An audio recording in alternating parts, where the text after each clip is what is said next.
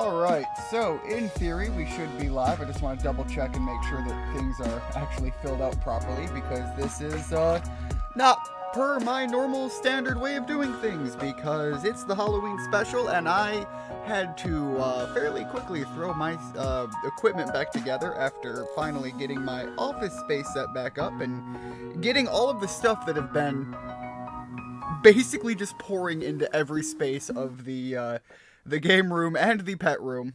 Finally, all that stuff is taken care of, cleared out, and good to go. So, hopefully everything's good on that end. And I want to make sure that my audio here is good on this.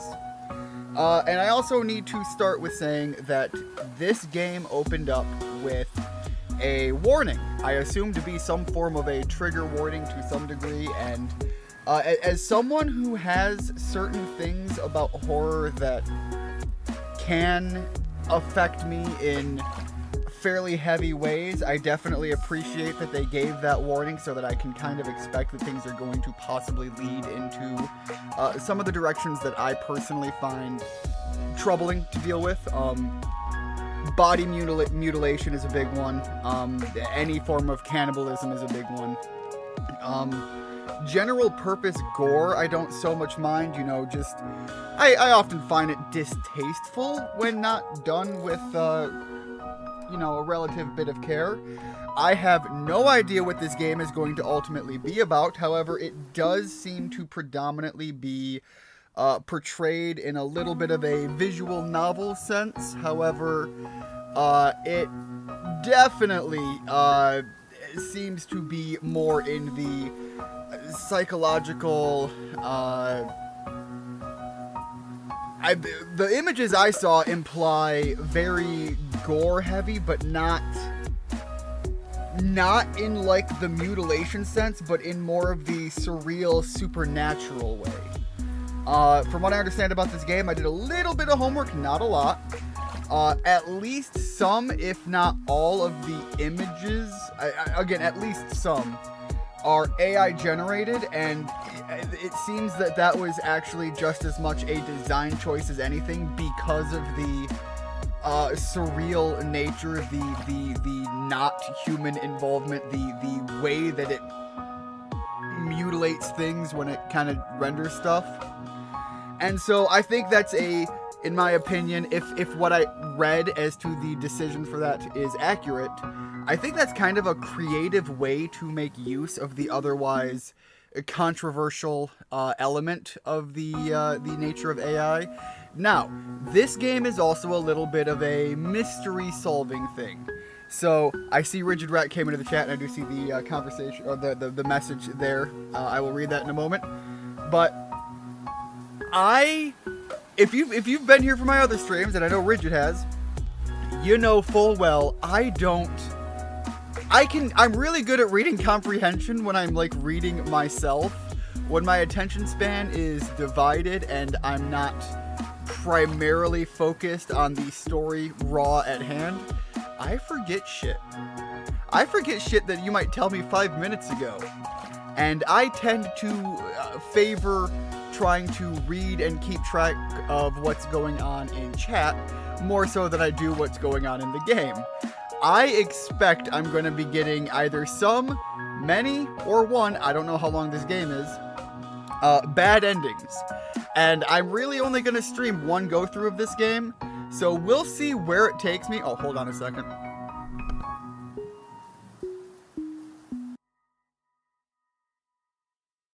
Oh, that's not a good start. I can already feel the concepts getting to me, getting a little queasy already. Anyways, I expect that I'm fully seeing a not good ending to this, but I'm gonna try to pay attention to this. Anyways, have no fear, I am here, and my belly is beer. Well, I don't know about beer, but I could definitely go get some hard cider right now and fill mine with something, but given the fact that I'm already queasing up, I think that's a bad idea. Although, might also be the best idea. Anyways, I'm going to start the game up now. I think I've said everything that needs to be said. We've gotten the things out of the way. Well, Speaking of grotesque and gore, red water. I'm gonna see if this is... Oh, okay, good. I can use the mouse. You don't have to hear me clickety-clack my keyboard for everything. Red water in the room. The floor sags. The walls tremble. The smell of rust. The smell of iron. The smell when you get slapped in the face. The smell. Clean white sheet. Red hands. Okay, sweet mother of God. Hands everywhere. Game's getting real handsy with me. Talk about painting the town red.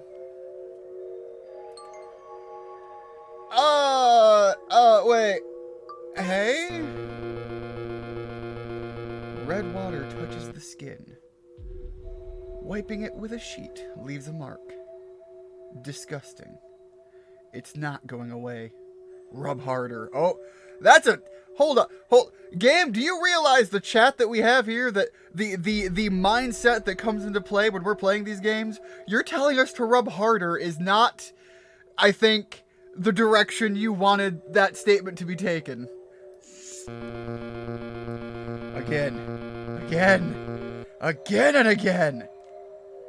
Okay, well, at least we're getting the outcome that would not be indicative of the kind of rubbing I implied. And if it is, my God, guys, stop it. The skin peels and blood oozes. Is this my blood? Or the red water? The red water solidifies. It takes shape. It forms a pattern. It gets defined. Acquires a name. It becomes a story. Is that like clickable, or is it just... Okay, no. Alright, I think clearly we are having some sort of nightmare or something. Ugly, thin tubes protrude. Ribs line up. Red water drips and runs on the round head. You become you. Oh! Oh, that's a terrifying image. And there we have the thumbnail. I don't think that's the... Is that the thumbnail image? Because I don't recognize the chair. Wait, hold up. Wait a minute. Is that... Because I don't recognize those chairs. No, they are... That is the thumbnail image. Okay. Awesome. Also, why is your arm laced up like a boot? Are you listening? Oh, shit. Wait. Was that her... like thoughts or something? I thought that was our thoughts. I am not gonna do voices. For everyone that might come in here and wonder why is Ian not doing the lady voices, I'm not doing those. It hurts my voice too much to do anything like that.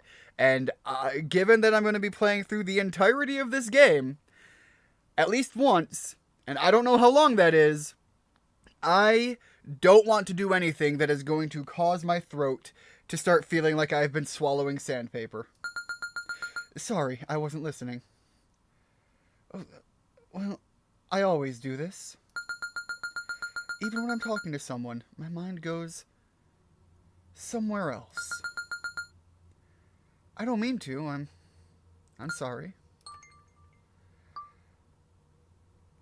Wait, okay. So I think the premise of this game is possibly her, but at the very least somebody killed a couple of people, or rather something happened, at least, to a couple of people. And the premise is we are interrogating this girl. I don't know too many details about why or what the circumstances are that lead to that, but that's where we're at. We haven't been given a story yet, so I'm not going to say it's a lie, but you did it, didn't you? So? No, I haven't done anything. Please believe me, officer. The look? I don't know anything. I don't even know why you brought me here. Please let me go home. I'm sorry, Colonel? Hold up, we've got rank here? We've received a new port. Wow, we've received a new report. I'll read it out. Her name is Okoze. I'm gonna try here. Oh, holy cow. And that color makes me think she's either a robot or just really freaky. I'm gonna tell you right now, the dual dyed hair, the strapped dress, and I assume the very oversized hoodie. At least that's what I'm assuming that is, draping around her side. I am gonna lean hard into the freak narrative. And I'm hoping that that is in a more acceptable path than where I fear the game is going to go. So again, I'm gonna try my best with these names, but that is a rough one for me. Okoze Isana. It wouldn't be Okoze. It doesn't have the little whatever you call that on the E. So Okoze Isana resides in something city, the something or other prefecture. Unemployed, lives alone, no marital history, and highest education level is high school graduation. You and me both, sister. Today, about 3:30. Is that like 3:30 military time or 3:30 like you don't give me an AM PM, so we've received a report at a hotel, Hibanoashi and Kaze Town. Oh boy, them ain't bodies no more. When the police arrived, there were bodies of two men. The suspect, Okoze. I'm gonna keep going with Okoze. That just sounds better as I pronounce it, like, in the moment. The suspect, Okoze, holding a handsaw, was standing between them. The cause of death for the two men was traumatic shock, multiple contusions, and asphyxiation, respectively. Oh, traumatic shock from... Okay, yeah. The identity of the bodies is unknown. Their skin is peeled off all over. Fingerprints are burned. Teeth are shattered. And no wallet or phone was found. Fingerprints from the three individuals were found at the hotel, and one of them matches those of the suspect, Okoze. Almost certainly. Can she hear? Like, I assume this is like some sort of like AI lady or someone contacting us via, yeah, we're talking with them through some means, digitally or otherwise. But the look that she has right now as the information is being delivered, I wonder, can she, like, hear this? Almost certainly, the investigation team believes that suspect Okoze is the perpetrator of the dismemberment murder. Colonel, your task is to extract motive and modus operandi from her. This case has received high media attention and is likely to influence the military's evaluation. Oh shit, okay. We've received orders from the higher-ups to make sure it's accomplished, Colonel. Do you want to go for a drink after this? Are you serious, Colonel? Is your identity wavering? Are you seeking comfort for the night? A little bit of that one, yes. Jeez, these people were put through the grinder, and I'm not talking about gay hookups. No, those images were barely recognizable as human-esque at that point. Do you despise the beauty of the... hold on. No, I despise nothing. I already said, yes, definitely. Comfort for the night. May you be happy, Colonel. However, I decline the proposal. Look, can't fault me for trying, but I respect the no. I don't want to be loved by anyone? Well, damn. I'm sorry, ma'am. Officer, may I? I didn't do anything. I was just minding my own business, breathing in and out, eating and vomiting. Ma'am, do you have, what is that, eating disorder? Laughing, crying, getting hit, that's all. I'm sorry, this does not sound like a healthy evening. Life isn't perfect. I'm perfect, far from it. Bulimia, thank you, Rigid. Life isn't perfect, that's for sure. By the way, the audio is very quiet right now. I hope when the audio picks up, you guys are able to hear it. If you want me to turn it up, I can. I just need you to tell me that. But right now, it is very, very quiet. I have my stuff on full blast right now, and I still can't hear much of anything. Life isn't perfect, that's for sure. But not as bad as having to be somewhere like this. I'm sorry. You talked about vomiting all night, or vomiting and getting beaten up or something. And you're just like, yeah, but you know, being here with a colonel, relatively safe, in a blocked off room, yeah, you know, somehow this is worse than getting beaten. Now, let's be, oh shit, tutorial. Oh god. There's actually gonna be, I thought this was a visual novel, pay attention and figure shit out. Uh-oh. First, let's talk about the objective of this game. At the end of the game, you will be asked 2 questions. You must answer them. That is the objective. Okay, yeah, fair enough. Alright, give me 1 second again, guys.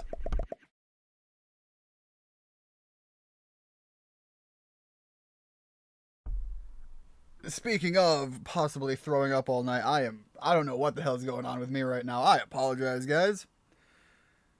Your task is to answer her questions. There is no right or wrong answer. Answering her questions is the goal in itself. To reach that answer, the following methods are recommended. Interrogate Okoze Isana. Imagine the reasons.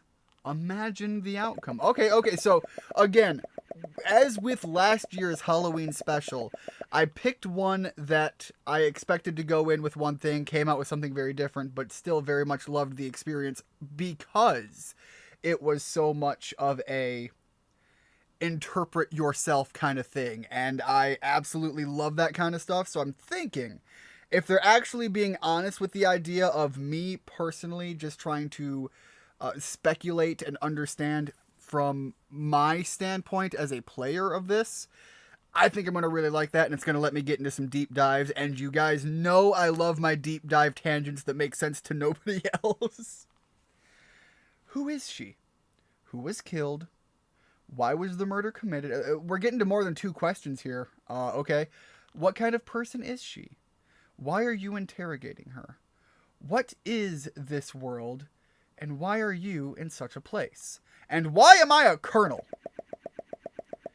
This world is terribly multifaceted and distorted. You might think that there is no meaning here, and there are only random and meaningless sequences of characters.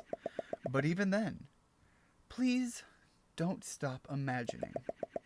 As long as you continue to imagine, the world continues to have meaning. Or should continue to have meaning. Again, reading comprehension, guys. I went to public school. She sounds disturbed and not talking about the rock band. Dead serious. Something about her is definitely off. Apart from that, there is nothing you can do in this game. Hold up, the tutorial is literally talk with her and think. I can do that. Are you ready? Well then, let's begin the interrogation. Alright, so when do I, put the hot light on her and just start screaming at her? When do I bad cop? When do I, break the law and just start beating her myself and just be like, give me the answers? Oh, man, I know too many bad police. And I've watched too many bad movies. She sounds, okay, so I did read all that. What's wrong, officer? Is there something on my face? So, what should I talk about? Alright, we got Why did you kill those men? What? Okay, you know what?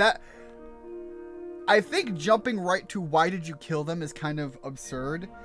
And she's already given us a little bit of insight about what her night there was like. The question is, why was she there with the two men?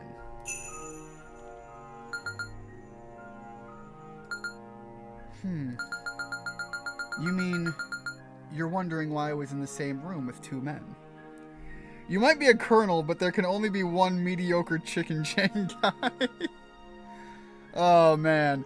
So, I wonder if they're going to let me name my character, because when they did say I was a colonel, Sanders was the first thing that came up, but then I remembered that I actually have a video on here of me and some friends playing the Colonel Sanders dating game, and now I'm thinking I can't do like Colonel Sanders, so might have to get a little more creative.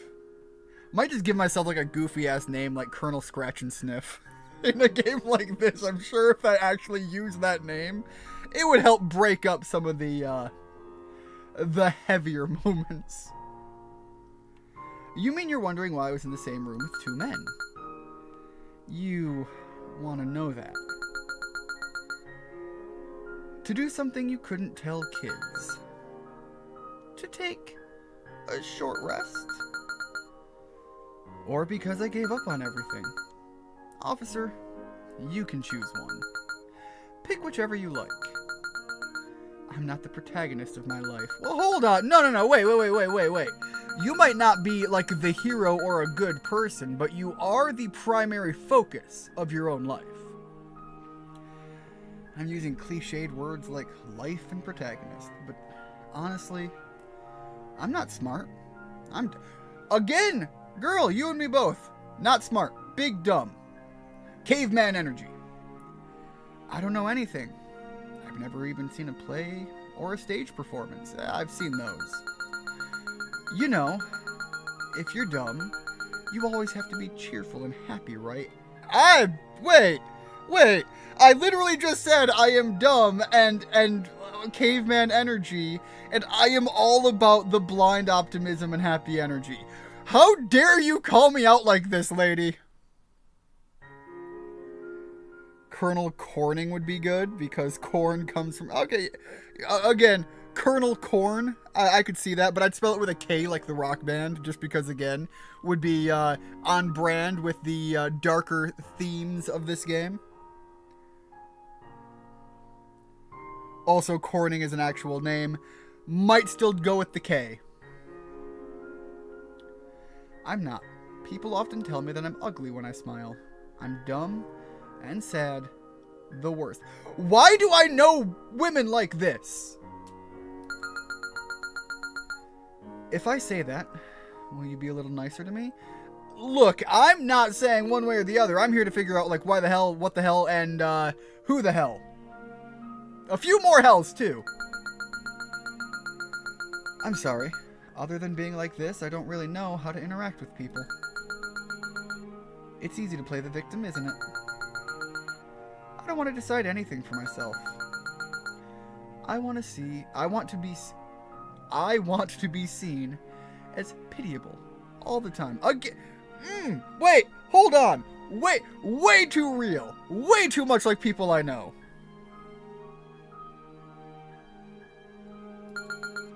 So, officer, draw me however you like. That's fine by me. No, hold on. It does actually matter why you were there, though. Again, if you were just there, like, here's the thing. If you were there for a sexual favor, then it seems like the men are unconnected to you. But you leave it this fucking open, and I can't deny the possibility that you knew them. They might even be family members. There's literally no identifying information. God damn, she gave me literally nothing in that one. You've obtained the information, girl without color. All I know is that she is incredibly... Is the term apathetic? Is that the word I'm looking for? This room feels really dark, doesn't it? I wonder why. It feels... Yeah, hold on a second. I'm gonna turn this game audio up. I feel like this is just non-stop super quiet, so give me a second here.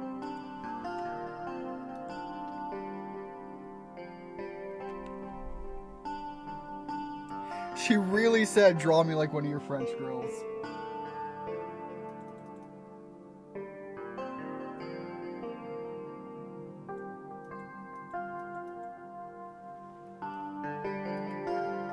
Alright guys, let me know if you can hear that at all. It's very quiet, it's just very simple instrumental music in the background. But if you can't hear it, let me know. I would like to turn that up and get it louder. I noticed with a lot of the Warhammer gameplay, when I went and looked back on it, it's hard to tell, but in every video, I actually increased the audio a little bit. And it never seemed to make much of a difference, and it irritates the hell out of me, and I don't know what the hell is going on with my OBS. It should be capturing the audio, and when I do a record, I seem to get a different audio outcome than what I get from the recordings from a live stream. For whatever reason, it seems a little quieter for that. I don't know why. I haven't figured that out. I wonder why. It feels very uncomfortable. I feel like I'm about to remember something unpleasant. I could hear it before. It's slightly on the loud side now, although that could just be because I have... God, I hope it's because you have a good speaker, but let me, alright, let me get through this again.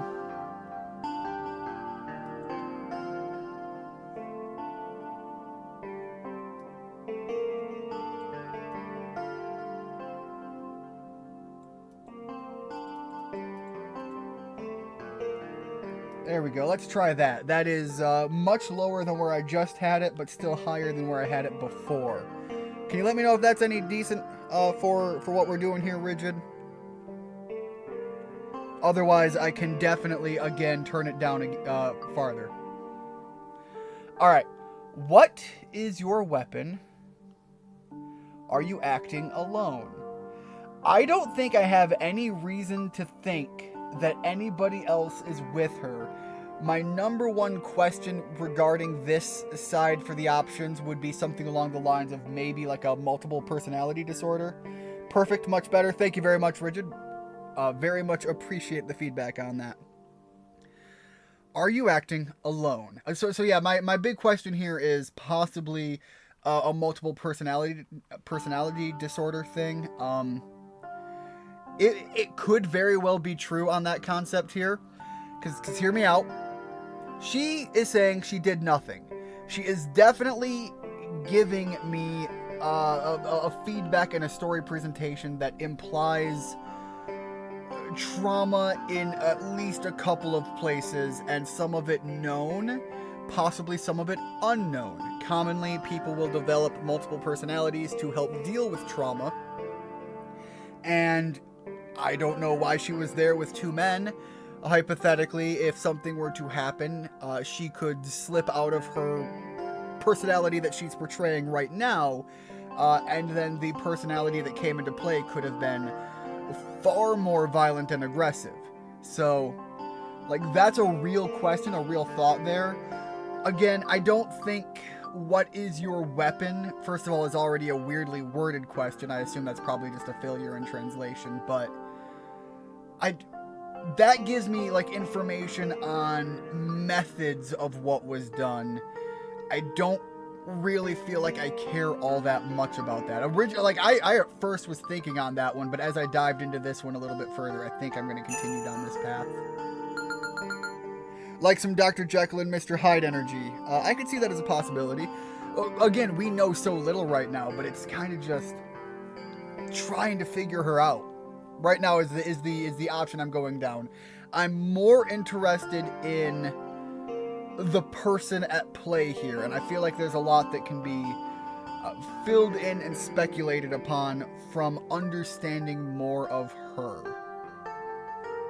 Huh. What do you mean? You mean there might have been accomplices? Well, right. After all, you haven't found the weapon yet.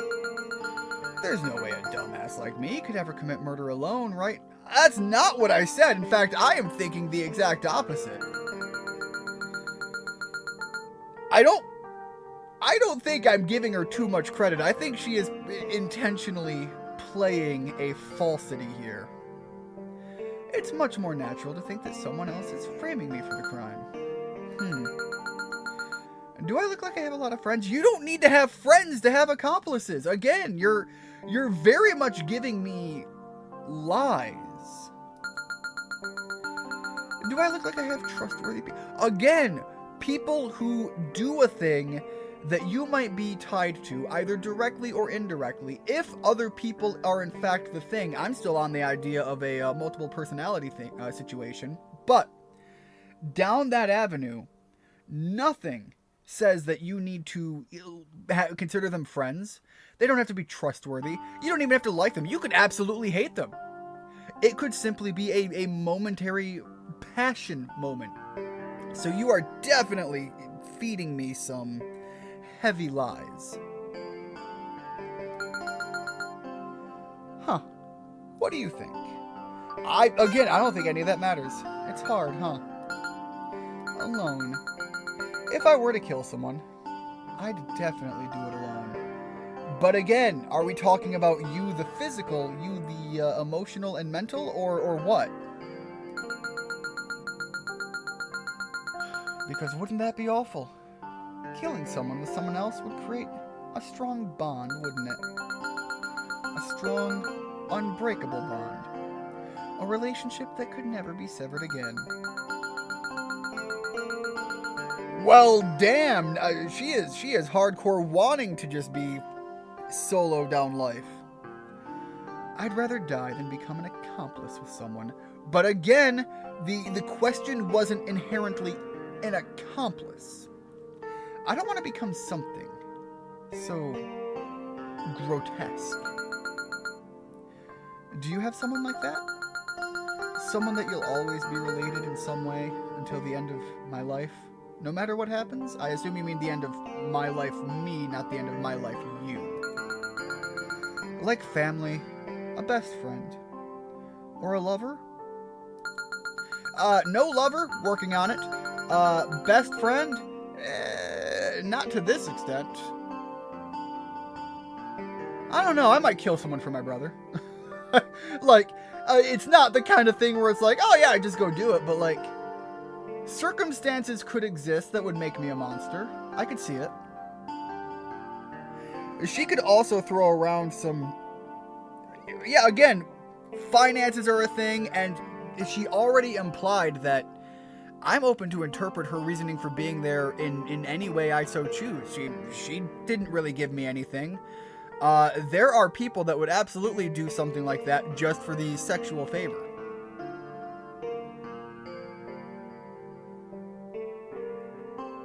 You know, I didn't even consider the possibility she is wearing what would be portrayed as at least a not cheap outfit. Hey Richard, welcome to the stream. How are things going? You're here very early on. So far we have gotten 2 questions in, and we know nothing still. we know nothing other than the fact that this lady definitely prefers... I was going to say something. I'm going to continue saying what I said, but it's going to start with... She definitely enjoys beating me around the bush. Anyways, how are things going, Richard? Hopefully things are going well. Glad to see you here. Isn't it crazy? Being accomplices in murder is a relationship that's as unbreakable as those 3. No matter what... No! Wait! No, I disagree! Being an accomplice to a murder is something that can be interpreted in many different directions and down many different avenues, and your bond with said person could in theory be as strong as you're implying, but it could be weak and fragile, and the bond exists in so much as if it happened, then that's the fact of what happened. But the bond does not exist so much in that your relationship with the person in question is built upon such a foundation. Pretty good. Hadn't mentioned it anyways, but my grandfather was in the hospital. Oh! Okay, first of all, definitely glad to hear that he's doing better. And I do know that there were some things that you had mentioned, nothing about your grandfather, in Discord, and I won't necessarily say any of it, but we know that you had that whole household inspection thing. I believe that went well, if I recall. But yeah, there have definitely been things, and hopefully with your grandfather doing better, I hope that things look up for you and your family, especially as we are heading into and approaching the upcoming holiday season. Definitely one of the worst times of the year to start having family concerns. She doesn't have a bush to beat around if you shave. Wrong bush! Although I think I've made the joke many a time where that would be the right bush. So, look, all I know is with relative certainty, the bush she is beating me around has nothing to do with 9/11.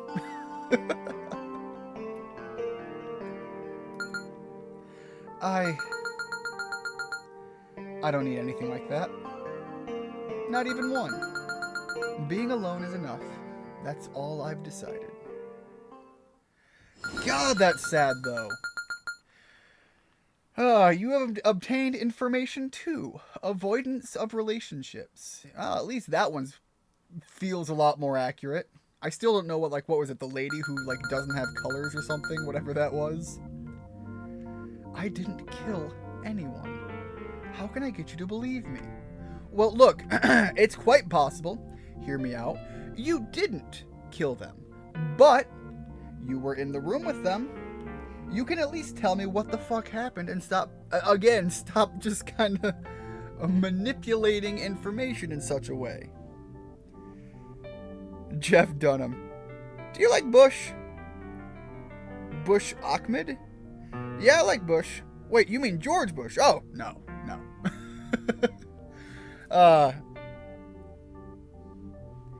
I don't know. I am an uncultured swine. Who is Jeff Dunham? Let me look this up here. Give me... Oh, shit! No, I know who he is, and that's why you said Ahmed. Ahmed. Okay. Yeah, he's the guy with the terrorist ventriloquist dummy. Gotcha.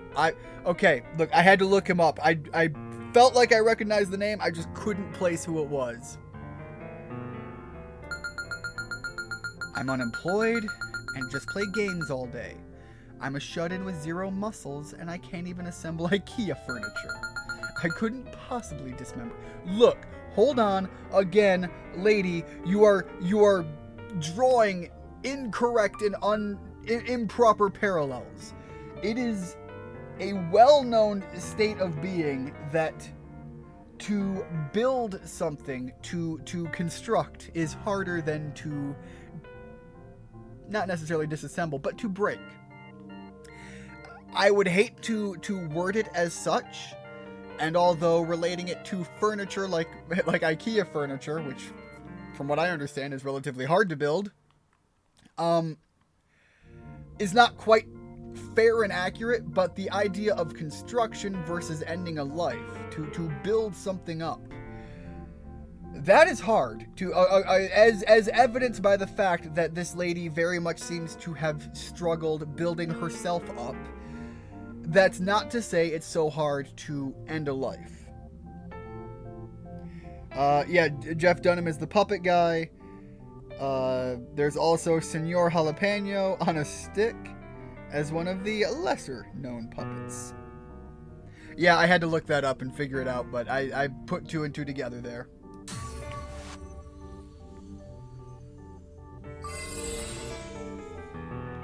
Why did you hold a handsaw?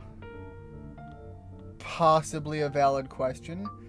Why did you dismember them? Okay, so she has said she didn't dismember them. I don't necessarily fully believe that as far as my interpretation of the situation at hand. However, I feel like this leads down towards more... This feels like it should lead to more information that could be gleaned from. This is just gonna be a repeat of what she just said, I imagine.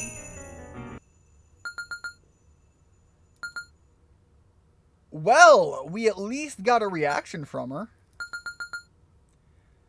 What do you mean? I don't have a saw. Really? You do? And okay, I am back hardcore on board of the multiple personality. Yes, you do, and I have proof. Proof? Are you talking about reality? I don't have it. Colonel, she was in possession of a saw. That's an undeniable fact. Her name was also labeled on it. Lies! It's all lies! Holy shit, she can hear her. That bitch is lying. Okay, wait, hold up. Colonel, I don't lie. Even if my eyeballs were gouged out, my nails were peeled off, my parents were killed, and I was subjected to eternal torture. I will never lie. That will never happen. Someone is trying to frame me. Why is everyone against me? I'm sorry that I can't do the voices, guys. I know my limitations. Is it because I'm weak? Is it because I'm stupid? Is it because I'm worthless? I haven't killed anyone. I don't have a saw, and I don't know anything about a hotel. Someone is trying to frame me. Please, just believe me. Even if everyone else disparages me. Please, extend your hand to me. I feel like there's another one of you that would, like, tear it off if I did that. Please, I'm begging you. Colonel, I won't say don't be deceived. According to psychological analysis, Colonel, you have a high level of empathy and logical reasoning. You're a kind person. You can't help but feel hurt when you see crying women, can you? Wait. How? Who? Get the fuck out of my head! That's your strange virtue. Instead, please take a look at this. These are the photographs of the crime scene at the time. The two dismembered corpses with their skin peeled off. Dividing the body is a logical approach. The difficulty of disposal decreases significantly. Again, yeah, breaking the body down. She mentioned she's weak. Breaking the body down in such a way would make it easier to dispose of, and your strength becomes less significant. However, the interesting fact there is the bodies weren't disposed of. They were left there. We have images showing that. What did happen is what they're saying right now, peeling off the skin. According to the report from the psychology team, it was to... Oh God! According to the report from the psychology team, that's a tough one to read. It was to satisfy intense sexual desires. To modify a human into what was once human. An act that deprives the dignity of living beings. An act of turning living beings into mere flesh. Standing in the sea of blood, suspect Sakaki was in a state of daze, ecstasy, and sexual arousal. And on her entire body, traces of the victim's sebum and fragments of internal organs were attached to her entire body. She was in a state of frenzy, swinging a wire saw while shouting "Die," even at the police officer who discovered the scene. Sir, regardless of whether you sympathize with her or become unsettled, the fact remains unshaken. She killed two men and dismembered them. Your job is simply one thing. Please try to understand her. Again, I am hardcore. Like, I am now self-convinced already on my suspicion of multiple personality. You don't lie? Alright, Lincoln. Talk about a visceral image. Emphasis on the viscera. May I ask you one thing? I feel uncomfortable, but go for it. It's a cheap, tacky question, but why? Why does everyone believe that they can become nothing after death? Wait, well, hold on. Why do you think everyone believes that? That's first. Wait, that is a harsh not true. I mean, people say that there's no heaven, there's no hell. All there is the law of the conservation of mass and the increase of entropy. Who is the everyone you're talking to? Ma'am! No more people! No better people! Not even just like on the religious aspect, but like the less doom and gloom aspect at the very least. Yeah, religious people exist. My brother actually knows someone with multiple personalities. I haven't talked to this person myself, though. My ex claims she had another personality, though. I know 3 people who have multiple personalities, and I don't mean the same person 3 times. One of them, when I was growing up, was a very close friend of mine. The other 2 are more just happenstance, but the one that's a close friend of mine has definitely given me enough evidence to believe their claims of multiple personality, and they do have other mental situations they're dealing with. I don't want to say anything that gives details beyond that, though. When you die, you no longer feel... When you die, you no longer feel anything. It's very quiet, not scary or painful. You become nothing. It's the end, and that's all. That's it. Is that your science? Because if you really think about it, it's actually pretty simple. Okay, look. Even if I were to take down that avenue of thinking, which I don't personally, but if I did, I think there's still evidence to claim that you don't become nothing when you die. Even in the idea of the entropy aspect, your body still has the means to produce energy to continue the cycle. If you're cremated, your energy is burned up then and there, but if not, your body becomes food for other things that will maggots will eat away at your body, supply energy for other things that eat them. The life cycle continues, and who and what you are from a thematic standpoint on even that approach is an important and valuable aspect to the continuation of the life cycle of the universe. Hey Pei, welcome to the stream. How are things going? Hopefully things are going relatively well this evening. Kind of taking a deep dive and trying to put some thoughts to this because it is doing a very good job of giving me a lot of words while saying very little.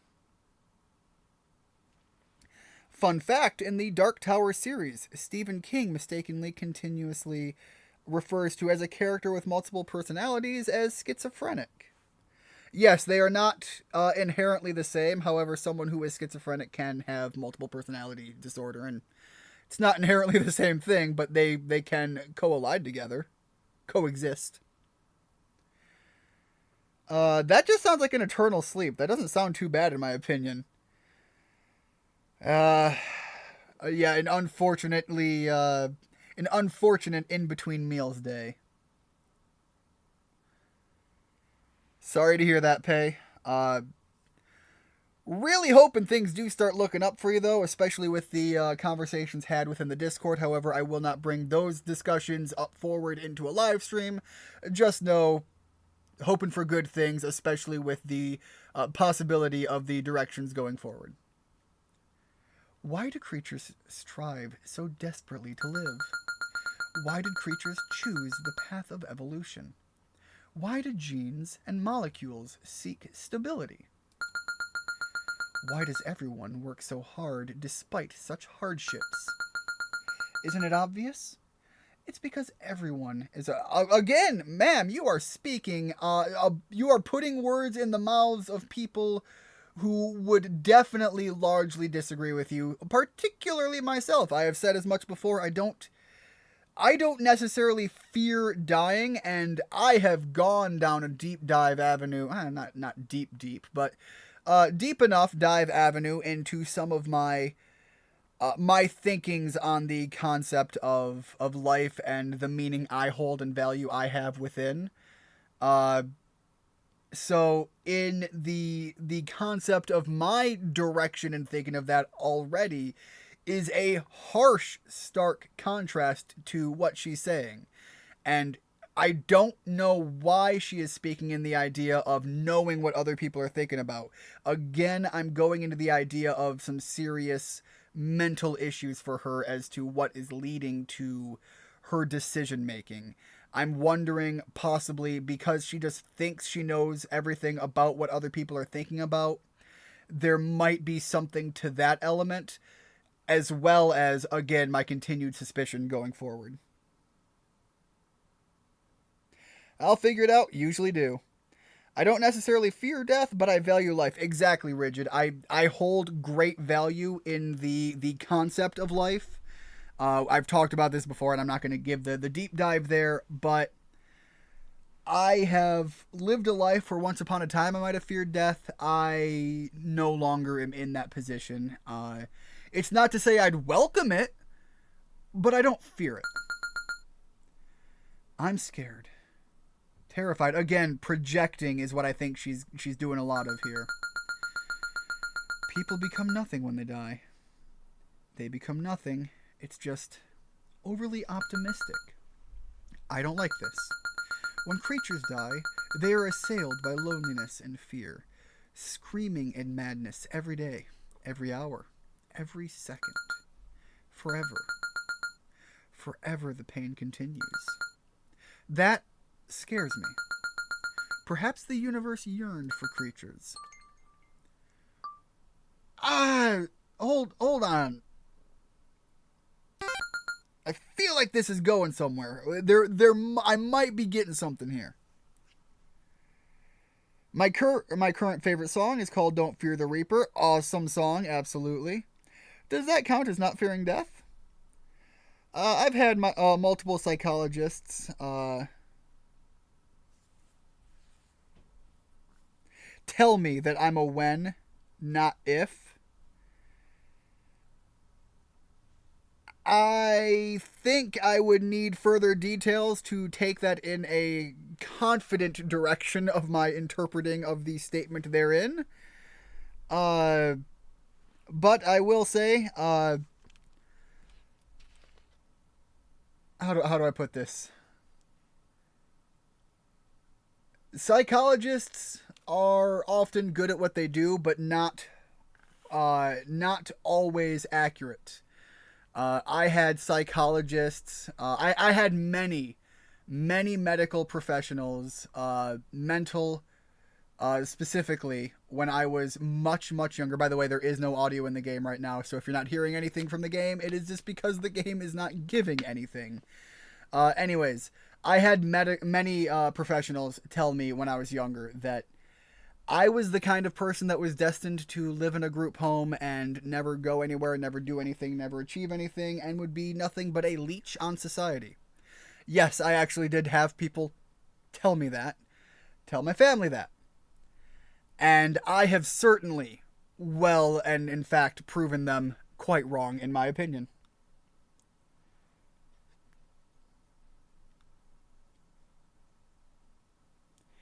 I'm confident that they're probably right, but I don't tend to worry about it. And I suppose, if that's the way you're going to go with it, maybe not worrying about it isn't the worst direction to go. I don't know. I thought you wanted to hear it. Why the handsaw? The reason why the murderer brings a wire saw to the scene. Do you really need to ask that now? What's wrong, officer? Pull yourself together. Okay, so you have now just, admitted that you did it, but you also said you didn't. Like earlier, you were hardline at saying that you didn't. and now you ask the question back to me in the sense of why the murderer showed up with a handsaw or with a wire saw. We have been told that it's many types of saws so far, and I don't know which one is accurate. All right, we know she fears death. Again, I'd hate to continue going back to the same theory, but it's one that I'm sticking with. Multiple personality disorder. I'm putting pieces together. These two guys in the hotel with her did or said something to trigger that fear of death in her. Either she already had multiple personality disorder, or something snapped in her. Another personality was created to deal with a trauma in the moment, possibly, or again surfacing from dealing with past trauma.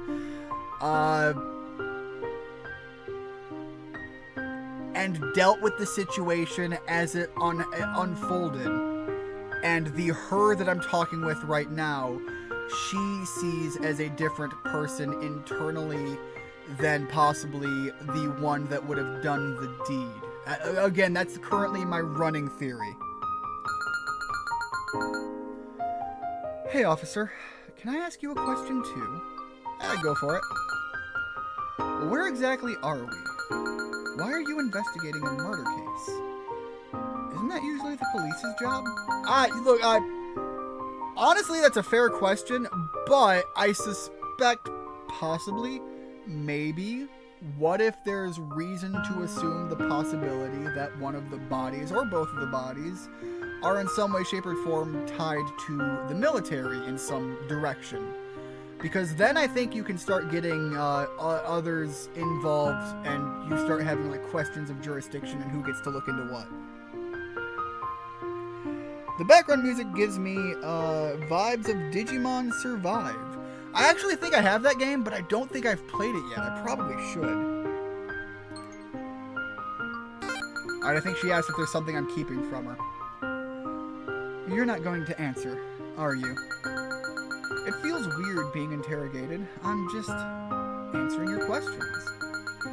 Your expression, tone, gaze, and responses clearly tell me what kind of person you are. It's hard to tell who's interrogating whom. Or maybe it's the opposite. Alright, give me a second here, guys.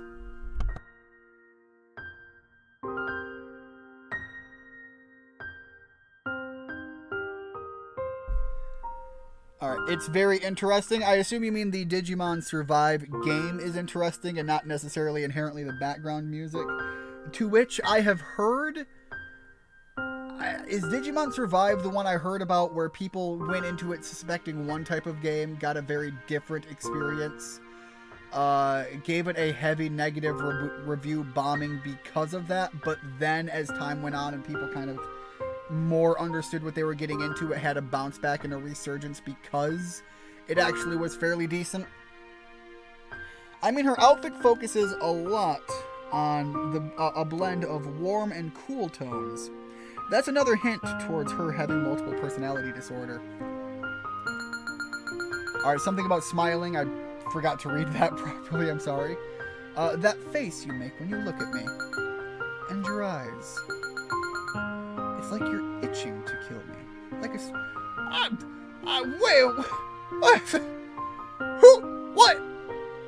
Where are you getting this from? It's like you're itching to kill me. Like a stray dog abandoned in hell. What the fuck was that?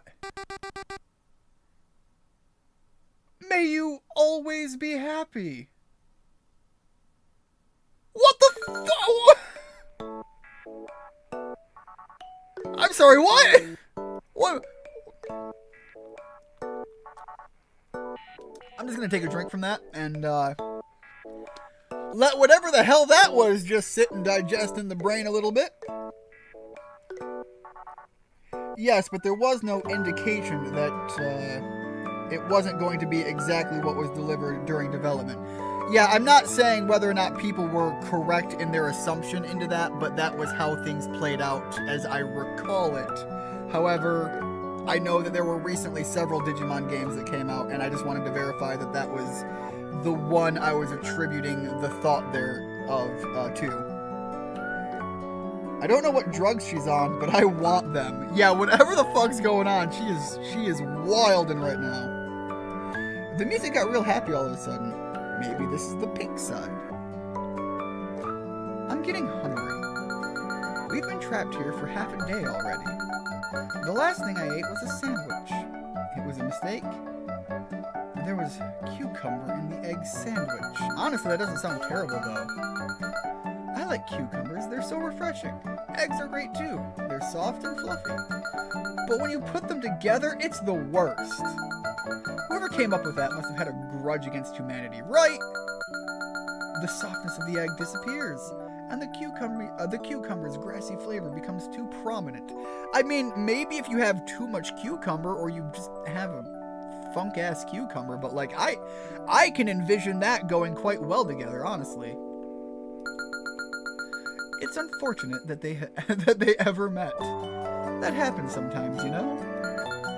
Wait, is there insight to that? Hold on. Okay, we've got a cucumber and egg sandwich right in front of us, staring us in the face right now. Is that what I'm getting? Am I picking up on that? Talking about food just made me even hungrier. I'm hungry. I'm not repeating that. I'm not gonna scream and rant out like a child. Hold on a little longer. Colonel, she is still a suspect. We have an obligation to treat her humanely. Shall we send some food in?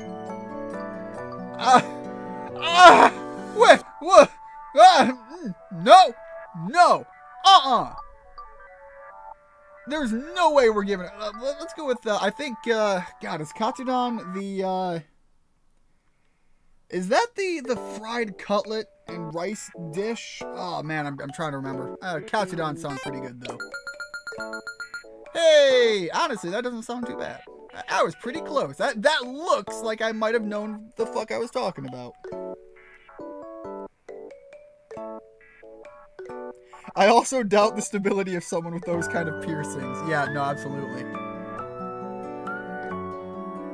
Cucumber and egg sounds pretty good. Well, you can definitely draw implications of male and female with cucumbers and eggs. God, I didn't even think of putting it that way, but you're right. So, I suspect she didn't necessarily work with someone else. It doesn't mean that somebody else wasn't involved. I'm still down the idea of multiple personalities, but honestly, when you say it that way, people who suffer from multiple personality disorders don't always necessarily even have the same sexual orientation or gender identity, I guess, from one personality to the other.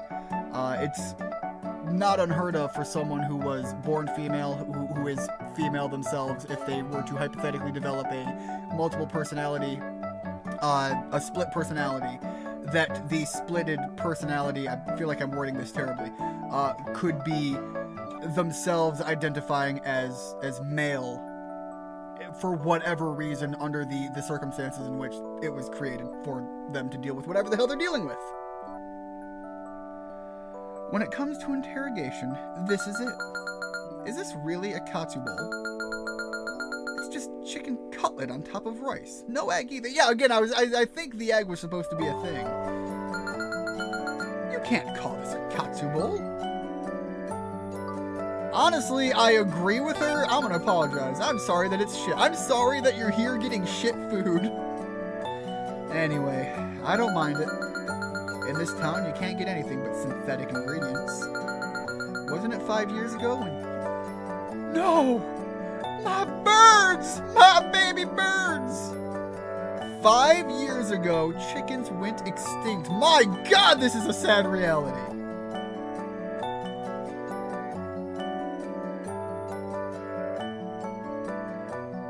I mean, split personalities tend to be misrepresented for the sake of fiction. Also, yes. I didn't think about that. Pink is traditionally more feminine, blue traditionally more masculine. Again, that works well based on the design language. I can live without chicken. Pay you madman. Again, I also care for chickens. I tend to them. I like having my chickens, and I like being able to get my eggs regularly, so I have opinions and thoughts on that. It's a shame. I wanted to see them too, those birds. They had wings and could fly in the sky, right?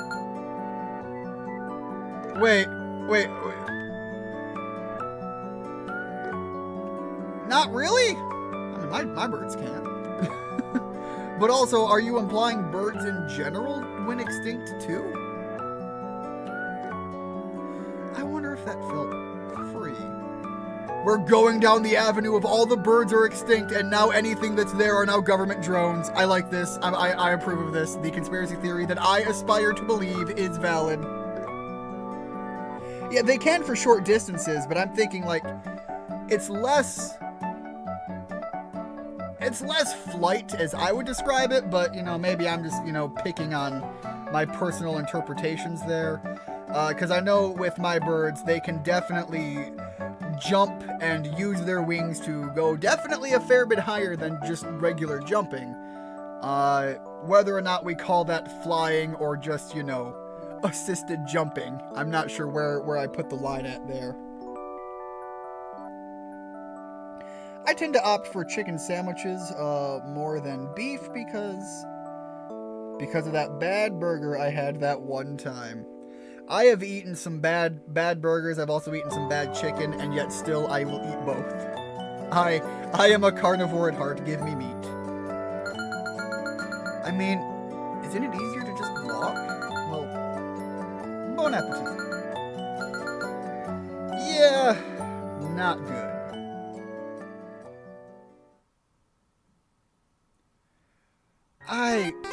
Wait. Why did that scene even exist? Okay, so again, I am thinking of what is that trope in storytelling? Something gun. The old adage of something to the effect of if there's a gun that's portrayed above a fireplace or something, then it's gonna become relevant to the story. I feel like that's what they just did there. Something about that scene, again, I'm thinking about the sandwich part of that scene, was important narratively. Excuse me for interrupting you, Colonel. The Senate is calling for you. Please come to the Insect Memorial Tower? That is a terrifyingly disgusting concept. Chekhov's gun. Probably misspelled that. Yeah, but that's what I'm thinking of. Hey, if a cuckoo can carry me across the Zora River, I believe it can fly. Also, a cuckoo is not a chicken. Cuckoo is a cuckoo. Also, far more murder-hungry in troves than my birds ever were. Although, to be fair, I've never struck my chickens, so maybe that's why. I don't know, Colonel. I'll be right there. Huh. Are you going somewhere, officer? Okay, I'll wait for you. Don't worry. I'll be a good girl. I don't trust you. See ya. Catwalk. A corridor that military personnel must pass through when going out into the city. It's so clean that it's a bit scary. A boundary between something and something else.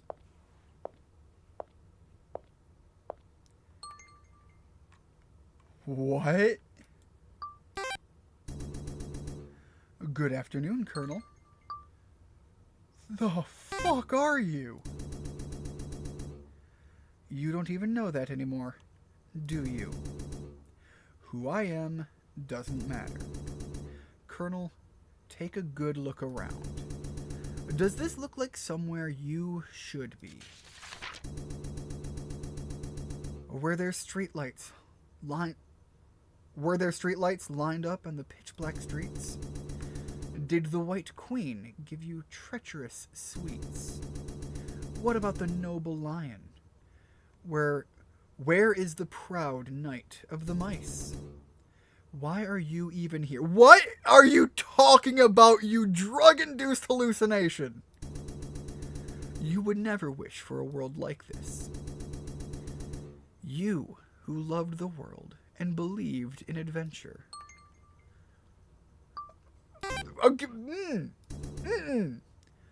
Poor soul. There's nothing good left anymore. My condolences. Wait. Okay, wait. New theory, new possible. Okay, hold on. I'm calling Big O Narnia. It looks like Bert from Sesame Street turned emo. We're only seeing part of his face for now. I see it. Yeah, those are clear references to Narnia, yes.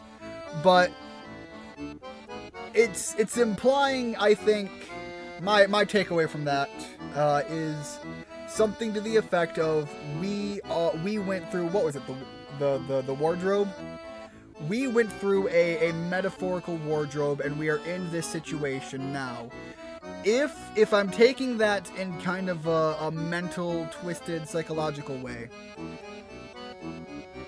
I return to my idea of multiple personalities, and what if we are actually the murderer, and we are being interrogated through unique methods and means that might not necessarily, or even just interpreting based on.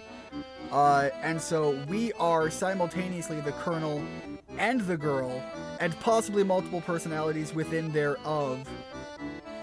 Meanwhile, whatever the hell we just spoke to and talked to there might be some form of interrogator that is speaking to us. And maybe the girl that we talked to that mentioned how she doesn't lie has some sort of tie to our ego as a sense.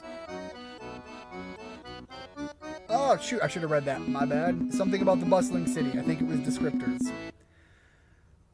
Oh, what the heck? What's going on here? Well, I'm ecstatic to see you here, King. Right now, was it the Colonel? Was it Colonel that we addressed you as? I apologize for my foolish nature. If it was rude, then please forgive me. Okay, so something about this entity is referencing to me as a not who I thought I was moments ago, as in the Colonel now calling King, returning to the Lion Witch wardrobe reference. The King was the lion. So again, I don't know where that's going, but something there, possibly. Scrounged up $1 in coins. Gonna go grab a soda from the store. By all means, pay.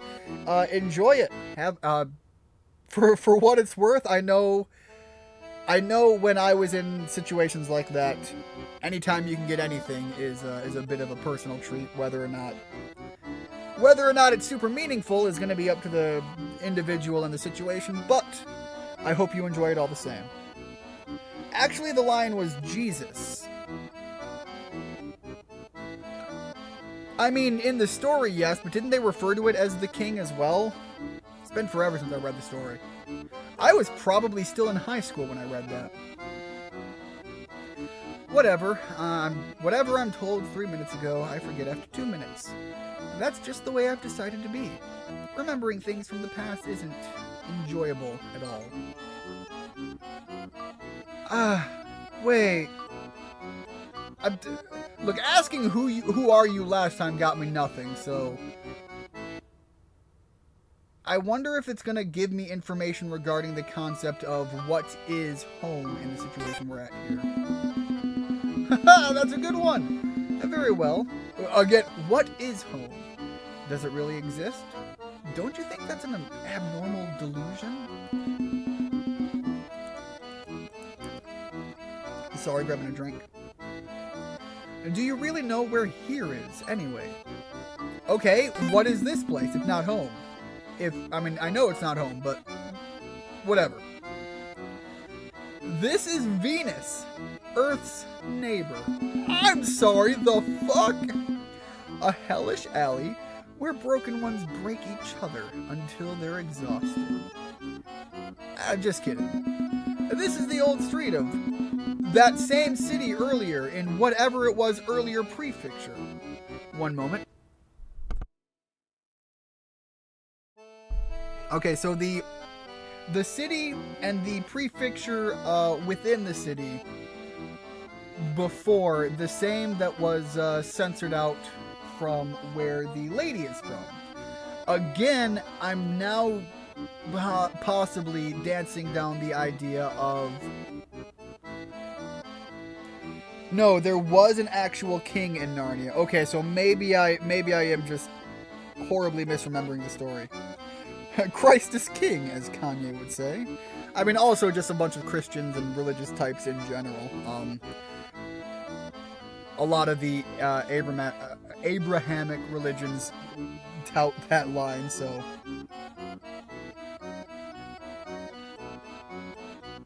My humor is so dumb. Probably a nice break from this very intellectual game. I'm still questioning that direction.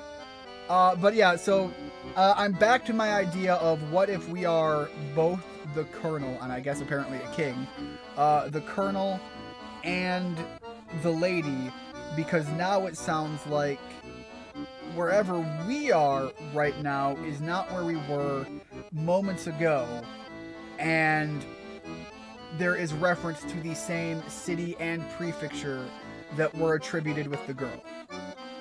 Well, who knows if that's really true. It feels quite different, though. Where is this? Nobody in the world knows the answer. That's just the way it is. Are you going to the Insect Memorial Tower from here? Oh, you've been summoned by the Clock Cardinal of the Senate, haven't you? The who? He's quite an intriguing character. The only one in this ambiguous world who seems to fulfill his role with a firm resolve. He must have very strong emotions driving him. It's not just joy or pride. It's probably because of sadness or anger. Otherwise, people wouldn't become so resolute. Oh, my apologies. You shouldn't keep the time-obsessed gentleman waiting. Farewell, King. Allow me one last piece of advice from your loyal retainer. Please don't forget this. You're not the kind of person to blame everything on someone else and run away, or to sink yourself into the sweet despair and fall asleep like a coward. Okay, again, I'm in the idea of this is like some sort of this sleep-induced delusion used to try and dig deep into our own psyche to figure out who and what happened. I suspect there was really a murder. I suspect there was really a very grotesque scene tied to it.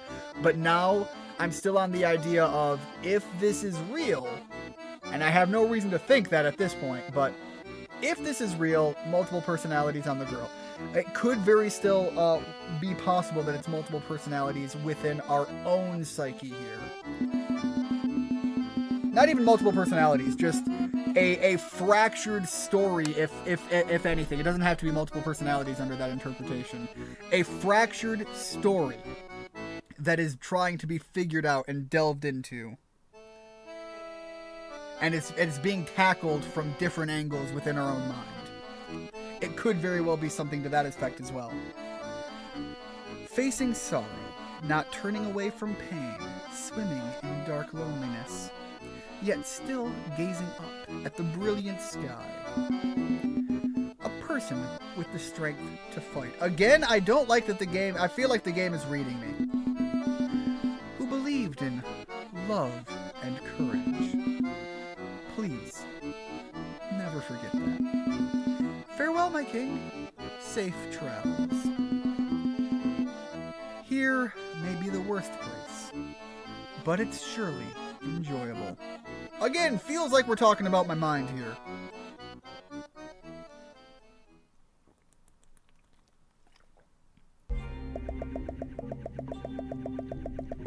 Insect Memorial Tower. A tower erected nationwide during the Edo period.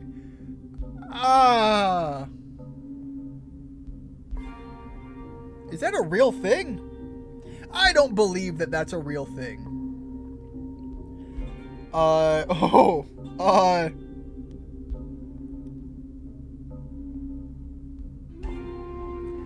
Rigid, I am not going to read that because I feel like verbalizing that myself would put myself in a weird position. I kind of feel like I know the direction you're going with that, though, with the clock reference, but I don't want to go down that path right now. Anyways, but I think I get it, and it's weirdly clever.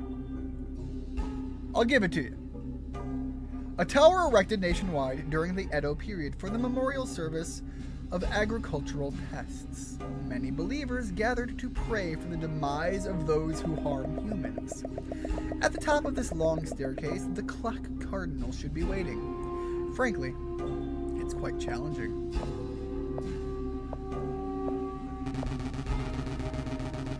Praise, praise, praise! The death of rats, the suffering of pests, the end of our enemies! Foul, fleeting creatures, you should have died! You should never have been born! May there be mercy for their souls. May there be a peaceful, eternal darkness.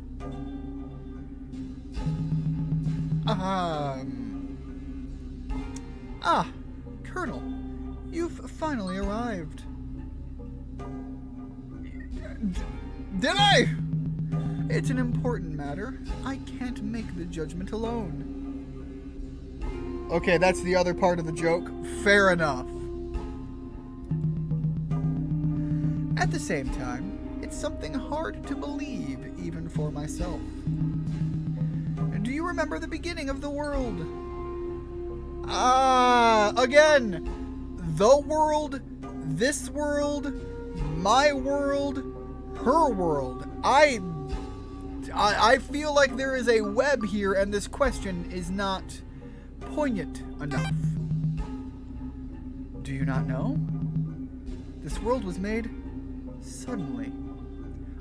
I feel like, again, the question is my world, her world, the world.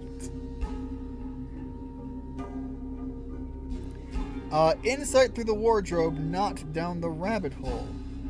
Strange narrative choices.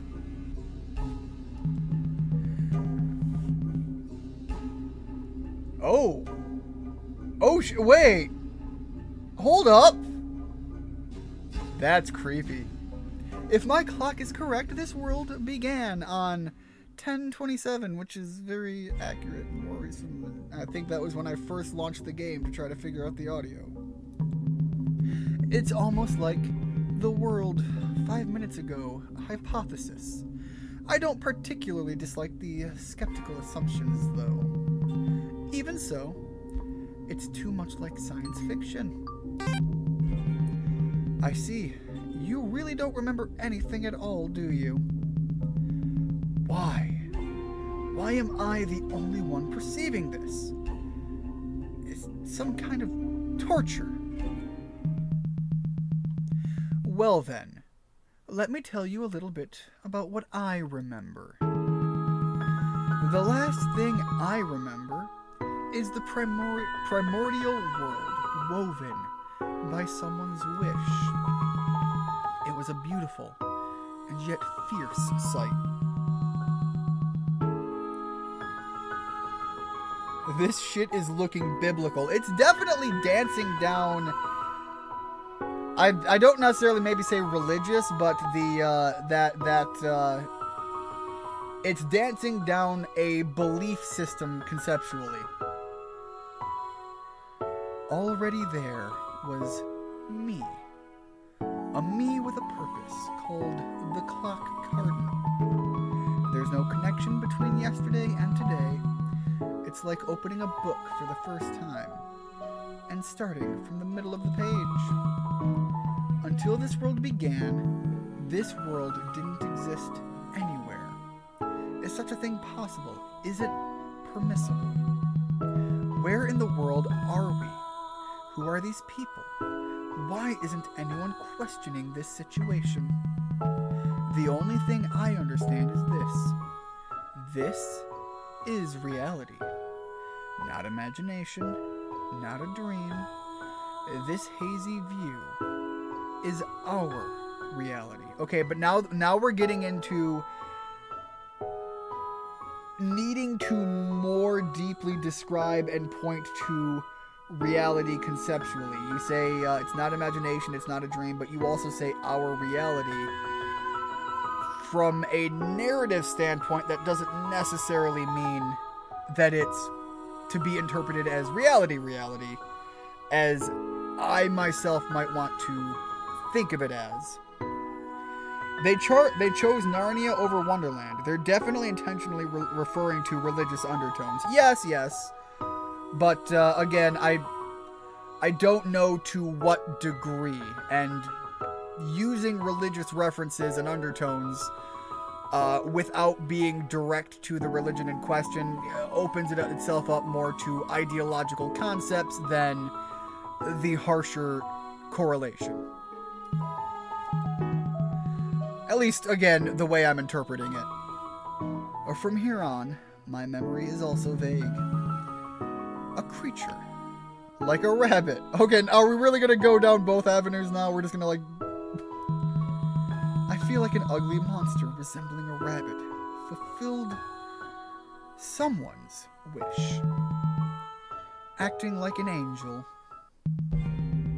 Can you remember that? Can you remember that rabbit?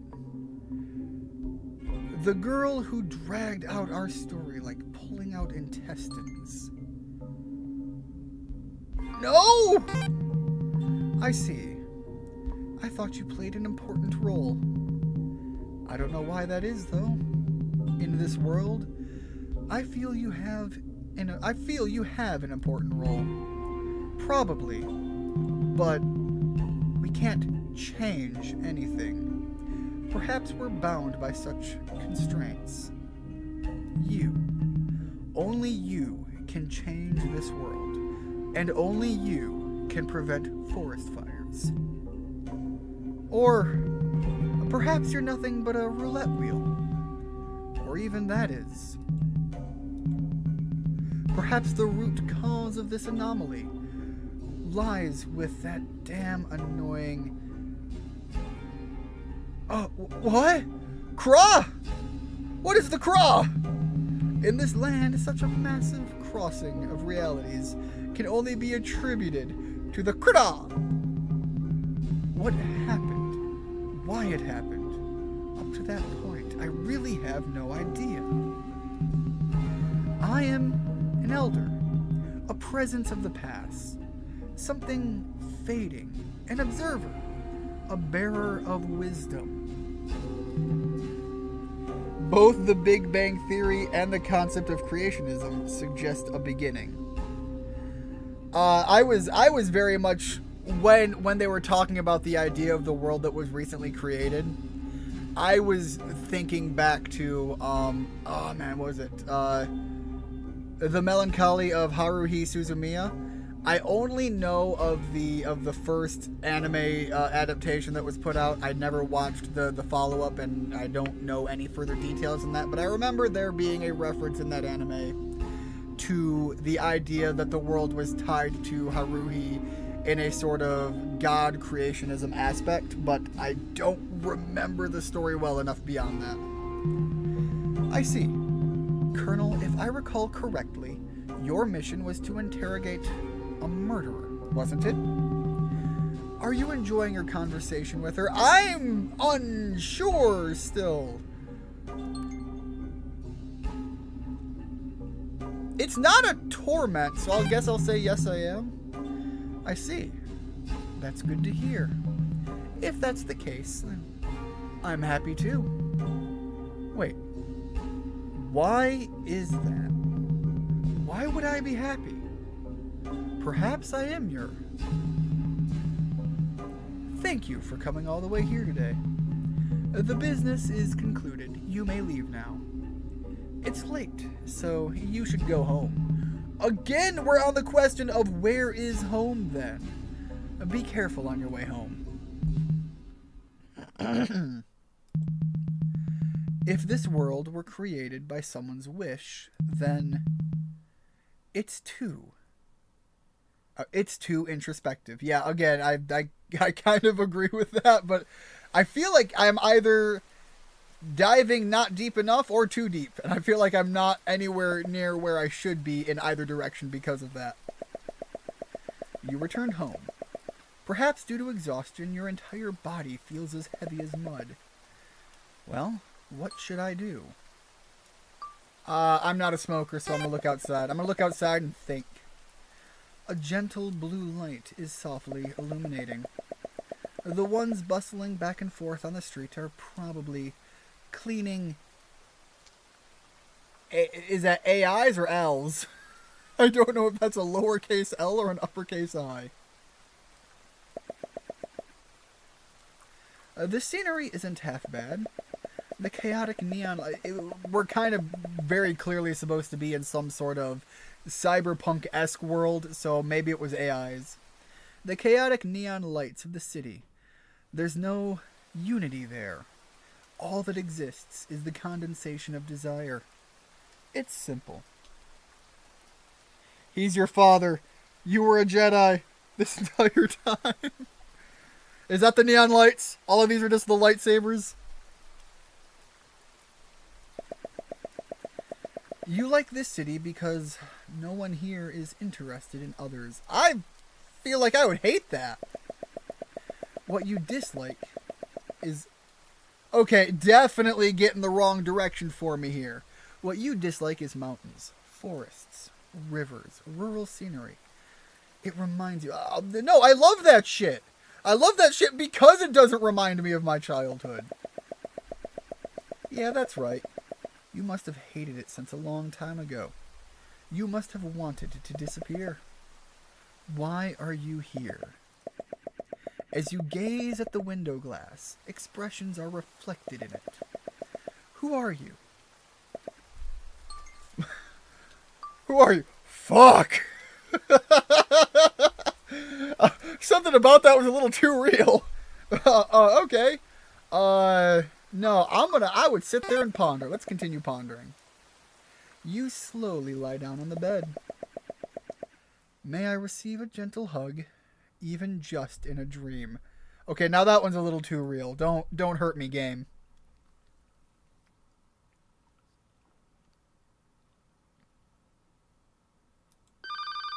Okay, I thought maybe something was wrong. I, again, feel like something is wrong, but in a very different way now. You know what this is reminding me of, looking at all of this? There is a horror thematic... I'm coming, which... Oh, shit. Oh, God, don't burn. All my fault. Don't something. I'm sorry, please. I'm sorry to be born. Please. Please don't let me alone so that I can love this world forever. The world is wrong. Look, it's a beautiful... Die. I love you. Okay, it was hard for me to read those. That was going by so fast, but those looked like messages that maybe were conflicting thoughts. The game just called you lonely. Fucking hell, Rigid. Stop hurting me. Just take the knife out and stop twisting it. No, but seriously, that reminded me of the visuals of those images. There is a cool, creative, I guess, horror project in which someone is going through a decrepit, ruined home, and it's a cycle thing. So, like, there's sliding and opening doors, and the idea of those sliding doors trigger the cycle to continue. And every time they go through the home, it's a decrepit, like, I believe, Japanese home. And as they go through exploring it, things change and things get really weird. I think it was entirely just like an art project piece. I don't know if there was some deeper underlying story, but it definitely is a piece that gives you strong, emotionally driven vibes. I'll see afterwards if I can find a link to that video and maybe drop it in the description of this video after the fact.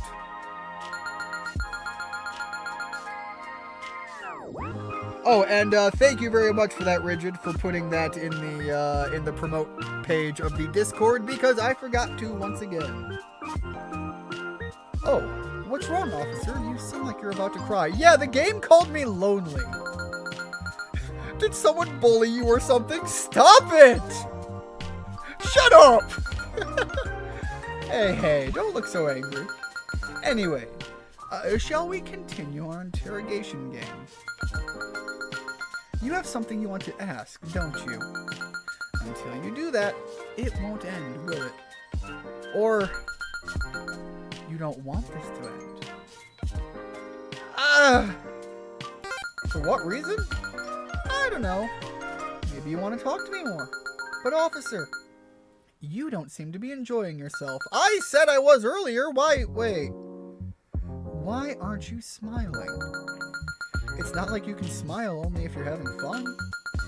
Or maybe you're wearing a sad expression because it's tough. You must have been surrounded by kind people. That sounds nice. You have something you want to ask me, don't you? You can ask me anything.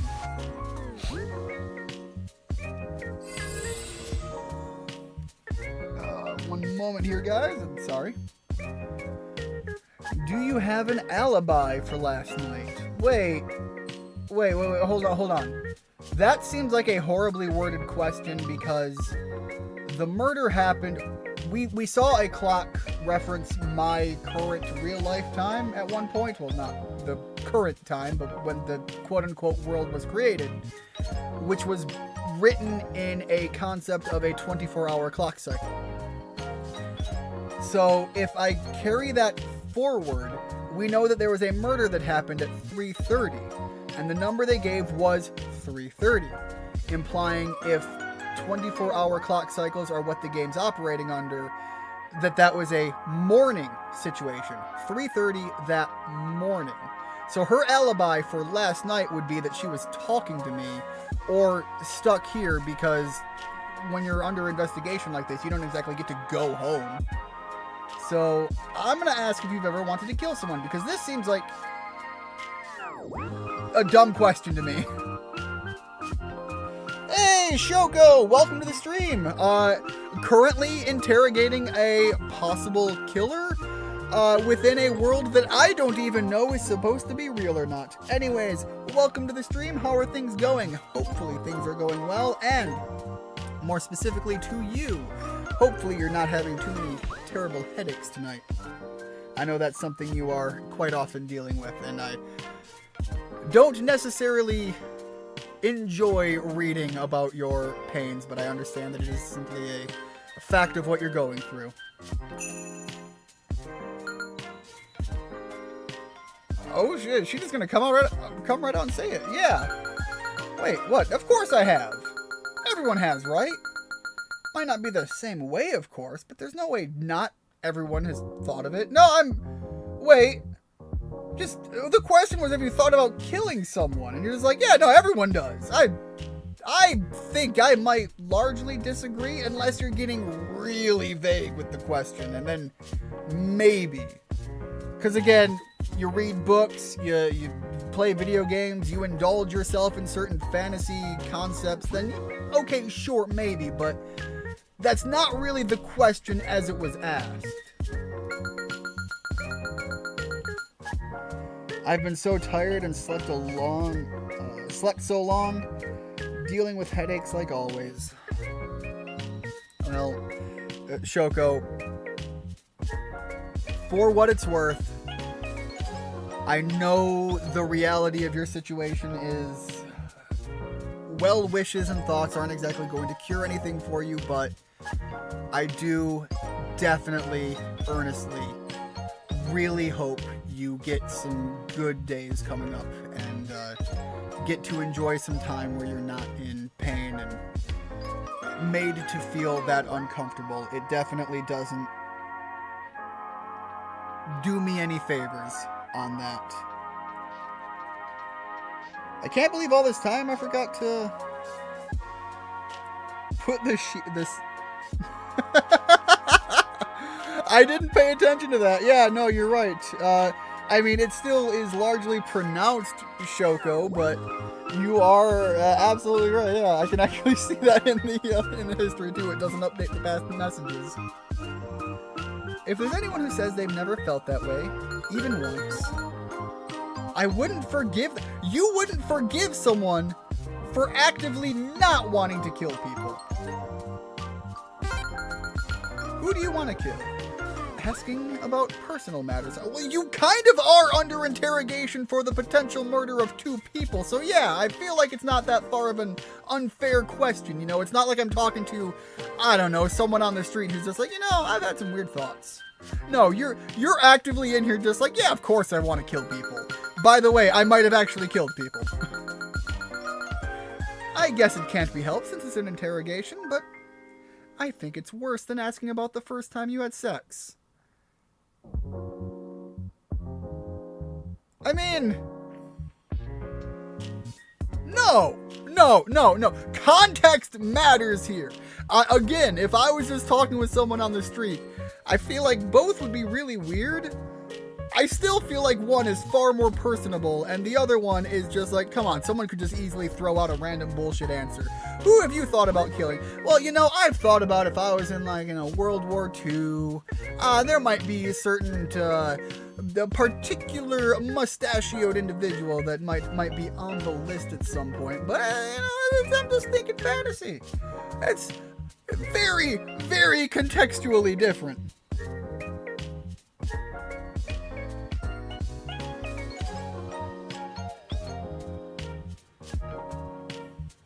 And, yeah, I do very much appreciate, I went back and read my chat, I very much appreciate that everyone is, trying to at least offer Shoko the well wishes.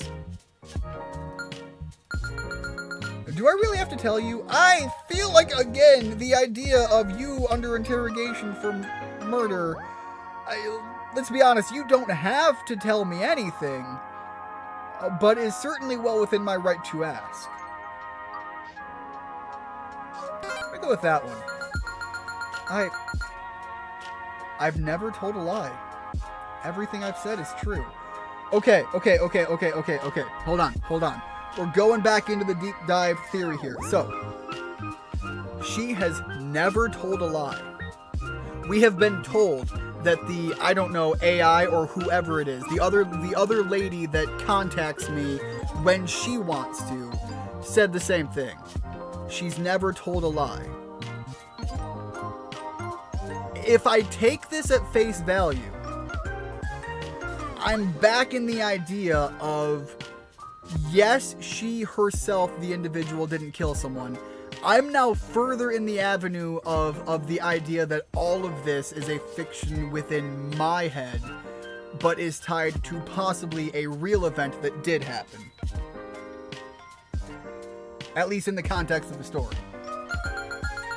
That's why I'm saying, if I answer your question, how should I put it? I'll end up in a really victimized, miserable state. Okay, I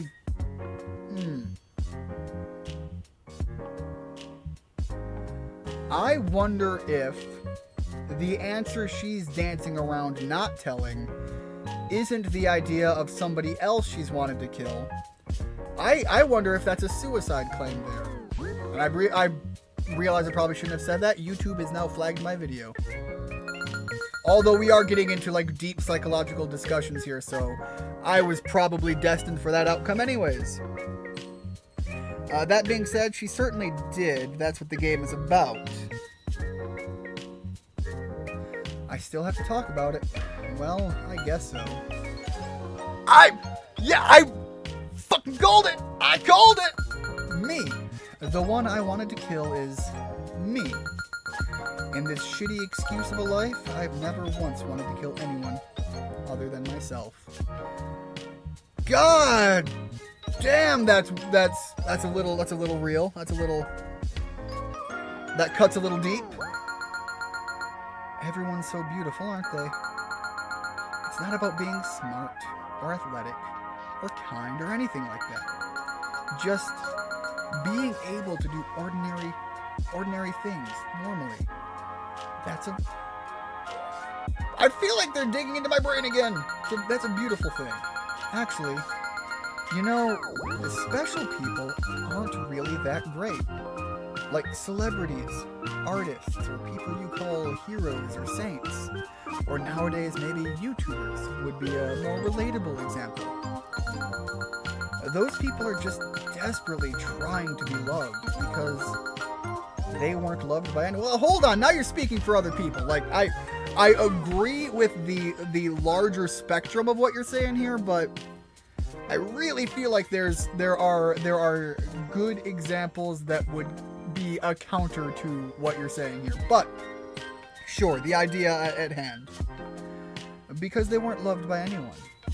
They're screaming and crying desperately until their throats are parched. Speaking of parched. That's kind of cute. And truly beautiful, though. Okay, we are getting into the concept of art and artistry and the expression of the soul, and I feel like we're kind of dancing into the tragedy side of all of that. The so-called ordinary people. I find that term repulsive. Exactly. No, I agree. Everyone is extraordinary. But people who live as terribly beautiful human beings, quietly gazing at the everydayness here, without screaming or going mad to obtain love as humans. I think there's nothing more beautiful than that. I'm already loved. I have you guys. Also, right back at you. Yeah, no, I am definitely in agreement with that, Rigid. It's possibly why earlier when the ideas were brought up that I had mentioned I don't know if it's right to necessarily say the avenue goes down the idea of, you know, feeling loved per se, but when they mentioned the idea of, what was it, fearing death, and how I was definitely in the avenue of I don't, I feel like that plays into what we're kind of getting at here, you and I, and the idea of, you know, loved and being accepted in a place, finding some place you are welcomed and appreciated. I wanted to be someone like that. That's why I wanted to unalive myself. That stupid, inadequate, foolish, miserable, filthy human being. God, getting really personal here. Like part of a community or group. Exactly, Shoko. A dirty piece of garbage mixed in among so many beautiful things. It's obviously better if there's nothing like that, right? Damn, she's like me for real. I have 100% been here. I've talked about my struggles before and my dances down that avenue. I don't feel, with the topics as dark as they are, as heavy as they are, that I necessarily want to rehash a lot of that. But a lot of if you're in the Discord and you happen to have seen my songs posted there, I know Shoko has heard them. I send them to her directly, actually. Because I definitely value her opinion on a lot of it. Her and I have talked about some of them, but a lot of them are written from the perspective of those struggles, and especially the lighthearted outcome that I feel I have overcome from facing those. But I get to listen to great music. Thank you very much, Shoko. By the way, at some point I need to consider doing another song for you, because you need to have some like cycle on your video front when you go live. But I very much appreciate that it's one that you play. But yeah, the ideas that they're portraying here definitely feel a little more personally on point a lot of times than I expected coming into this.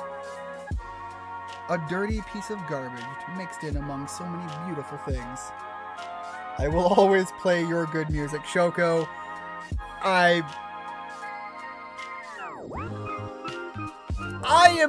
am made mildly uncomfortable by your good words. More so than I expected to be. All right, let me see here. You know, let's just say as well as we are dancing down the idea of relating to the concepts in the game going on right now. A dirty piece of garbage mixed in among so many beautiful things. That's how I feel right now. Your great stories stem from the experiences of the writer in some way.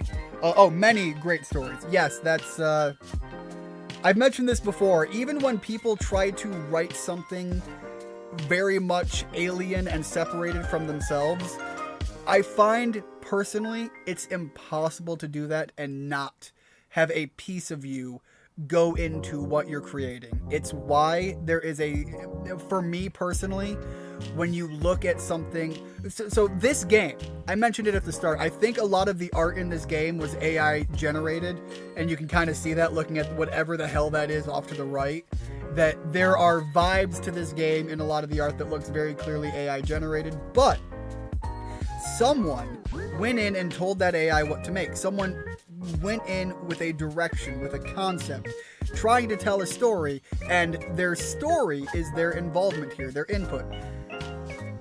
If this was purely AI generated, at least with the way things are right now, I feel like that is a huge distinct difference between the heart and soul of concepts getting made.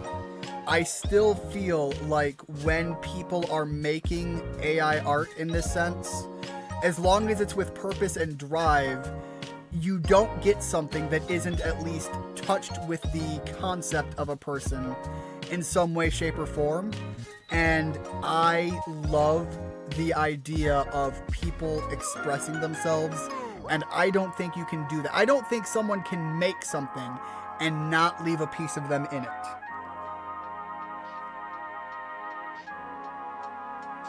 Gotta compliment the amazing artist that makes relatable songs.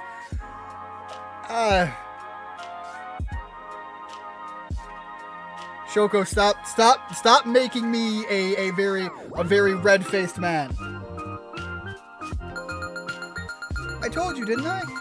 There's nothing interesting about hearing this kind of stuff, right? Of course not. Your heart can't understand this. I'm fairly certain I just went on like a 10-minute avenue of relating to this lady. The hell are you on about? And this is my own feeling.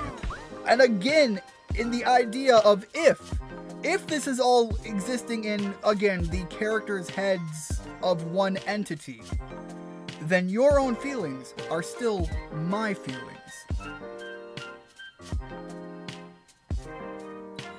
Exactly. In books, the author self-inserts. There is a growing a growing trend towards authors self-inserting, but not even just that.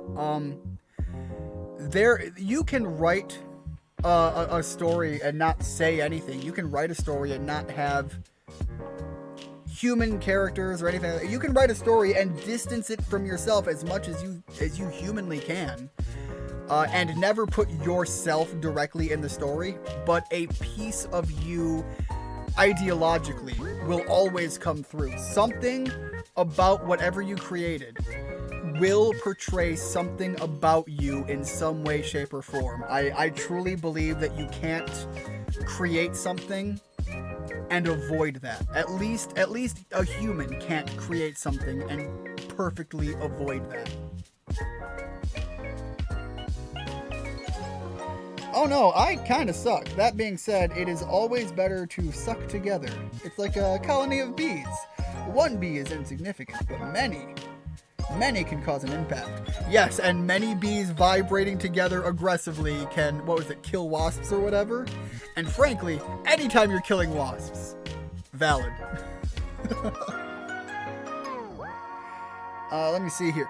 Stephen King has had authors be the main character of a lot of his books.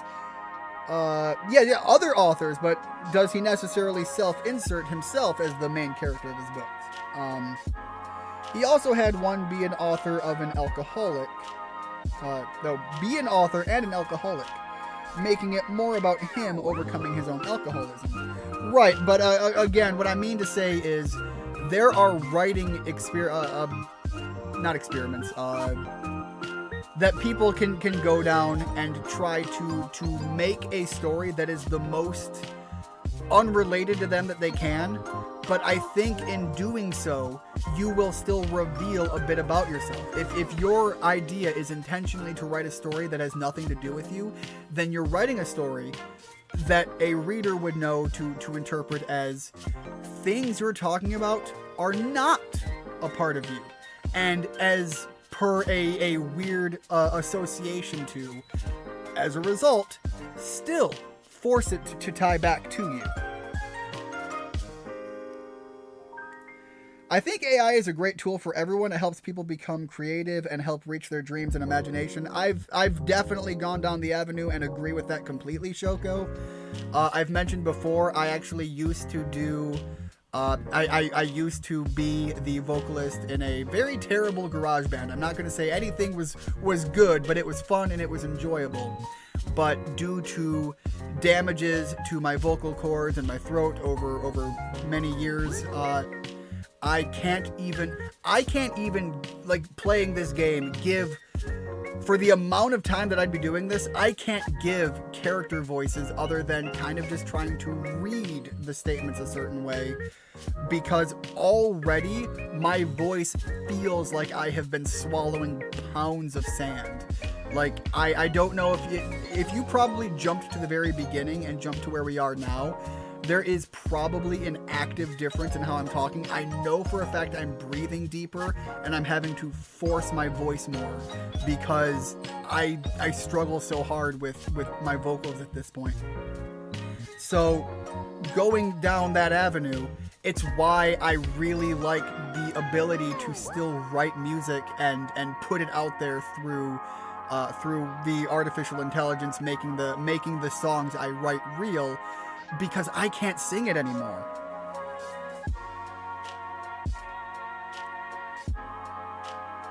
He wrote himself as a literal character in the Dark Tower for the purpose of metification. The Dark Tower series, I mean. Yeah, I do remember you saying you were reading that. I think the last I heard you were a third book in? That sounds about right. I don't know how many books there are to the series. That's really awesome. You've got so much experience. I definitely have the luxury of saying I have not lived I don't think I've lived a boring life. I definitely think I have lived a life that was full of experiences that I value, be them good or bad. Bees are our greatest defense against Asian murder hornets. Not the praying mantis or the stag beetles, but bees.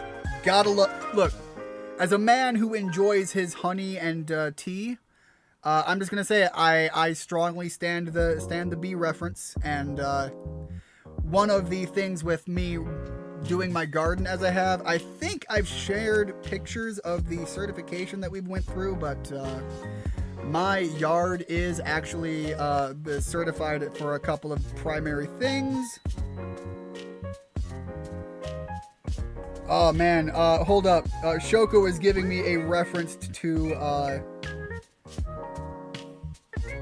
an individual named Oxhorn. I am going to need to look at that later, but apparently she thinks that has some reference to my voice, and I don't know, that sounds pretty interesting. But yes, I actually do have many plants specifically for trying to propagate local bee colonies and even butterfly colonies. Alright, where was I at reading the chat before I continue on? Hey Richard, doing well, just tired, hungry, yourself? Oh, shit! Wait, hold on! Keegs is in the chat. Keegs, welcome! How are things going for you? Yep, y'all have similar voice. I am gonna have to look into that. I don't necessarily think I want to do that live on stream, but I am definitely gonna look into that because I'm kind of curious on that. I have also been told by a number of people that I have a certain look that is tied to at least a couple of other YouTubers as well. So I don't know, I've got one of those faces and maybe one of those voices. Hey, Ian, Richard, Shoko, nice. Oh yes, yeah, I think this is the first time you're in a chat with Shoko. Anyways, yeah, no, Shoko is, if you have not, Keegs, I would highly recommend checking out Shoko's YouTube channel as well. She does some, live streams. I would say probably go to YouTube, and personally, I'd say go follow her on Twitch. But that's the direction I take. That's where I tend to watch her. But she does live stream on YouTube as well, and she does a variety of content, tends to play primarily games, but she did recently have a karaoke stream that was honestly a lot of fun. So, officer, I haven't admitted to any crime, and I haven't committed any serial murders either. But I wouldn't mind at all if you said... God damn! I wouldn't mind at all if you sentenced me to death. That doesn't scare me at all. Wait, no, that's a lie. No, something about that is very inherently not true. So, either, now, I believe that she never tells lies, or everything she says is a lie.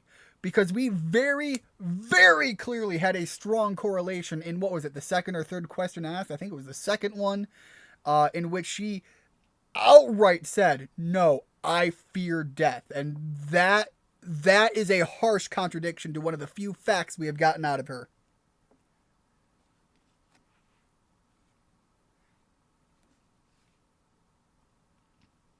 Shoko, don't be embarrassed. You are a very talented individual.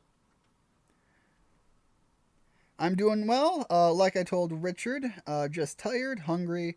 By the way, both Keegs, Rigid, and Richard all have their own channel as well. So, welcome to the modern era where everyone gets a space. Doing well. Like I told Richard, just kind of hungry. Just finished the first episode of How Heavy Are the Dumbbells You Lift? Hell yeah! I still need to watch that show. It's one that is when you shared the image, the entire reason I know about the show is a lot of my friends watched it and loved it and have told me enough good things that it is high on my list of series I need to catch up on. Also, I forgot to send you the song I'm working on.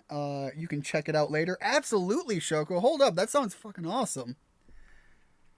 Karaoke stream sounds like a blast. It absolutely was. Shoko will, I don't know consistently or going forward, but she has historically opened it up to recommendations, and during her last one, there was at least 2 songs I remember recommending that I think she did fantastic on.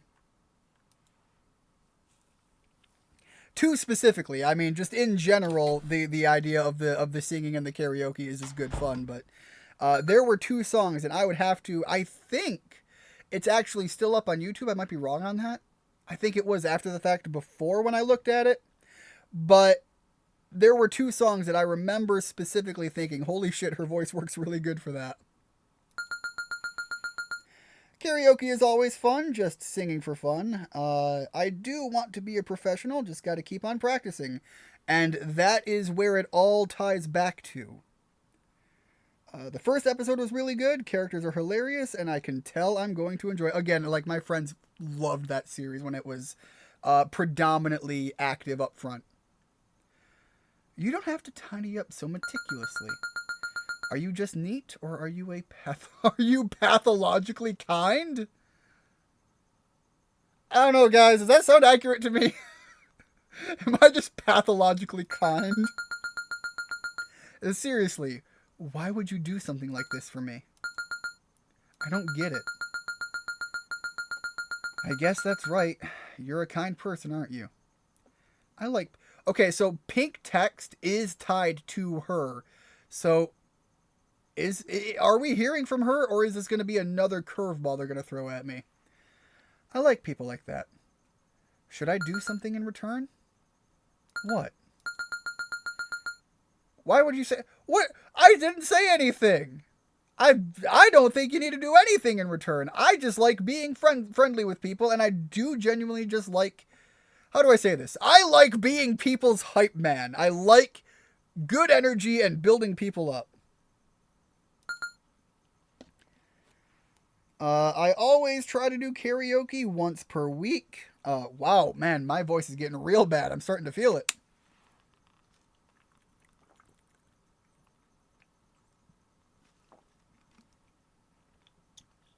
Sorry, I'm grabbing a drink because, my God, I just cracked my voice there.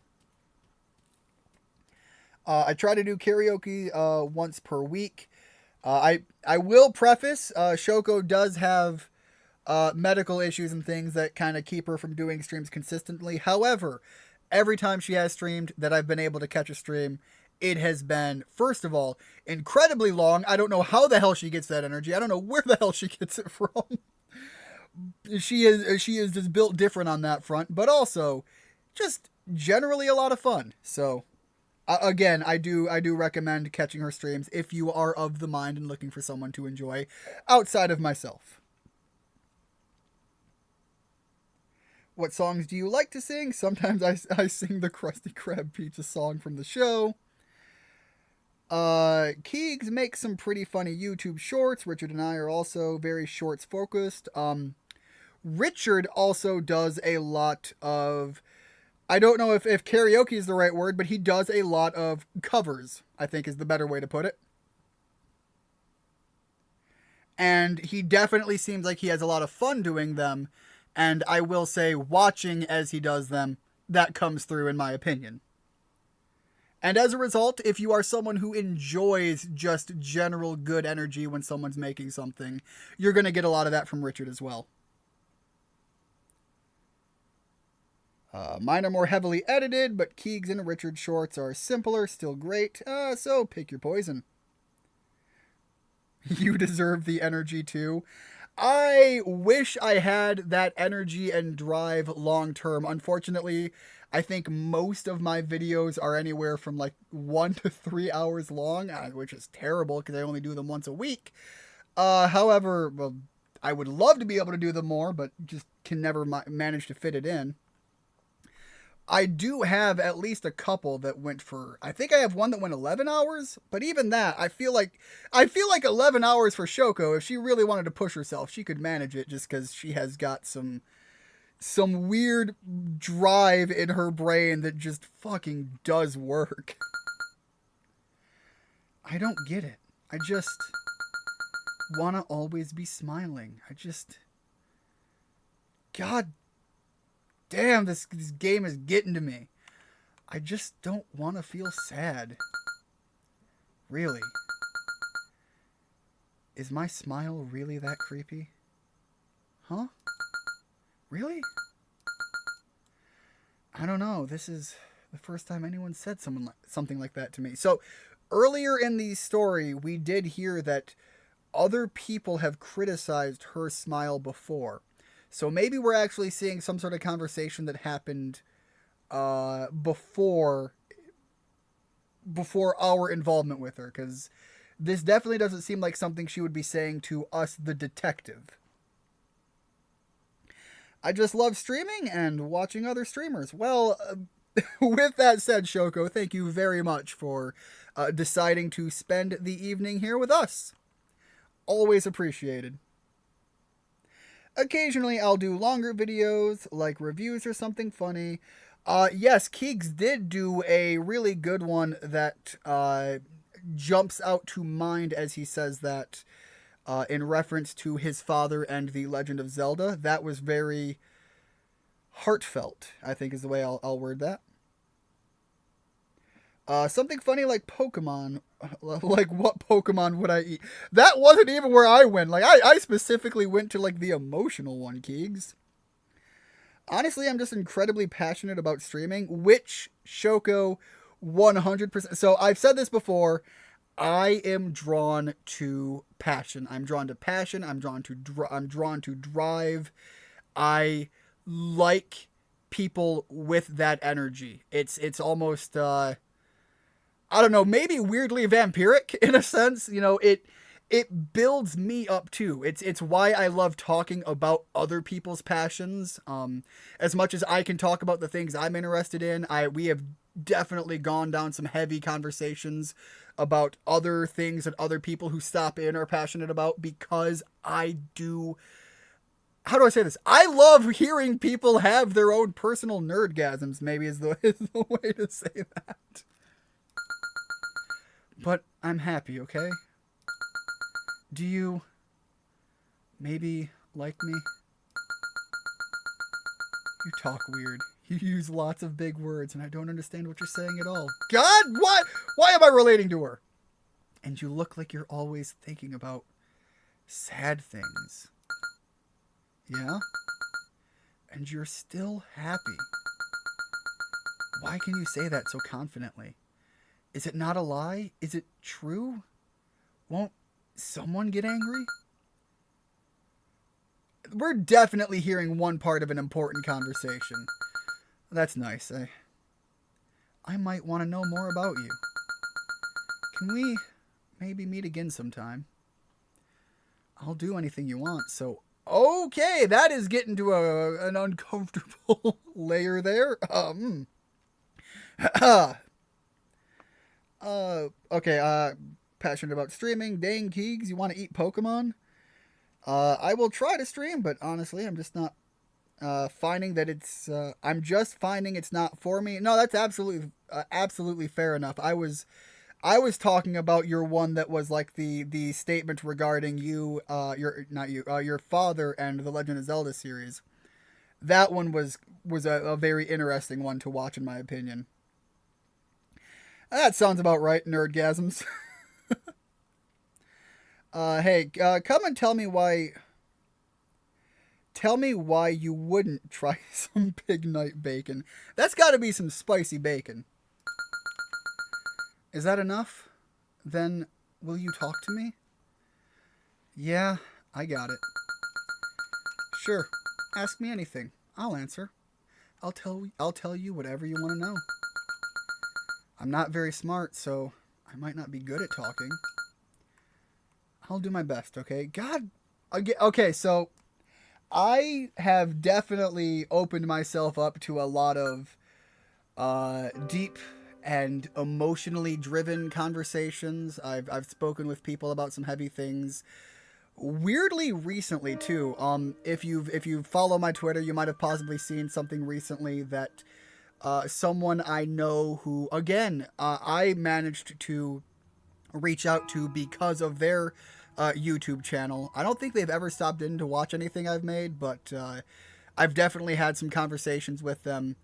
I won't say who, and I won't get too in the details, but they recently had a very serious medical issue, and I was having conversations with them leading up to it, had some conversations with them after, and I went into their dealing with their medical issues with high optimism. I don't know if it's just because of who I am, what I'm about, but I went into it knowing damn well that I was going to be seeing them confidently on the other side of their dealing with their medical issue. And even still, when I got the word of them well on the mend on the other side of everything,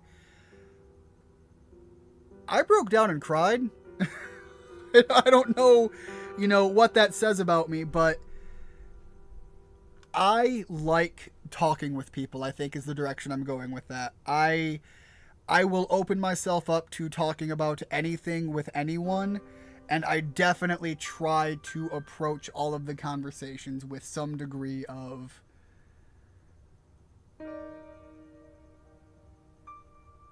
personalness.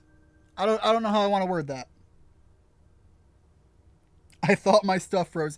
No, Keegs, I'm just an idiot.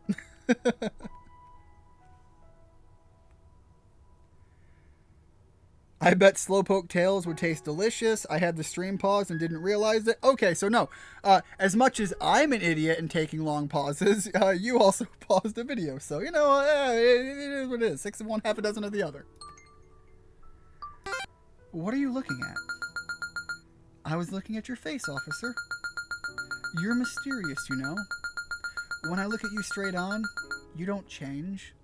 But when I change the angle, just a little, you look like a completely different person. Have you ever thought about who you are? See, I'm obvious, right?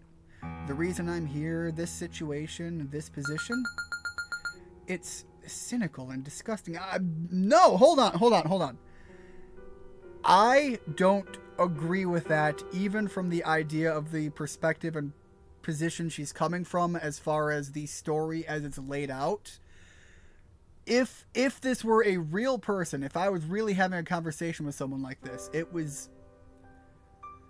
there is a personality there that would be intriguing. There's a reason the conversation continues on. And again, it might just be like me as a person, but humans, I'm saying it like humans makes it sound weird, but are fascinating and great to understand, to dive into conceptually and all that. So I don't know. I think I would disagree with her on the idea that, you know, her position would be described as such. The brain is made of cells. Maybe if we band together, we can finally form one single functioning brain. Look, all you need are 2 brain cells to fire synapses, and I'm borrowing at least one of them right now. Officer, who are you? Sorry for saying strange stuff out of the blue. Alright, more interrogation questions. What is the question this time? What were you like as a child? I don't... Oh, God. Okay, wait. No, okay. Okay, so I have... This one, what were you like as a child, sounds like it would go into some fun conversations, but this one over here, we were given insight to her psychologically when she was found, when the victims were skinned. And it was disturbing to say the least, but it doesn't sound like the her that is here that we're talking to would necessarily give the same information regarding what we understand regarding her psychiatric position when she was found. So I really feel like this answer would give us different information than we had before, and I'm curious where that's going to go. Because it was made to be like she was almost sexually euphoric about it, and that is a disturbing concept. Oh snap, she said officer. She's a cop. Quick. I need the good stuff. No. We're the officer, I think. Maybe. There's a lot of questions as to who we are and what the hell's going on in this world. Skin? Oh yeah, that's right. It was written in the report. The 2 victims were dismembered and skinned. Poor guys. But don't you think like this too? They must have done something that bad. I don't inherently know. Again, like, there are sick people in the world. They must have done some really, really, really, really bad things so they got what was coming to them and their skin was peeled off. They must have been incredibly hated. Again, it doesn't necessarily mean to be real. Officer, what do you think is the worst thing a person can do? Oh, shit. Okay, hold up. No, that's a real question. Let me grab a drink here.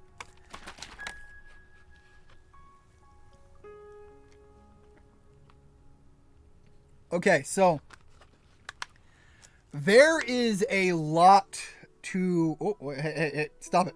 Stop it, YouTube. There is a lot to unpack to that question, and I'm not sure about the direction they're going to take it.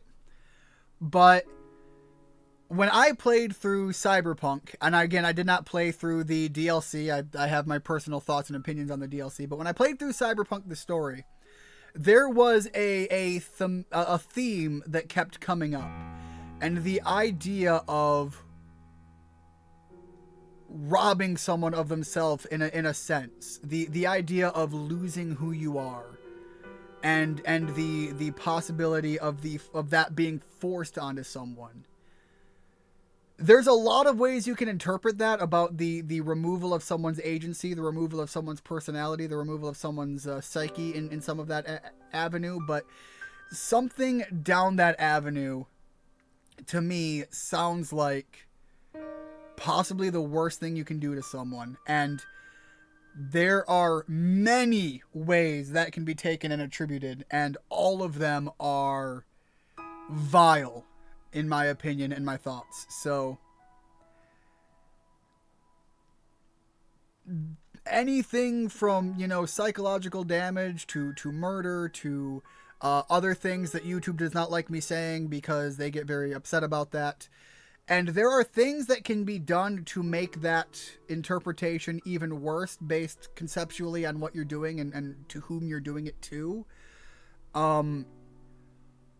But in terms of what one person can do to another individual, I think that's pretty high on the list. Let's see where she takes it, though. I think, I wonder, the worst thing a person can do. I'm sure different people have completely different answers, but I'm not exactly a fine human being who can criticize others' actions. I don't know enough about life, the world, or the universe to confidently say that someone else's decision is wrong.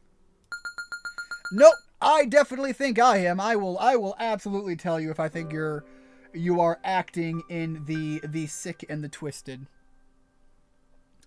This is just a hypothetical, but if this universe were just a wretched prison for souls, God, that's a terrible thought.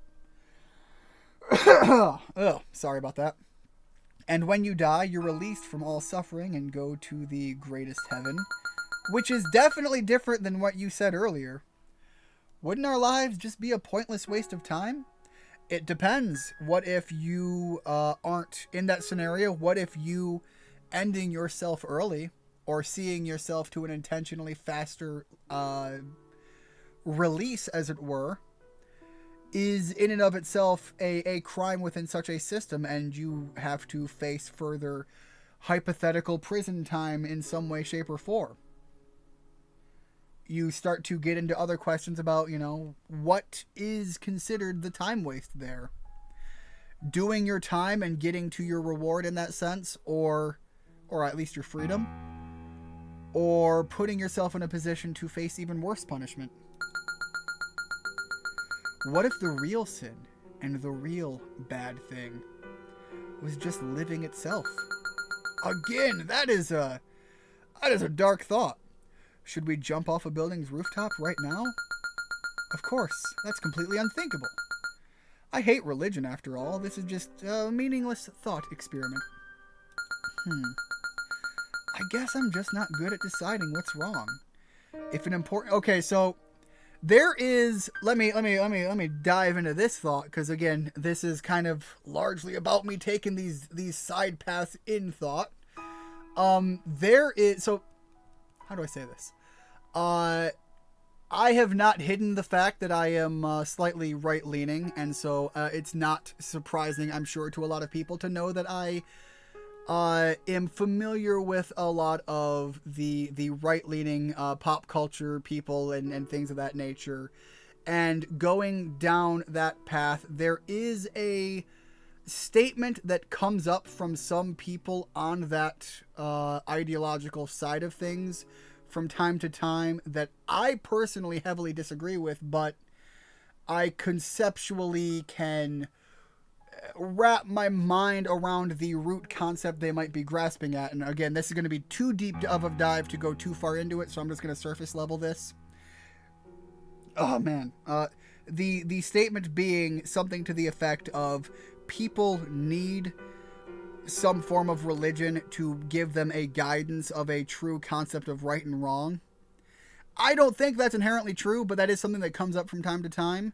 And it kind of feels like possibly, in a sense, she might be dancing with that idea in a weird way. And give me one moment, please.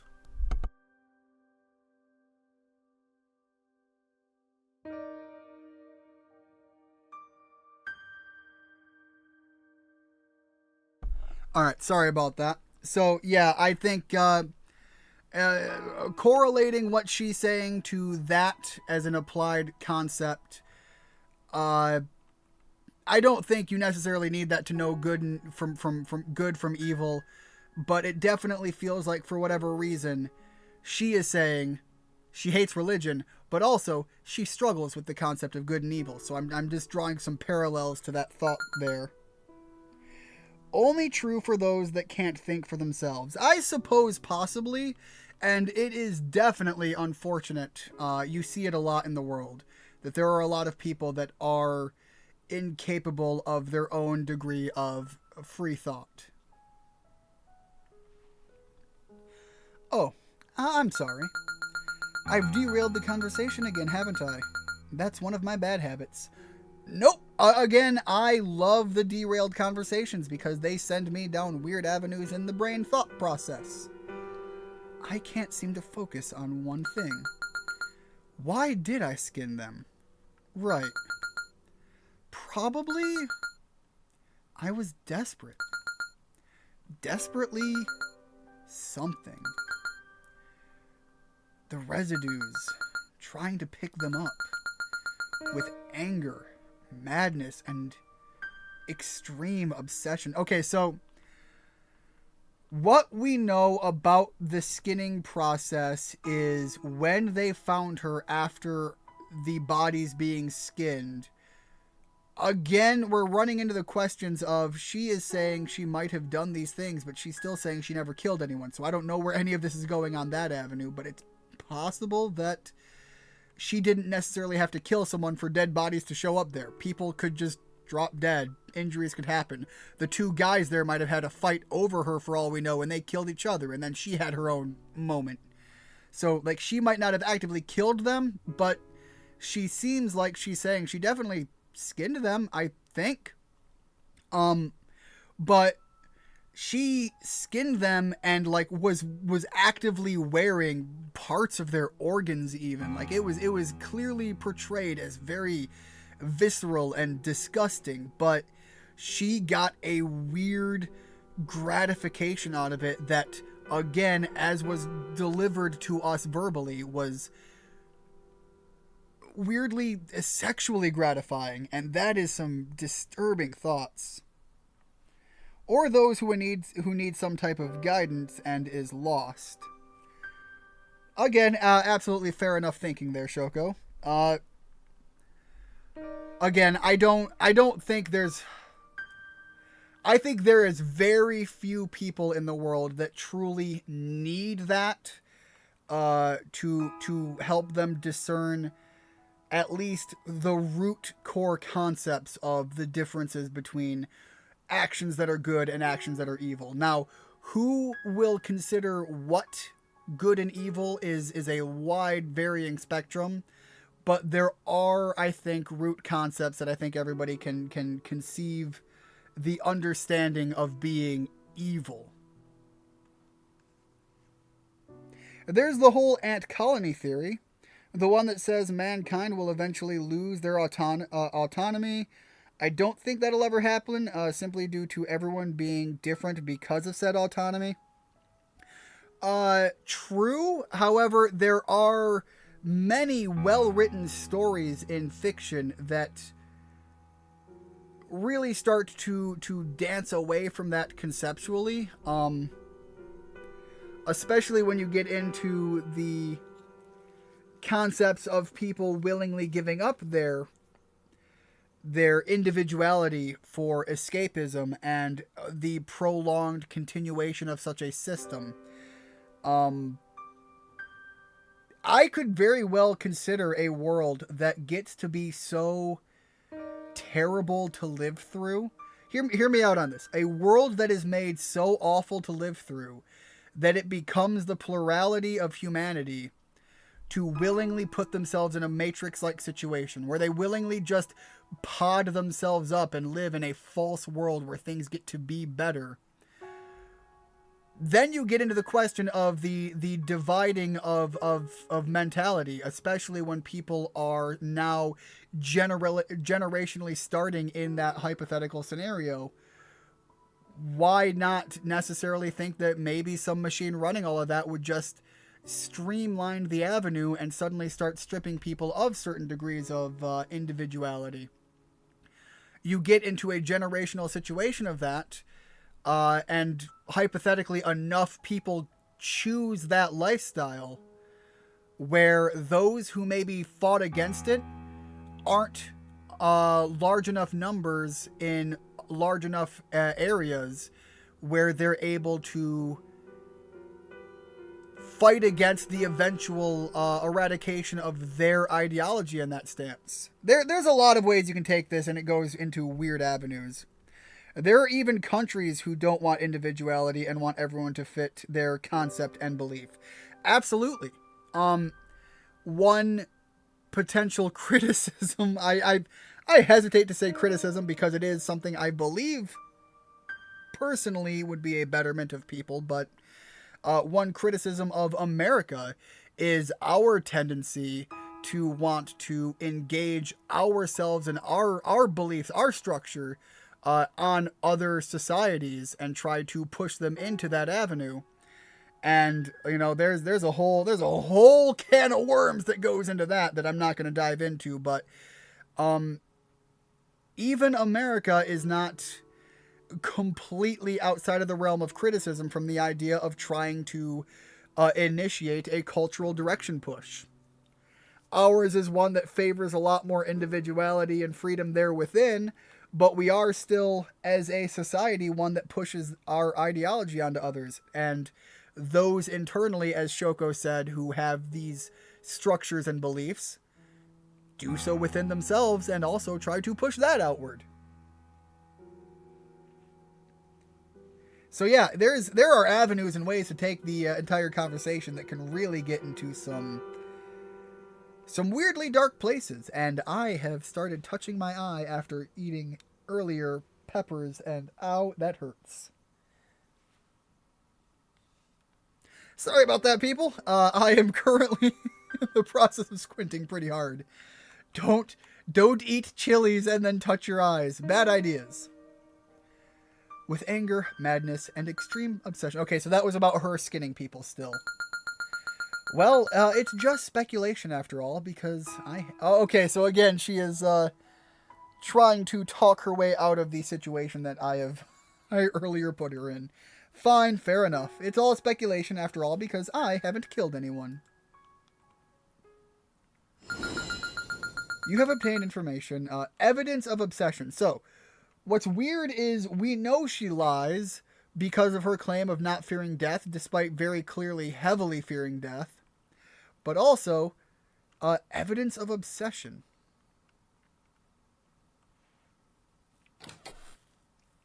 The question then becomes, to what is she obsessing over?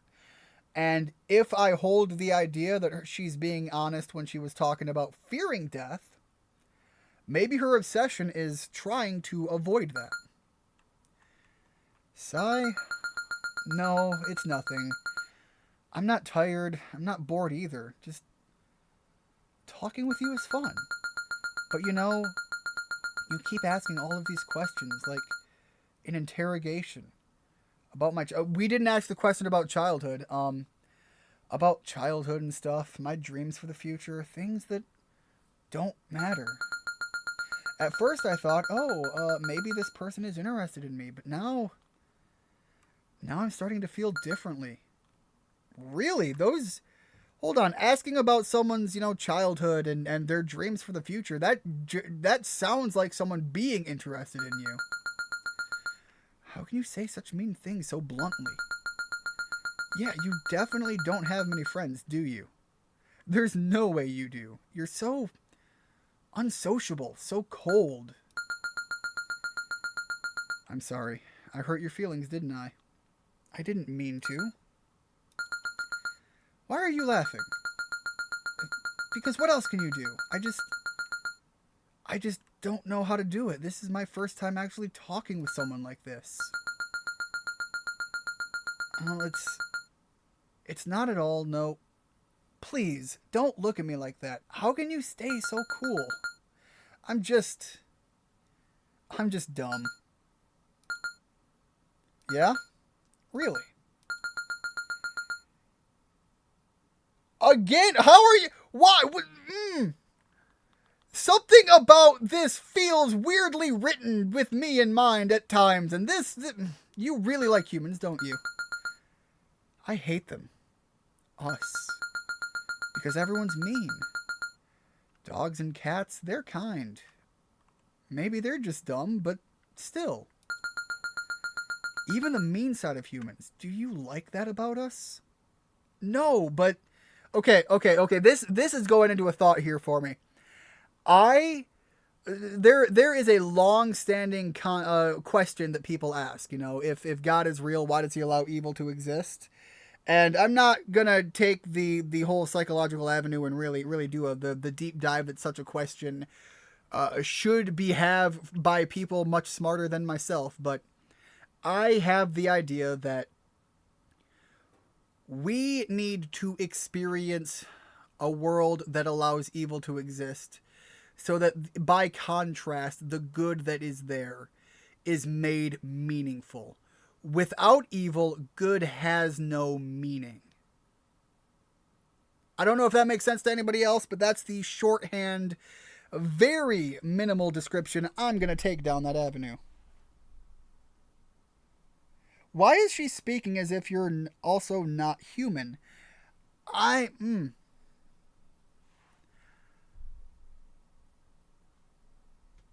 haven't picked up on that. I will read into that in the future and see where I can manage to take that. You're weird. I want to be like you too. If I could. Like everyone like that. It sounds like it would be fun. No, but why? Can I only be myself? Why do you keep saying such sad things? Be nicer, I'm like on TV. What? Yeah, because I hate myself. I'm dumb. I can't do anything. I'm terrible at talking. I'm worthless, right? So, please say those things more nicely. Look me in the eyes. Think about my feelings. How can you say stuff like that? Like it's nothing. Thank you. I'm really happy. Really, really, really happy. I get it. You only say what you really think, huh? I mean, yes, but I don't still understand where this is going. It's not that you can't say it, you choose not to. And that's your decision, huh? Isn't that tough? Not at all. I find it easy. Being honest and upfront and, occasionally an asshole, but real and true, I find to be the easier way to deal with everything. Weird, isn't it? But if things ever get really tough and you feel like you can't go on anymore, call out to me. I'm an idiot and can't do much, but being there for you, at least that much I can do. Is that okay? God, really feeling an unusual connection to the lady right now. Yeah? Got it. Then it's a promise, okay?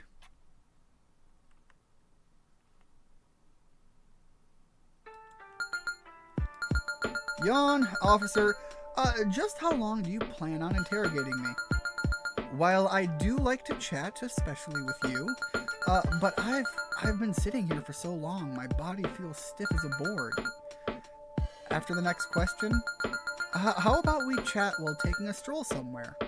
We can continue the interrogation or whatever, but... No? Boo! Alright, what's your relationship with...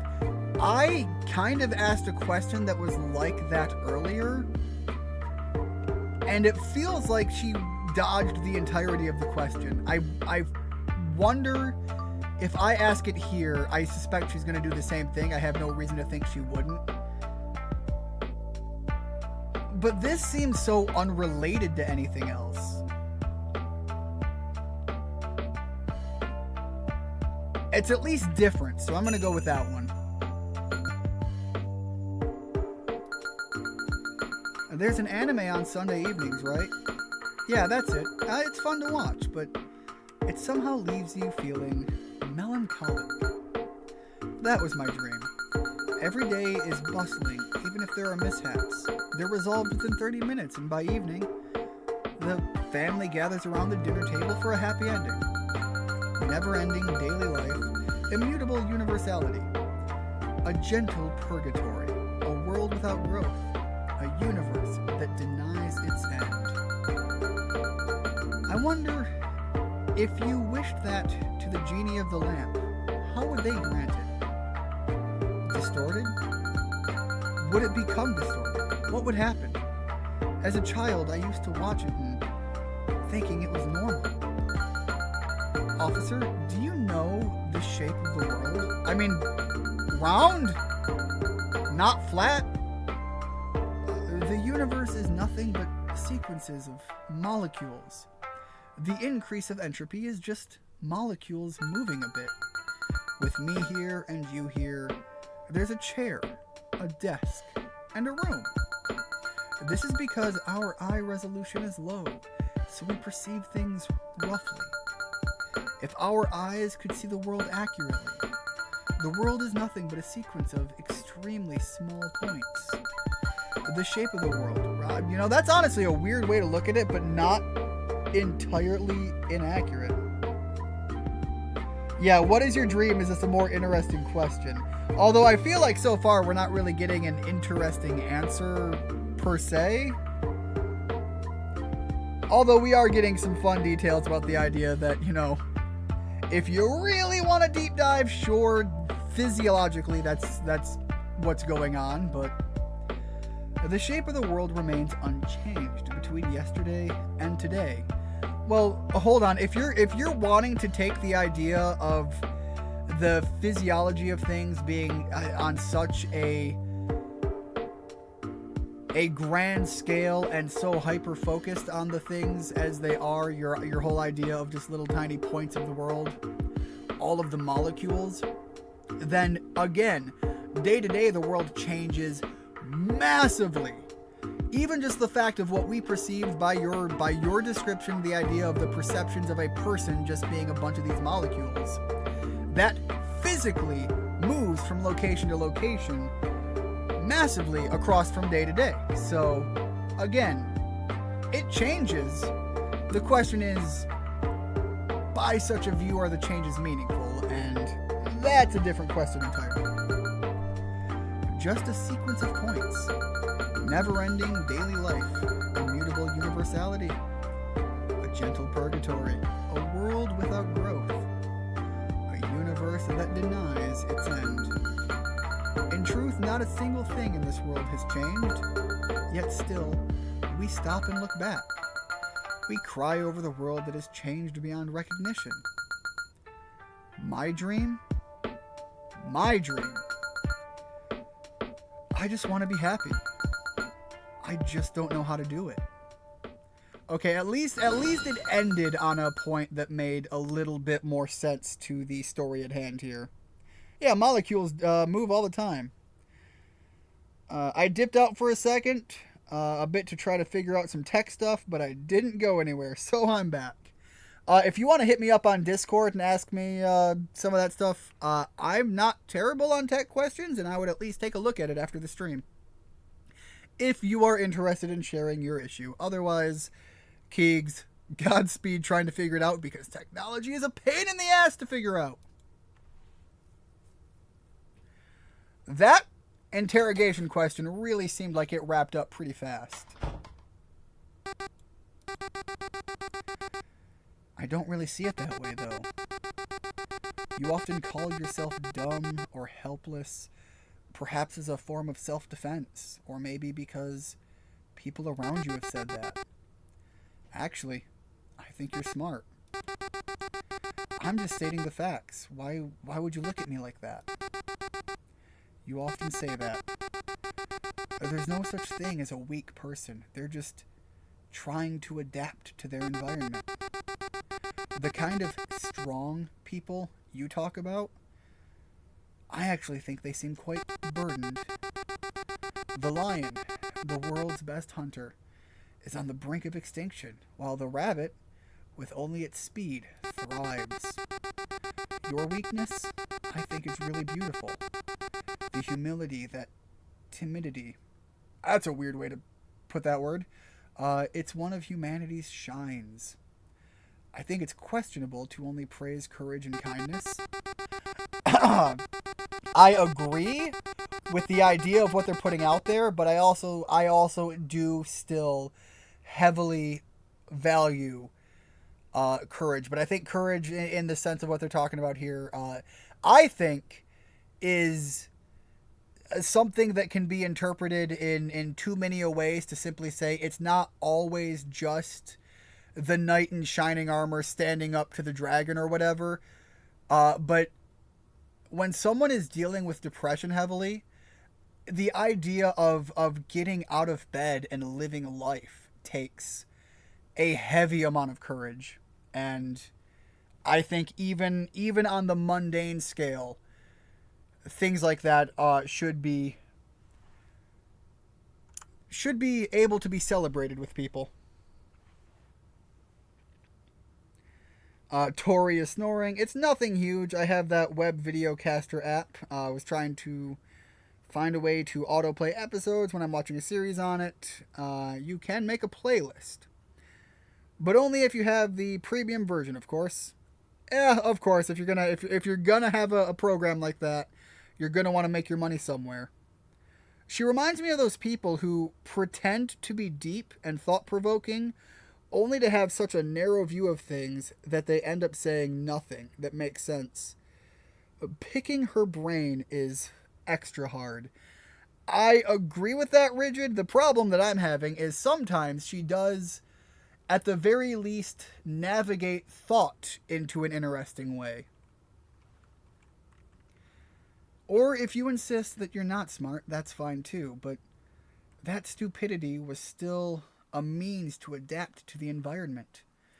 It's the weapon you've chosen. Oh, okay, one of the questions very earlier on was, what is your weapon?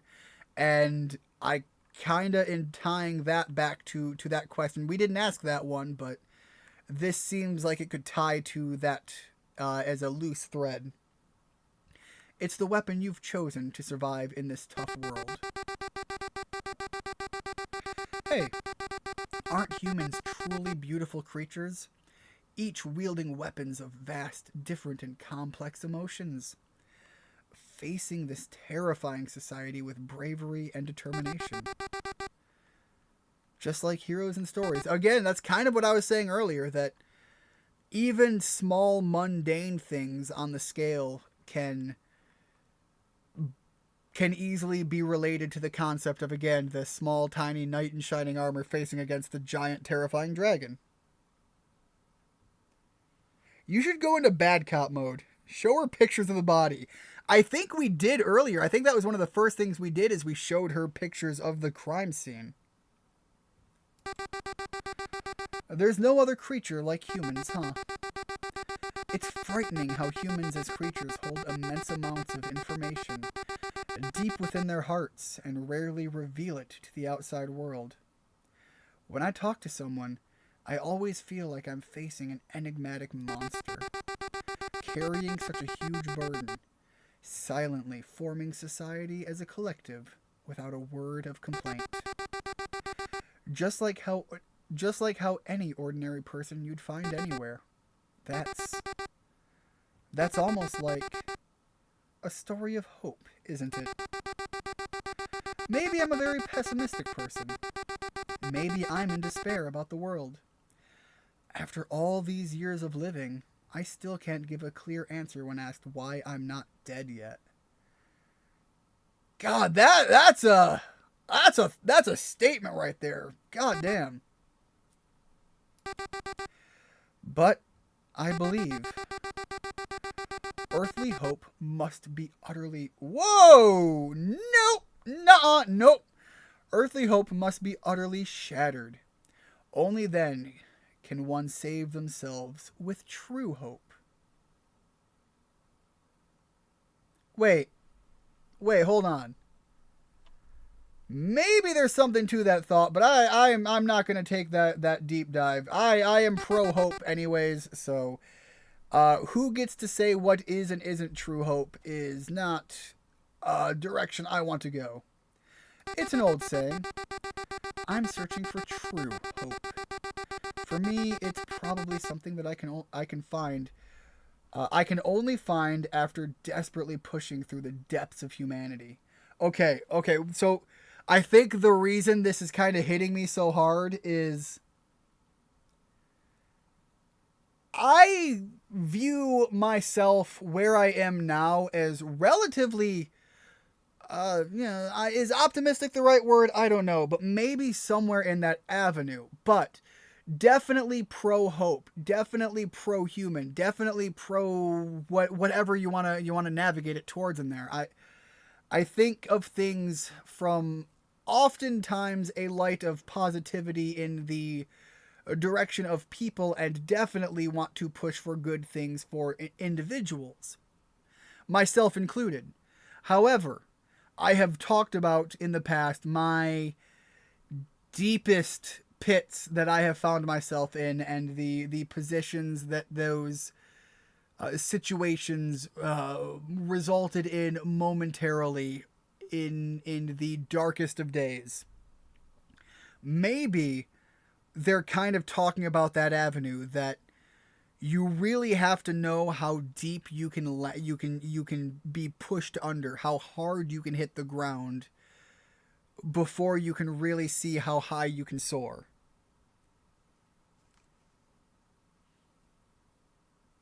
I was watching this doc about some killer and they put pictures of his victims in front of him. Not crime scenes, but regular photos, and his response was to just turn the pictures over. Damn. Earthly hope must. Here's the problem with that is we don't even know. The bodies were destroyed so thoroughly that we don't know who they are anymore. Earthly hope must be utterly shattered. Okay, Cyrus, I'm glad Dialga and Palkia aren't here. So the next day, the same thing. They bring the pictures, and he just turns them over. Except this time, the photos are also on the back. Ooh, okay, that's kind of clever. That's kind of a great way to mess with them. For me, it's probably something that I can only find after desperately pushing through the depths of humanity, experiencing numerous miracles along the way. Surely, that's what it means for me to love the world. So talking to you like this is truly enjoyable. Also, you know, even though we must have walked completely different paths, I feel like we share a very close personality. Is that so? What do you think we humans need to do to find hope? How do you think we can confront this wonderful world? Love? Love, huh? That's interesting. It was something I hadn't considered at all. I do love humanity as a species, but I've always lived rejecting interaction itself. It's simply a matter of complexes. I lack empathy and sociability. When surrounded by many people, I feel like a useless burden. It's not necessarily a bad thing, though. It's a shining trait of humanity, isn't it? Why do you seem so happy about it? I see. Love, huh? Well, it's worth considering, I suppose, but I can't seem to muster the courage. It's certainly not my forte. Why do you think we humans have such disparities between our thoughts and actions? Love, huh? Thank you. I've found a new theme. We've been chatting quite a bit again, haven't we? It's getting late. Okay, I really need to take a minute and let my voice really. I'm sorry, guys. I am like starting to hurt.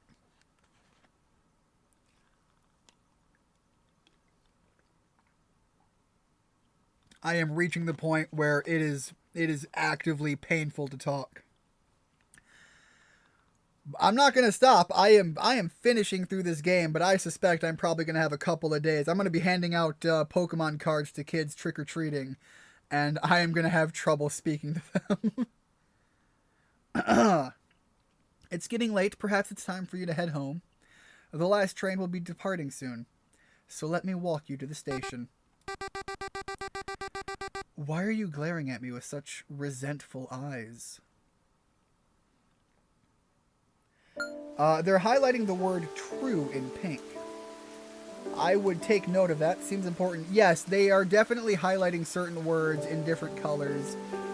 When characters talk, they are referencing to the color schemes as well. I suspect all of that is super important, but... Oh yeah, Halloween is Thursday. Yep!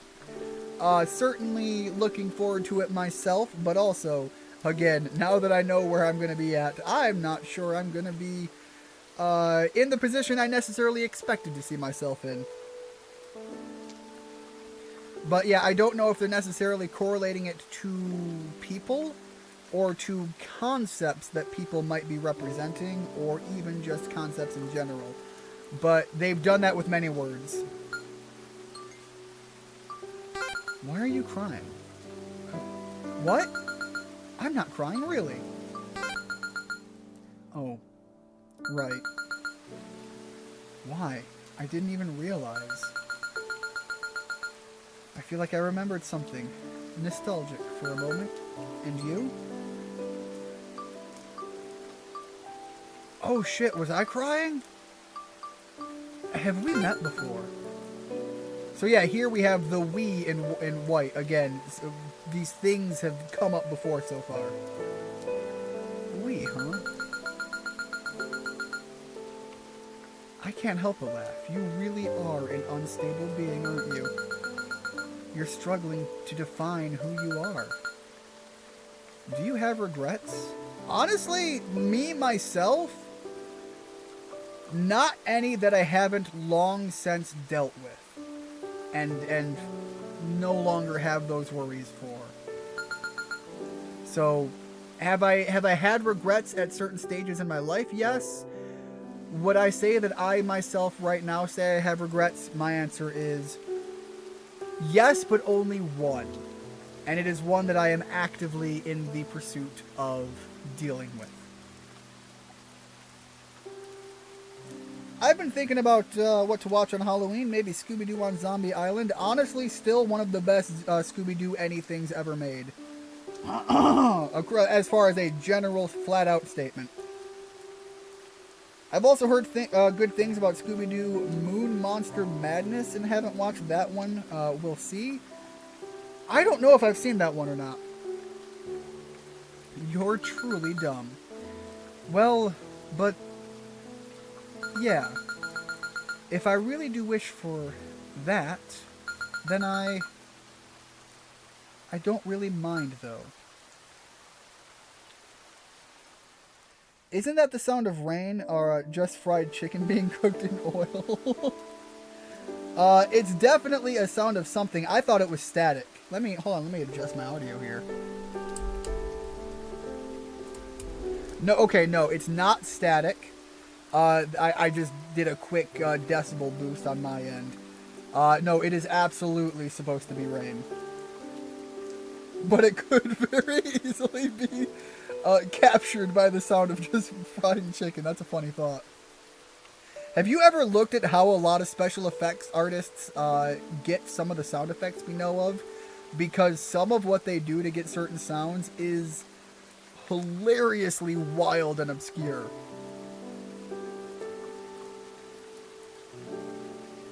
I count Scooby-Doo as being technically horror, so I say you're good. It's raining, isn't it? Officer, do you like the rain? Yes, I actually very much like the rain. I see. It's lovely. I like the rain too. Water falling from the sky. It's fun, isn't it? Hey, what kind of person do you think I am?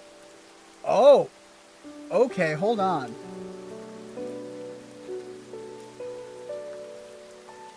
If I'm being honest, I would go into this avenue. But that's only based on what we've gotten so far, and we've gotten a lot of non-answers. Yeah, sound effect guys do some crazy stuff. They'll use anything, absolutely. You're kind of cruel. Poor you. Do you look at the world like that all the time? I didn't necessarily say that these things are inherently negative. There's one of the things that I've talked about before, that some people who are narcissistic, based on the way that they might be narcissistic, might not necessarily even be a bad thing, but it's really situational. I've talked about some of that before on some major names that people might be familiar with, but I'm not going to go down that avenue right now, especially with us in the current timeline that we're in. That's why you're so wounded. Ending up in a place like this, huh? I want to hug you. You probably judge yourself harder than anyone. I feel like a lot of people do that. I don't think I'm any exception on that. Come here. Shall I pat your head? Don't get sweet with me. No. You're tough, huh, officer? Officer, that habit of yours hasn't changed. So we do know each other! Tapping your finger on the desk to keep rhythm. You do that. Whoa, I'm having I'm struggling to hold a thought and think right now. One moment, guys.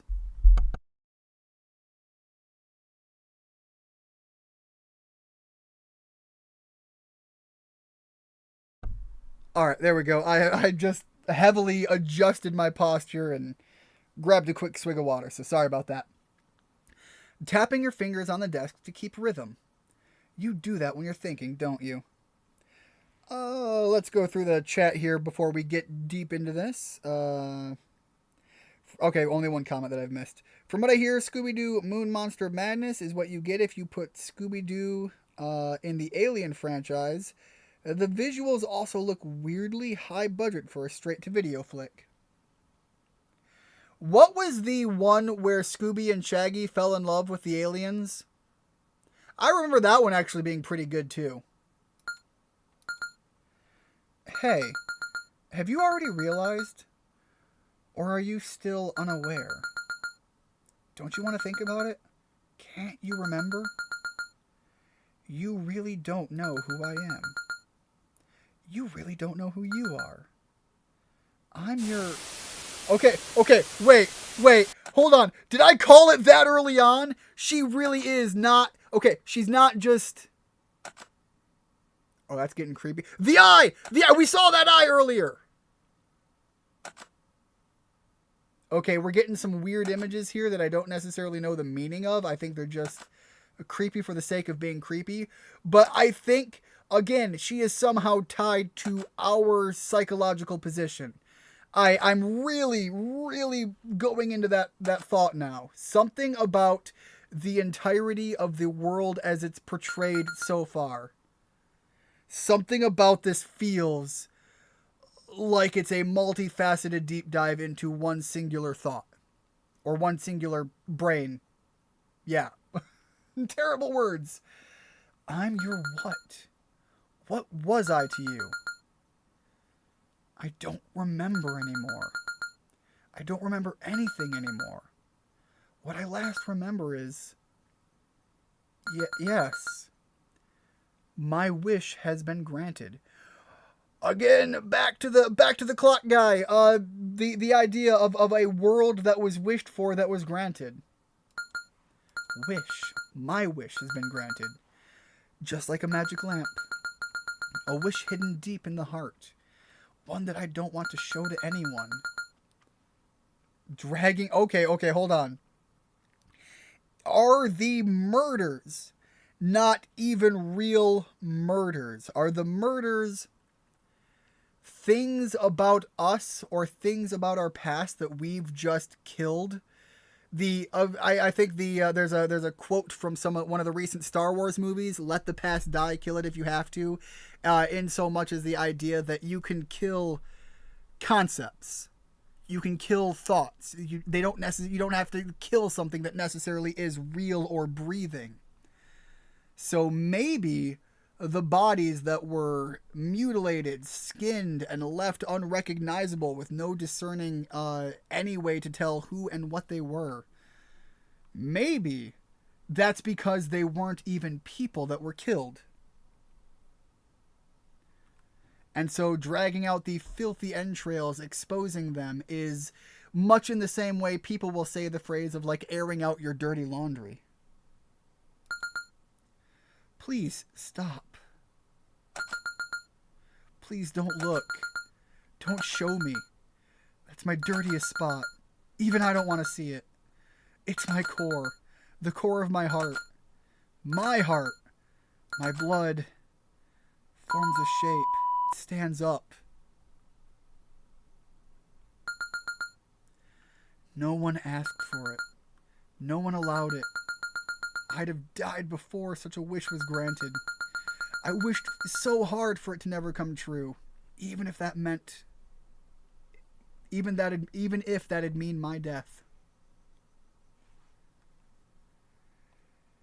That's how much I loved you.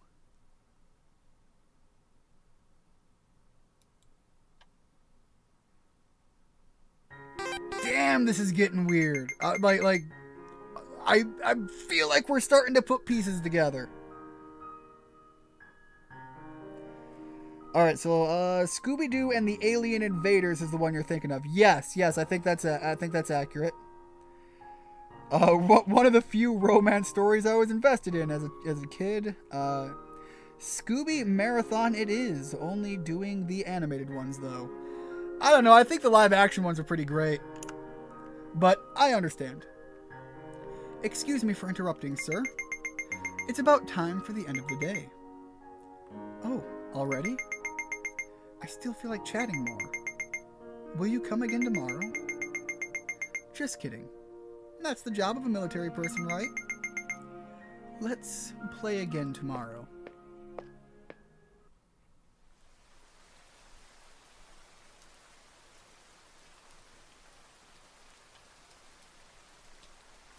Huh. The quiet sound of rain strikes the eardrum with strangely loud noises. This room. I hate it here. It feels like it's going to remind me of something unpleasant. Or perhaps, do I wish for that? Let's just go to sleep. Tomorrow will surely be another terrible day. At least, may my dreams be gentle. You have no right to wish for something like that. Holy shit, that's a hell of an intrusive thought. I like the live action ones, just in the mood for some cartoon gags. That day, I had a dream. A terribly nostalgic dream. It was something I couldn't open my eyes and face directly, yet the scene was projected onto my closed eyelids without mercy. I didn't wish for it at all. Not in the least.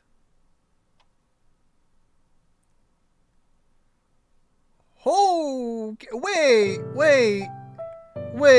We're getting, but we are making some hard left turns now. Hey. I said hey. What's wrong? You're spacing out. Did you have a scary dream or something? Ah, it really was that, huh? Sorry. It really was that, huh?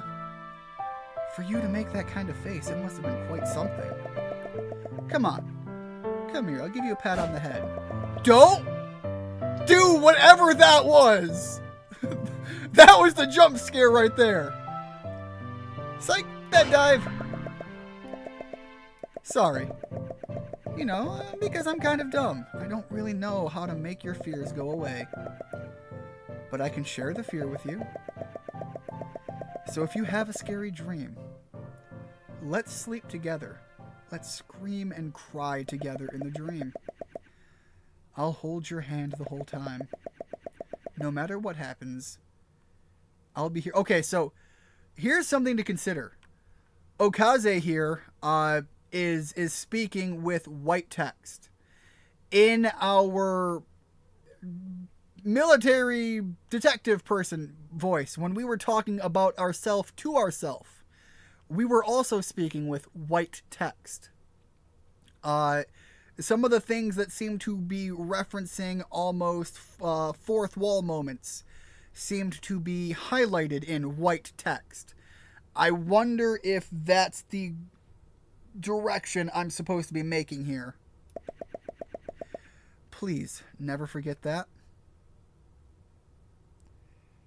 Gonna go night-night. I can barely keep my eyes open, so good night, peeps. Keegs, have a good one. Sleep well. Have some good dreams. Waking up, I kept hitting the wall of my room so hard it felt like it would break. Is that like white boy problems now?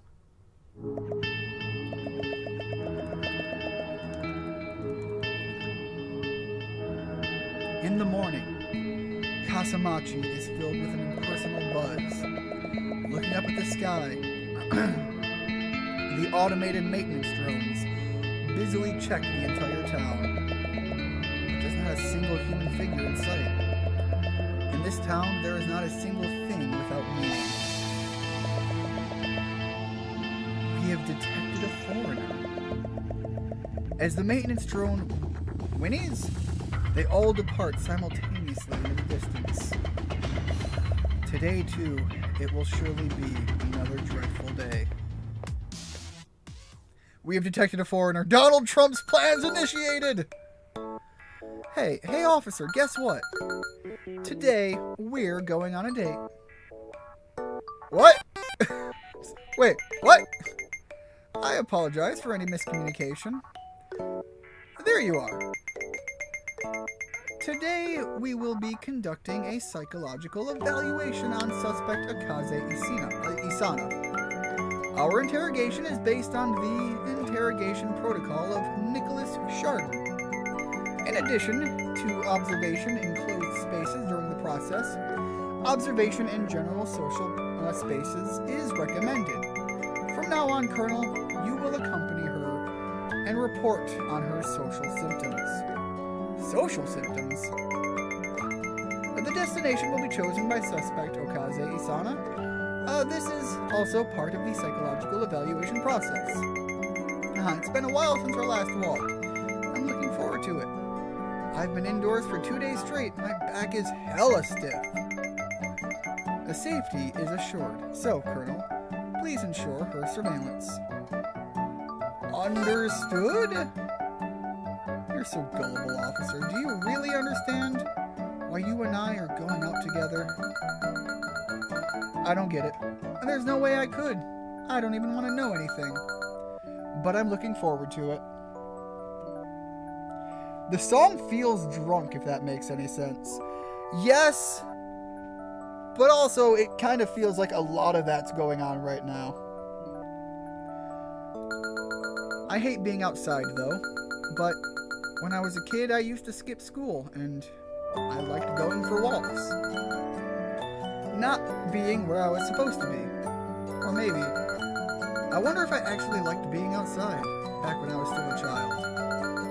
Come to think of it, I think I liked the sky and the grass. Again, when we went to our home the one time, we specifically talked about how thinking about nature made us think about our childhood. And here we see her talking about, again, nature and her childhood. She, as her, viewed it positively, but we, as possibly her, in a weird, psychologically connected way, when we went to our room, definitely looked back on it with less reverence.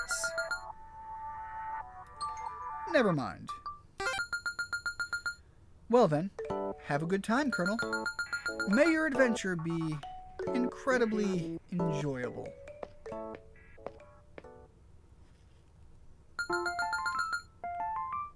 Whoa, I'm getting excited. Anyway, I can behave normally even outside. I just need to prove that I haven't committed murder, right?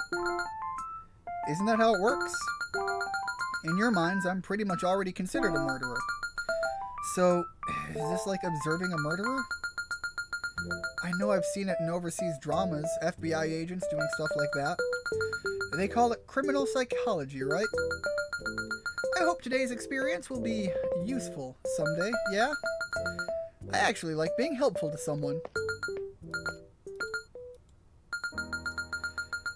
Kazamachi, a small town with a population of about 5,000. Almost 100% of the population consists of silicon-based life forms. Damn. Oh, so this is what it's like around here. I didn't know. It's bustling, but it seems like a nice place. Look, drones flying around. Pretty high-tech, huh? Robots are keeping the town clean.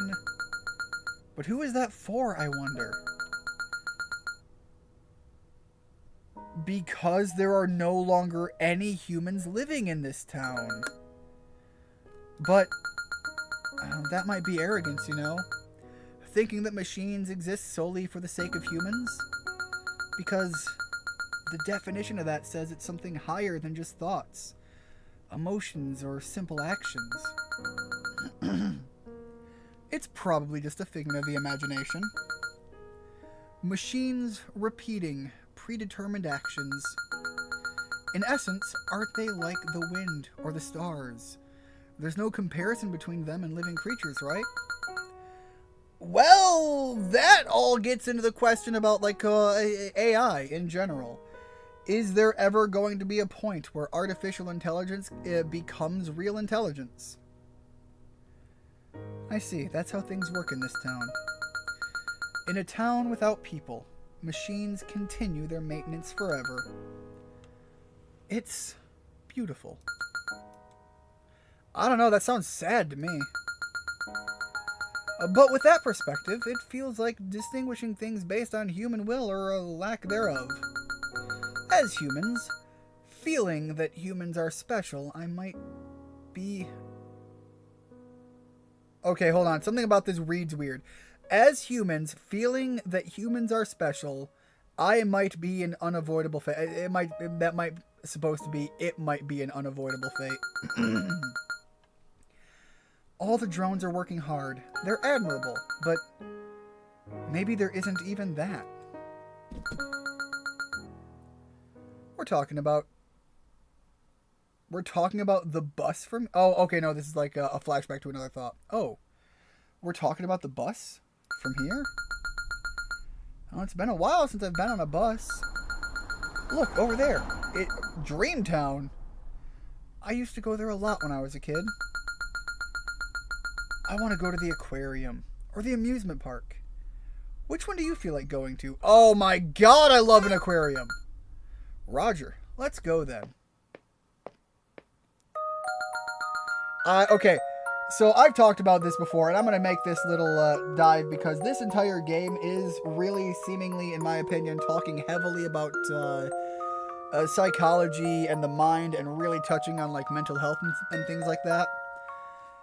I have gone to therapy sessions in the past. I've paid for it. I do feel like for a lot of people there's probably a lot of value in that.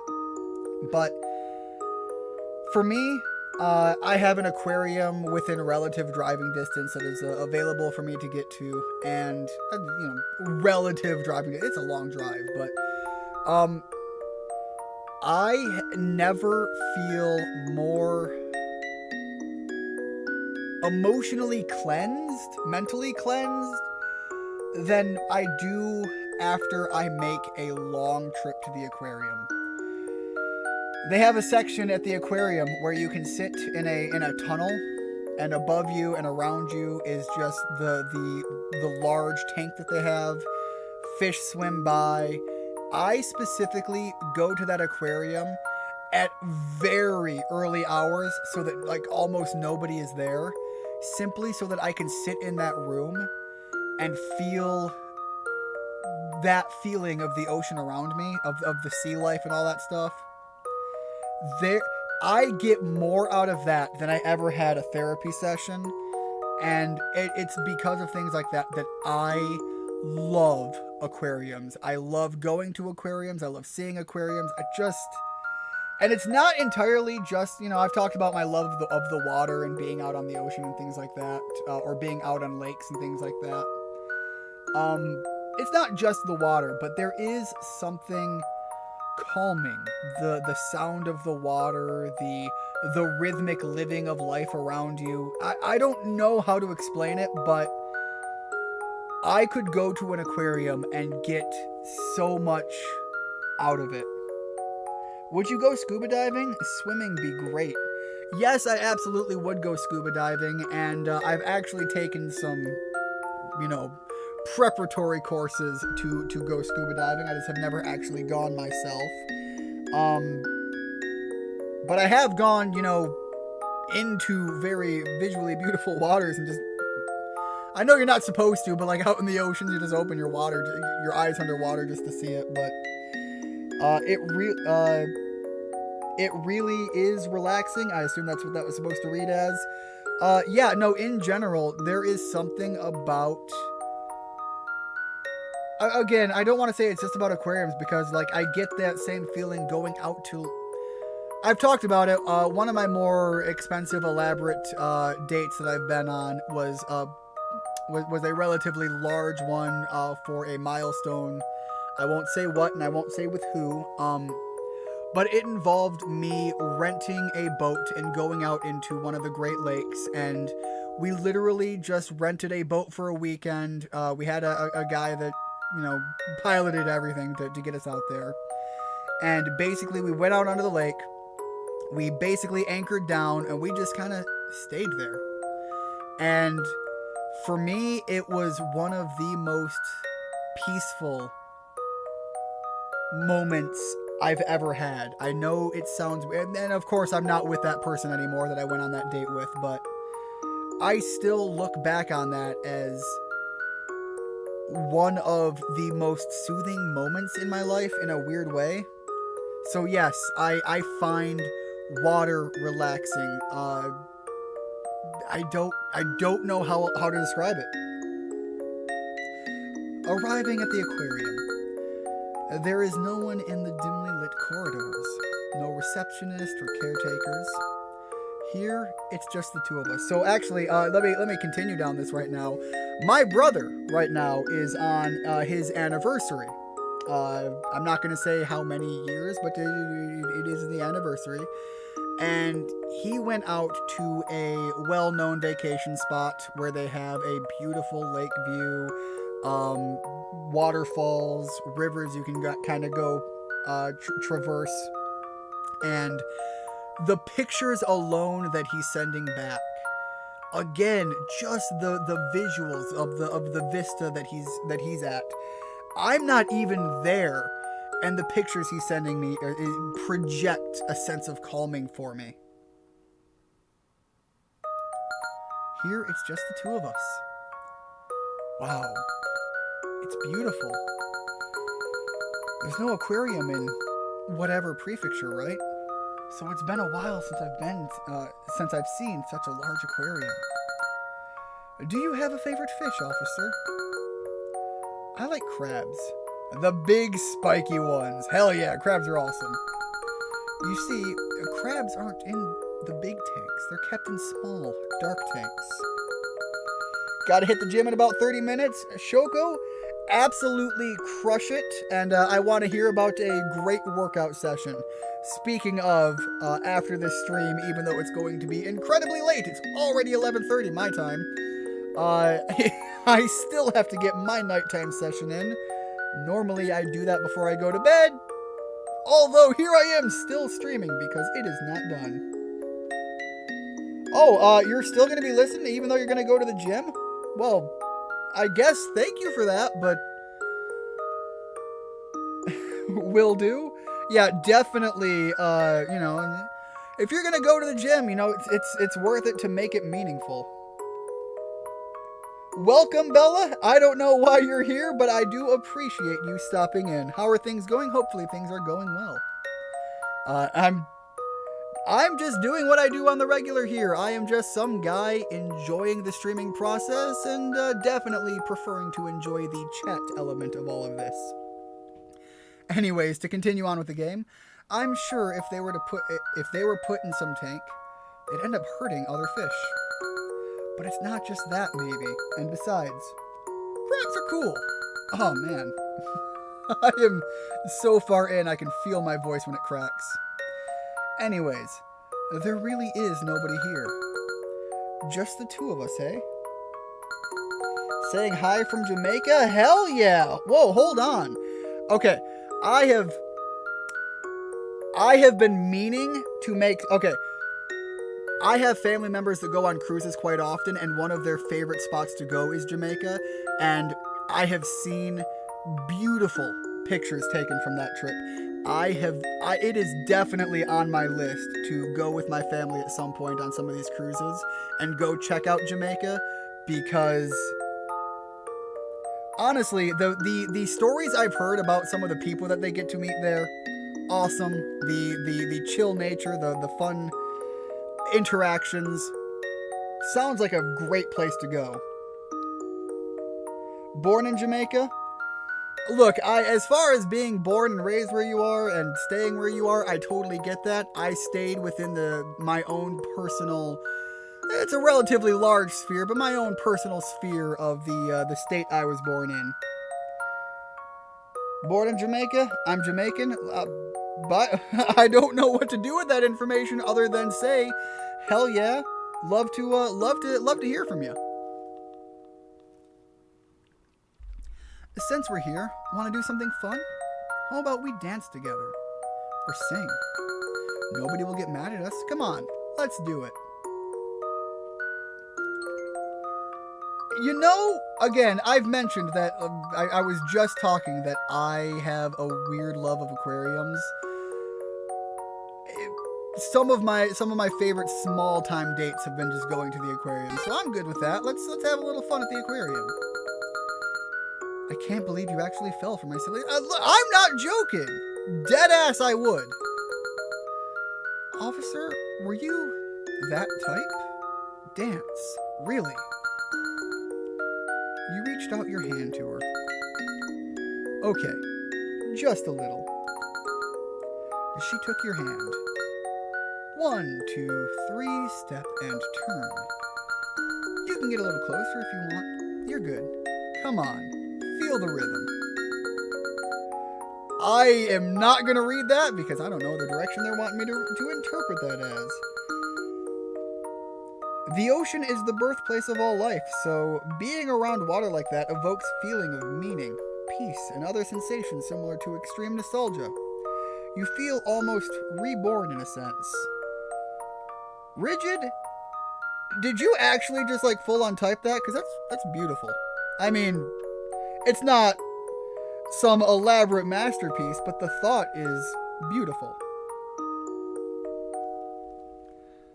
Wow, you're good.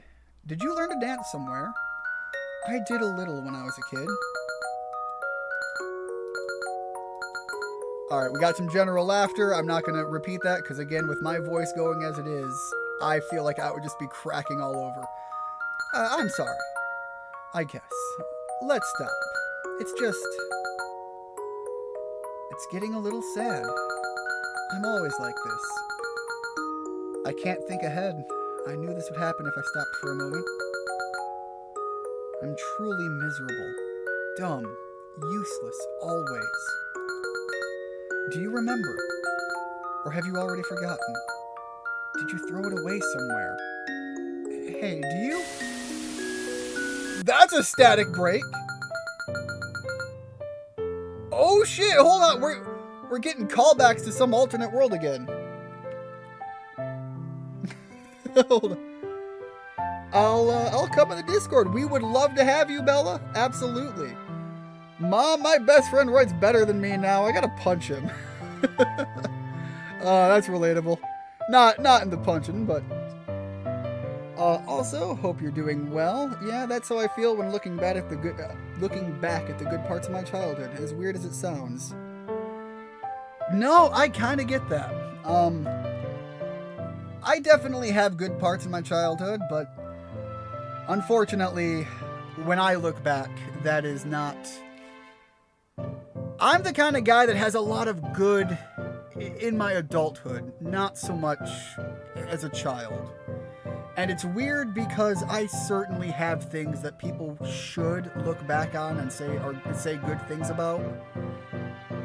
But I think, for me, those things, I had to mature into adulthood before I could even understand what I was living with at the time. And from that, I take a lot of good going forward, but I don't do a lot of looking back. You're a small YouTuber? That's cool. I want to be here from the start. Well, Bella, as by all means, I am very appreciative of everyone that stops in. And I only manage to stream about once a week because I do live a very busy life. However, I appreciate you stopping in, and I definitely would love to see you in the chat more often. Mom, he's stronger than...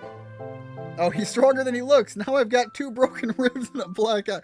Richard, don't fuck with Rigid. From what I have heard, Rigid knows a little bit about swinging hands.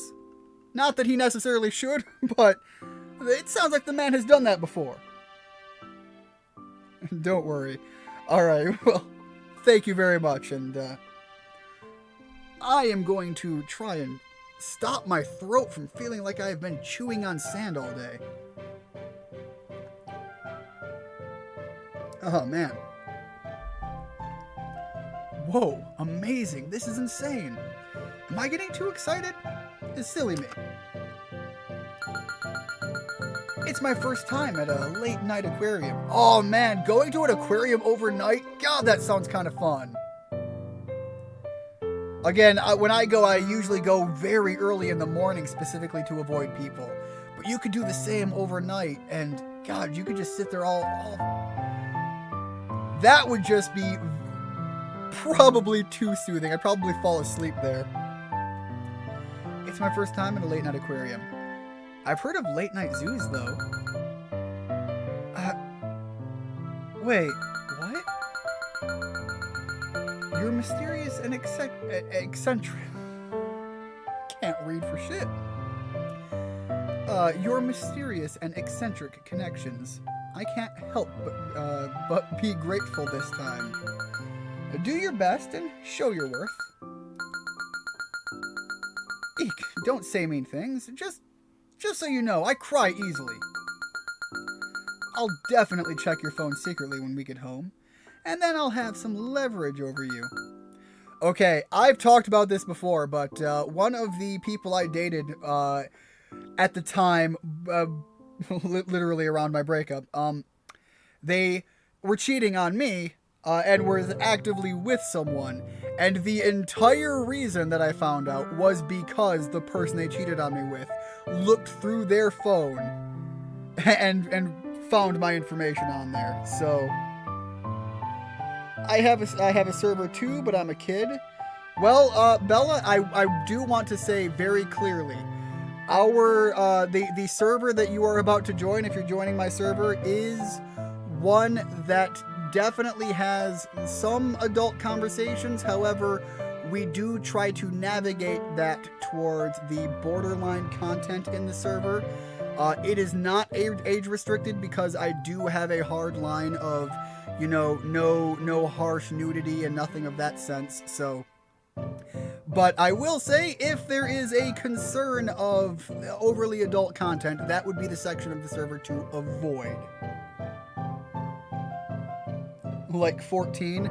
Yeah, that's exactly why I'm just giving you a heads up about that server, that there is a section there that I would advise to not go too far into. Nah, shit's wild here. Fair enough. Again, I don't necessarily know the cultural ramifications of Jamaica there.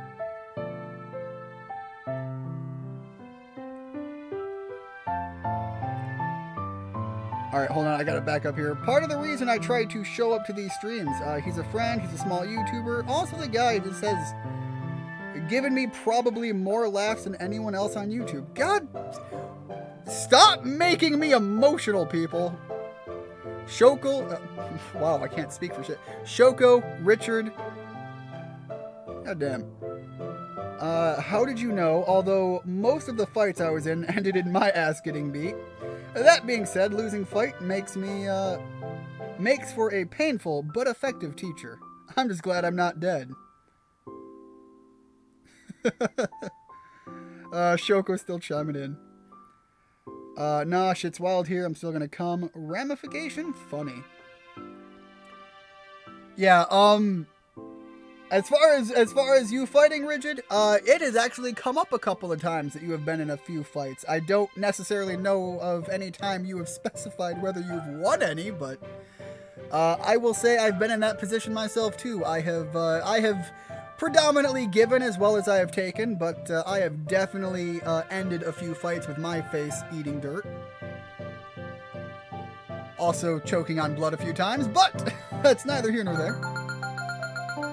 It's probably best not to use the same pin for your phone and credit card. Hold it. Oh, does our girl have our credit card pin? Shit, guys, we in trouble. Goddamn. Never do that. By the way, I'll delete any unflattering pictures of me. Again, never do that, guys, because those pictures are sacred. It's the same way I treat DMs on any form of connection I have with people. I've mentioned before, DMs are sacred. Pictures I take with people, sacred. Those one-on-one moments are not to be publicized, in my opinion. Yeah, again, if she's got our credit card information, 1000%, Bella knows what the fuck is up. Empty that bank account. Well then, I'll forgive you for just that. It was dumb. For reasons far removed from the present, I wanted to remain dumb, because intelligence was only terrifying. Oh man, this is some like ignorance is bliss shit. I didn't want to see anything. After all, who willingly seeks fear? What's this? This music. Why the trouble? You really went all out. You hate musical, I assume this is supposed to be referencing to a musical that this song is supposed to be from? You hate musicals, don't you? You said you hate music altogether. That's a lie, at least for me. Well, that's all in the past now. Don't dig up embarrassing memories. That doesn't suit you at all. Okay, so it definitely feels like, for some reason, we have had conversations that the game has hinted at us that are one-sided, and we only know Okaze's, her side of it. We don't know the other side. And here, we're getting a different delivery of what is essentially the same concept. We're getting her side of the conversation, but we have this version of us that is... I say us with heavy quotes, because I don't believe that anymore, but this version of another person that we can't hear their part of the conversation of. I saw the cat pics in the server, and it reminded me of my pet cat, Snowball. That... unfortunate. Yeah, we are definitely a lot of cat lovers in there.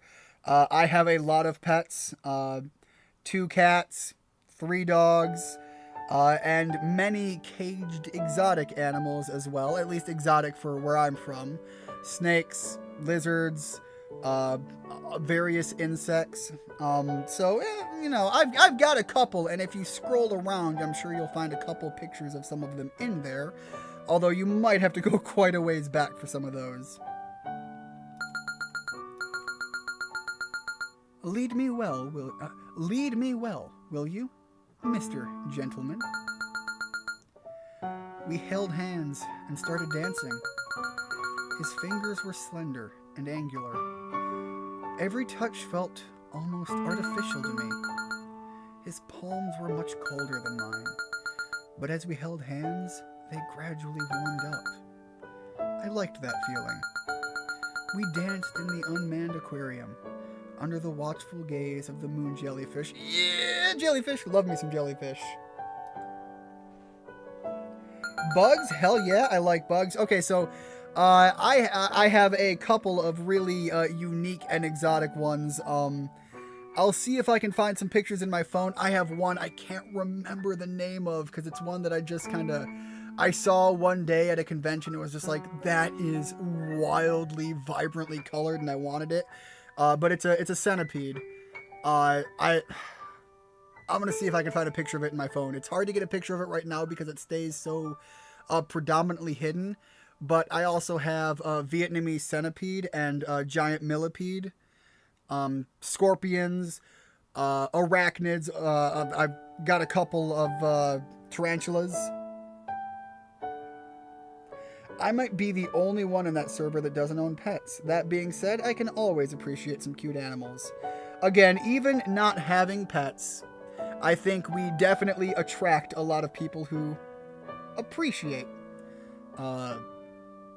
animals in general. Yeah, honestly, they are really cool. I think visually one of the prettiest that I have some good pictures of is the Goody Sapphire Tarantula. It is a gorgeous, bright, vibrant blue spider. And I'm fairly certain I've put a couple of those up in there somewhere. And if I haven't put them on my server, I damn well need to, because I know I've put those pictures up on other places. When did you learn to dance? You're not Chandler from Friends, you know. I know you like him.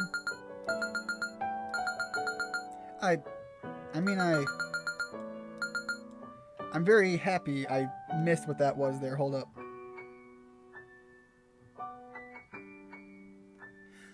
What is that? I'm very happy, of course. I think that was the line.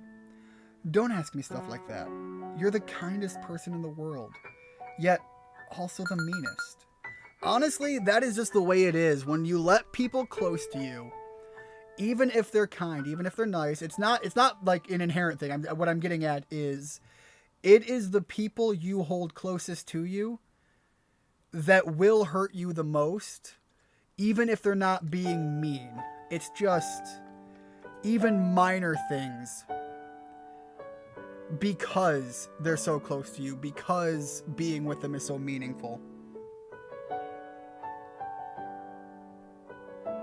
My username is Spider. I assume you mean in Discord, unless TD Bella is in reference to a spider that I'm unfamiliar with.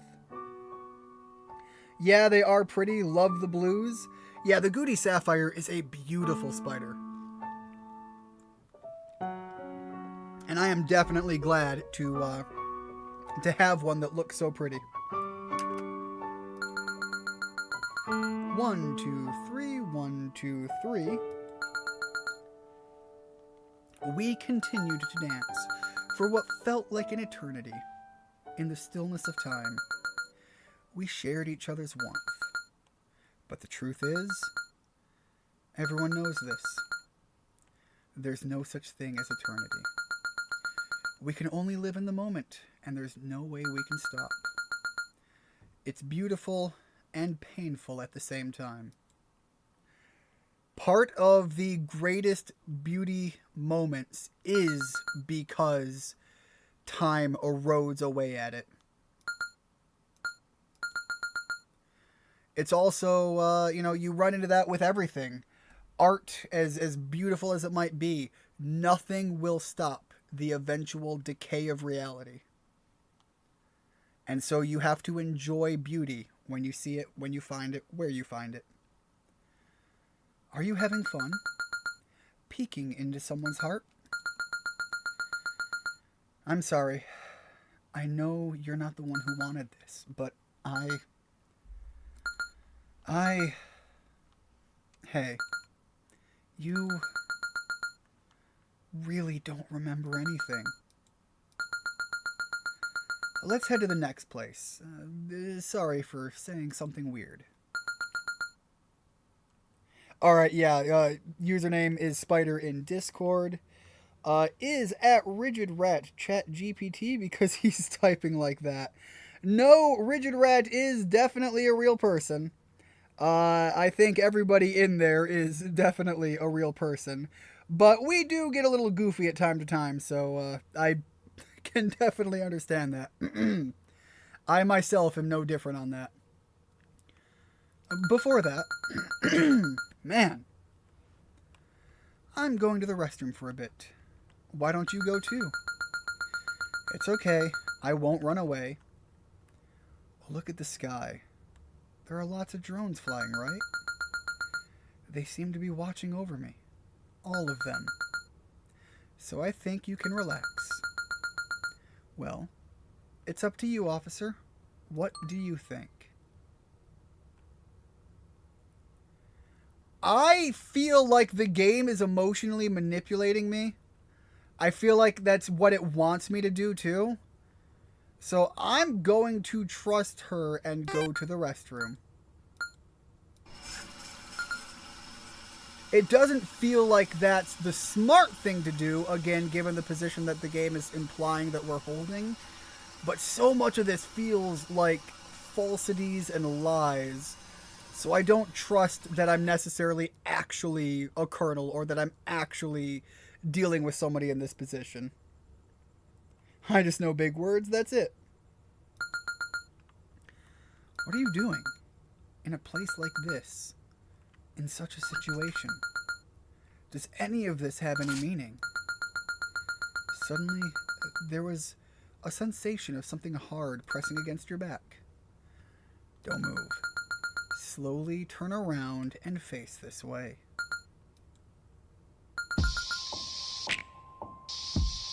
Wait. Wait. Are you? No, that's impossible. You don't know who I am? I see, yeah. It feels strange somehow. You look like unknown person coon. But also look like a completely different person. Yes, this place is really complicated, isn't it? Sorry for not introducing myself earlier. I'm from Denji. Agent of a certain organization. My name is one that you'll never know. Feel free to call me Matcha or something.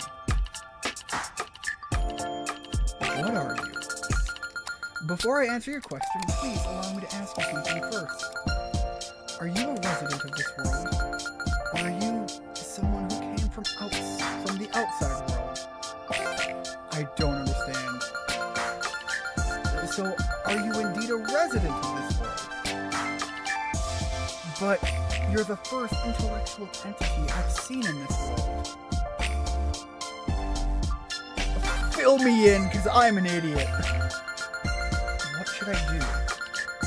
Honestly, right now, I don't know anything about the wish of this world. What will change by making contact with you? I'm not good at thinking about these small details. I've always left it to my coworkers. My department usually takes care of rather violent stuff, you know? Anyway, let me tell you what I know. That seems like the best course of action. First, as a premise, this is a world created when someone, a resident of this world, had their wish granted. Okay, so now we are seeing that some of the highlighted words are coming through in a very different color. However, we have seen other words come through in this shade of blue as well. I still don't know the significance of that meaning. Welcome to the stream, Jack Macatat. How are things going? Hopefully things are going well for you. I don't know what you're talking about with Cook, but I'm hoping that at the very least, maybe it's a good thing. Maybe you're out there having a nice meal right now. God, I wish I was having a nice meal. I feel like I've been streaming for too damn long at this point. It's a collection of 700,000 worlds existing on discontinuous, identical spaces. One of those worlds is where we are right now. Once, the 700,000 people who lived in this land each had their wishes granted. To understand the cause of that, we came to investigate this land. As foreigners... Okay, so we had the drones earlier mention something about a foreigner was found, and then it seemed like they, I don't know, mobilized or something.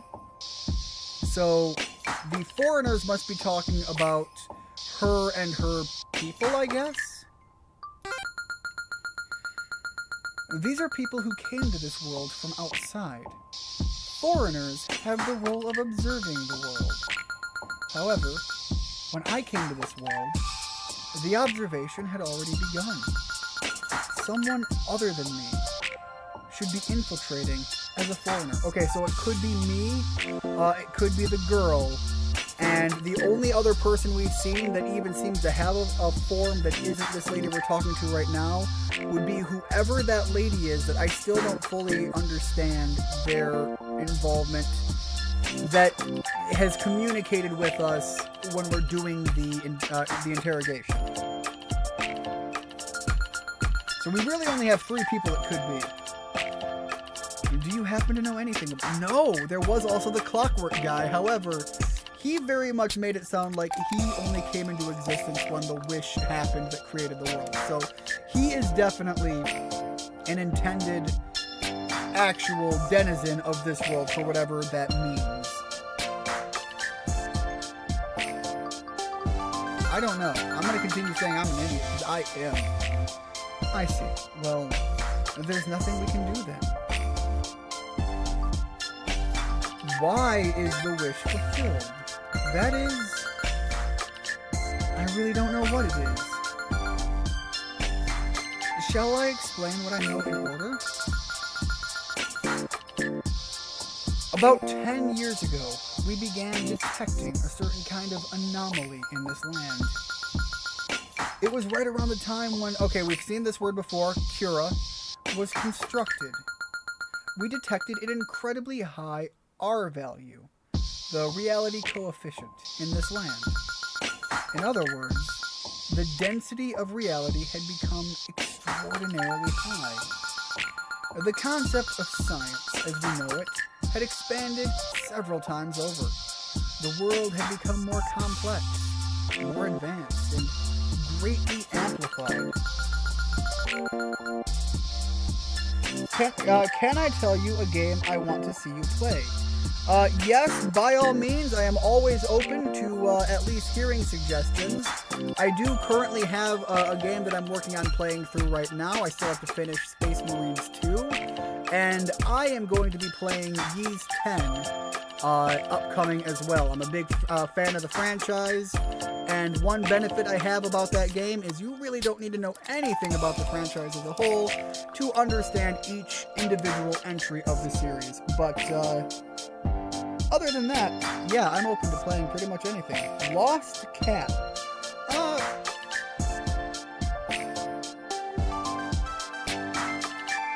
I assume you retracted that message. I'm sorry, I did read it before that. Okay, Nameless Cat. Let me take a look and see what I can come up with that.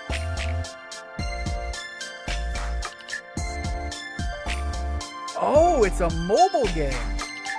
I don't think I've done a mobile game before on the stream. That's an interesting idea. Not only is it not only is it a mobile game, but it looks to be very well received.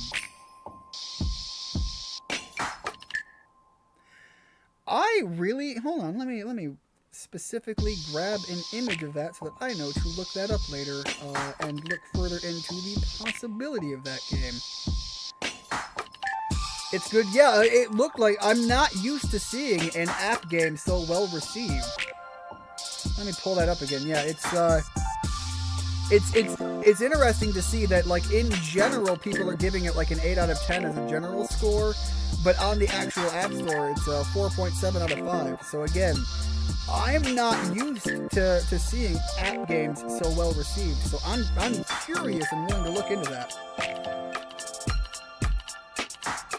Normally, baseline reality has an R value of between 0.99 and 1.01. It's commonly believed that living organisms in baseline reality cannot survive outside of an environment with a plus or minus 0.02 range. Guys, I really need to take a brief step back from things for a moment. Bear with me, I will be right back.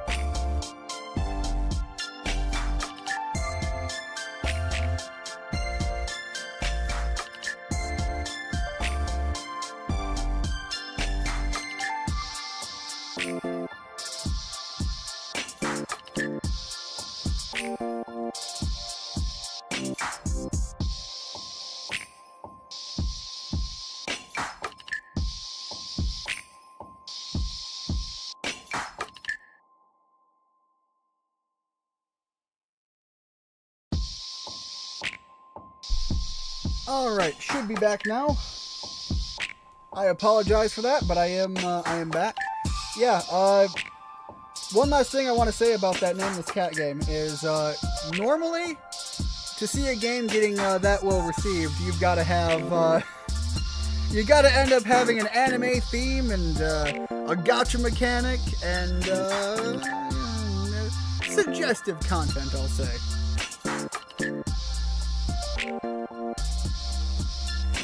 Alright, so I did read that. However, on that day, we recorded an R value of over 28 through the entire of, again, that prefixture that we aren't allowed to actually know about.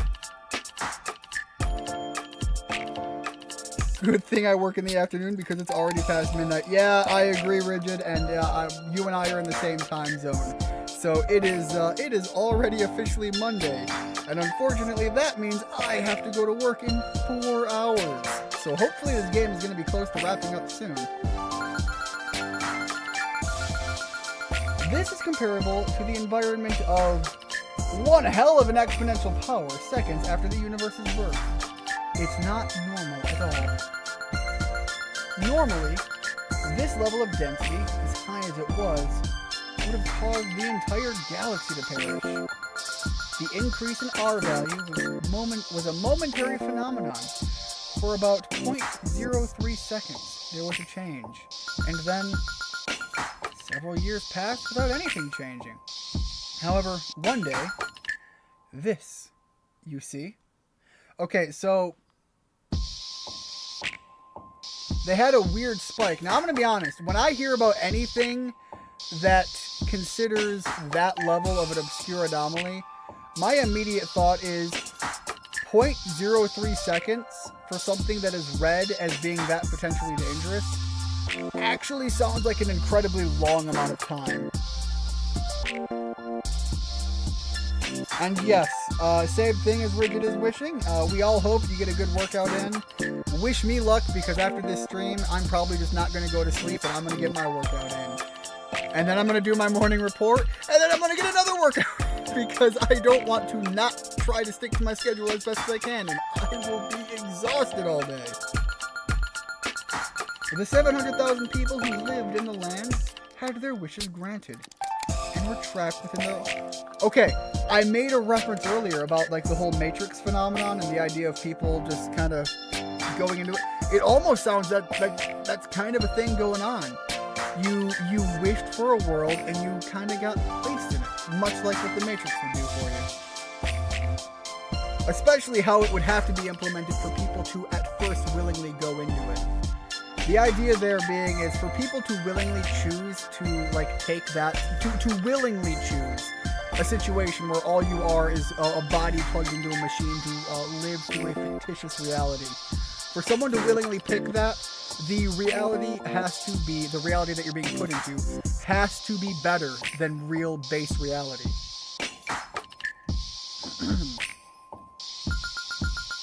The cause of this was likely Cura. It's weird saying Cura because Cura is not spelled that way, but is a program I use for slicing 3D models for my 3D printer. That program is Cura, but I can't not look at that and not think of that word. But the details remain a mystery to the end. That's as much as we know. So we don't know what comes from here. 1 minute.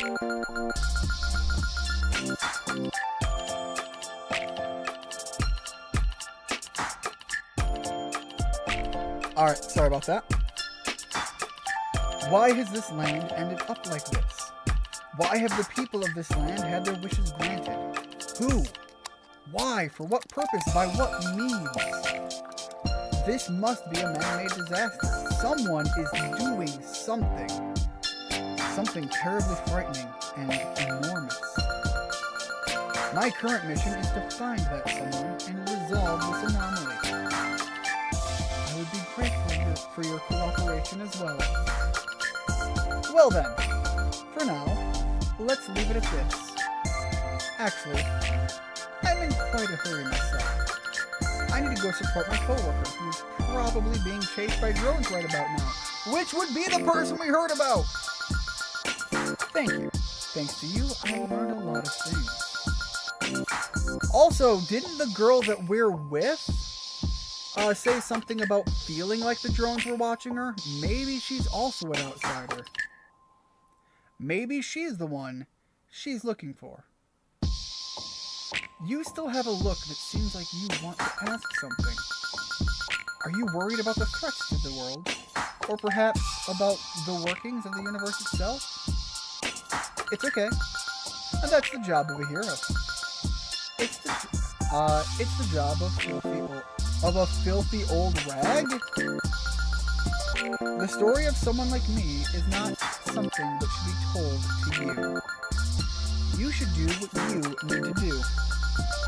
For someone much more important than the world, right? We'll handle things here somehow. Deep in the terribly dim darkness. Until the final silence comes. So, you do your best over there, okay? I horribly misread that, and I feel like that says a lot about my psyche there. I read that as a good boy. Goodbye. Have a good journey then.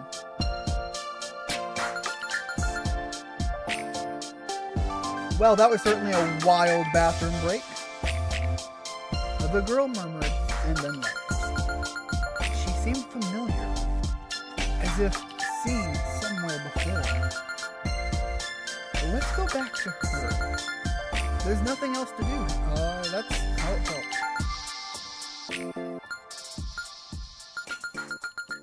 Oh, officer, you're late. Taking quite a while in the bathroom, huh? Did your stomach hurt? What's wrong? You look like you've seen a ghost. Did something scary happen? Yeah, I was held up at gunpoint by some sort of, like, space FBI agent. I don't know, they held me up at gunpoint. So they were definitely the FBI. If they were CIA, I'd already be dead. Nothing happened? Well, if that's the case, then it's fine. Come on, let's go to the next place. It's still early for the sun. I assume some of this is just like weird translations, because that feels like that should say, it's still too early for the sun to set today.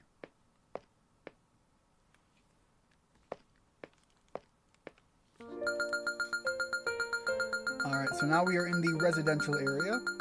A town with a retro atmosphere, dominated by steam... Yo! Okay, hold up, we're getting steampunk? Underground gears and cogs continue to operate in... God, I love steampunk thematics. Is something wrong? Sorry. The last place I want to stop by is my home. The place I used to live. I was just wondering what it is like now. But you know, being here, looking at the street, it reminds me of when I used to walk down this street often on my way back from the supermarket. Okay, hold on. The prefecture they just name dropped, and she's saying that this is where she lived.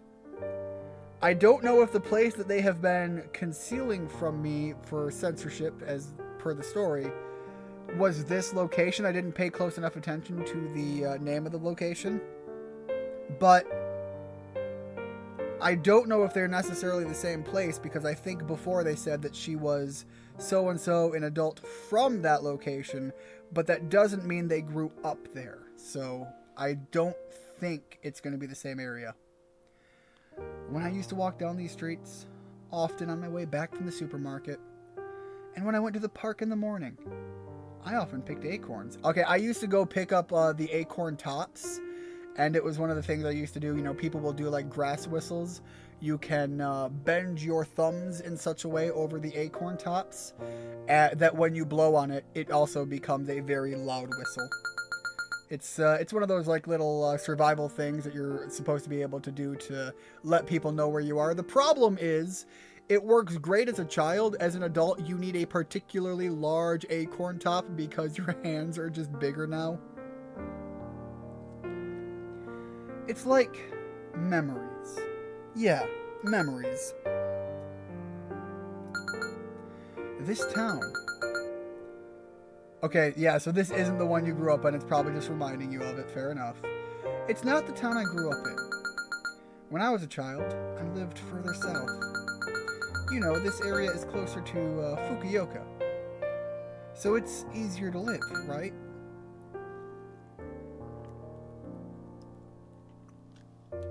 So,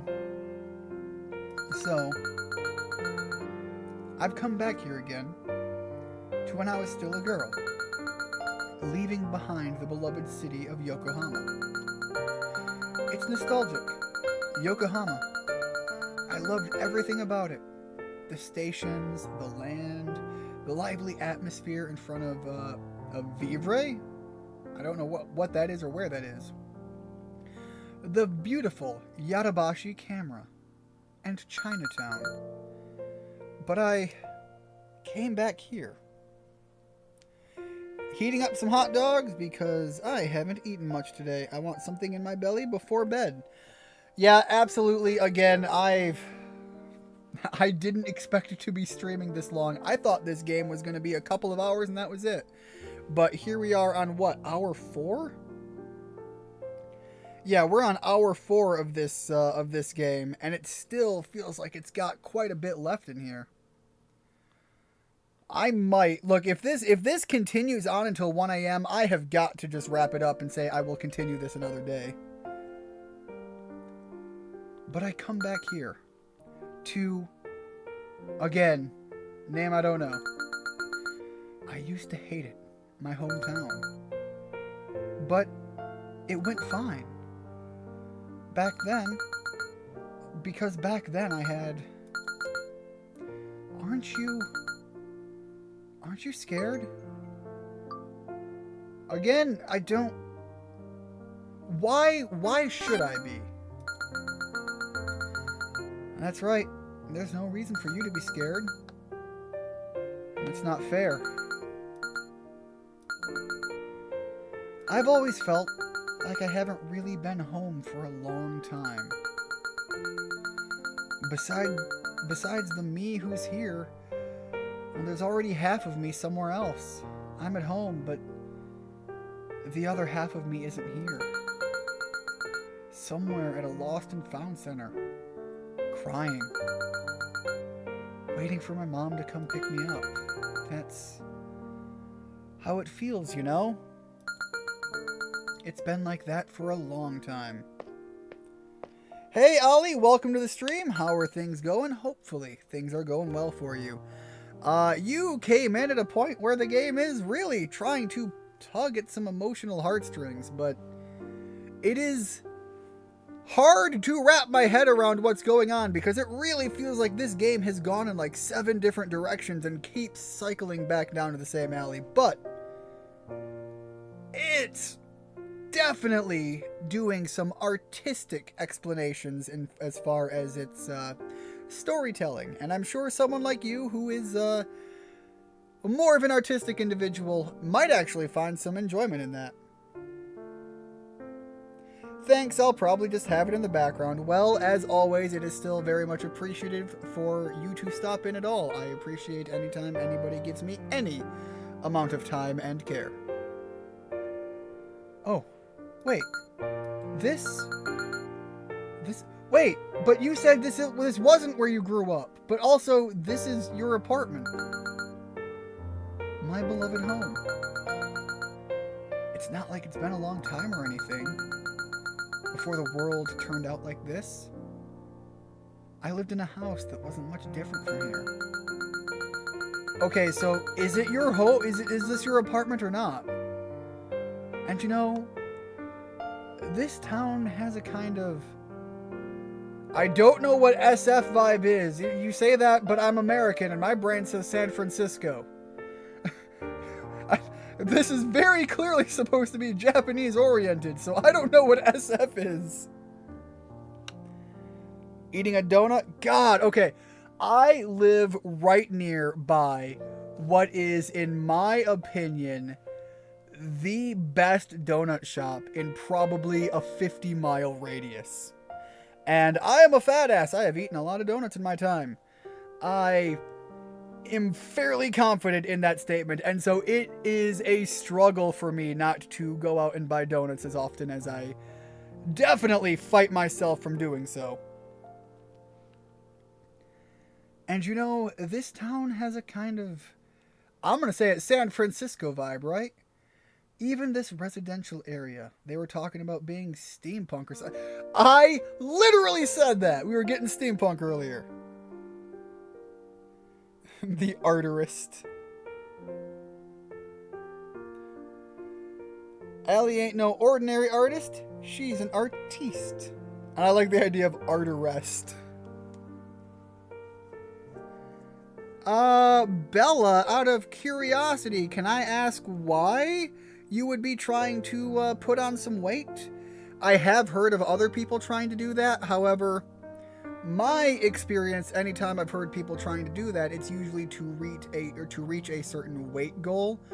I know people who have done it to try and hit a new tier in like sports, when they're like boxing, for example. Normally a lot of people try to go underweight, but I've also known a couple of people who want to go up a weight class as well, and so they'll try to do that. I've seen it with people who like play football in high school and things like that. And you know, this town... Okay, so I didn't read that one. This place, it's just an ordinary town like any other. Yeah, join the club, Rigid. I have unfortunately put some weight on, and so I'm struggling really hard to remove it again. Yeah, a normal, ordinary town.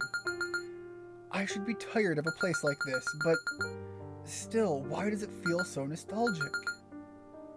I see. Maybe it's because it's me. I'm skinny, I keep getting called names like French fry.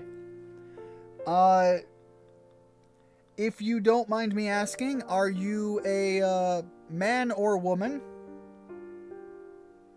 And pencils, or French fry, pencils, okay. Yeah. Definitely down the overly thin route. As far as what people are mocking for, whether or not you are or aren't is irrelevant. People will say and be cruel regardless. Richard, I should be fat, but for some reason I'm not. I might have told you this, but I used to have a large... Yes, okay, I think you did mention that before, that you used to eat some relatively massive meals, and we had an entire conversation about my Native American friend who... If I were to feed him for meals, if I were floating the bill, I swear to God the man could eat me out of house and home. And yet, the man is like half my size, if not a third of my size. Female? Yeah, it's kind of unusual for me to hear that from women. So that is definitely a new one for me. And I will say,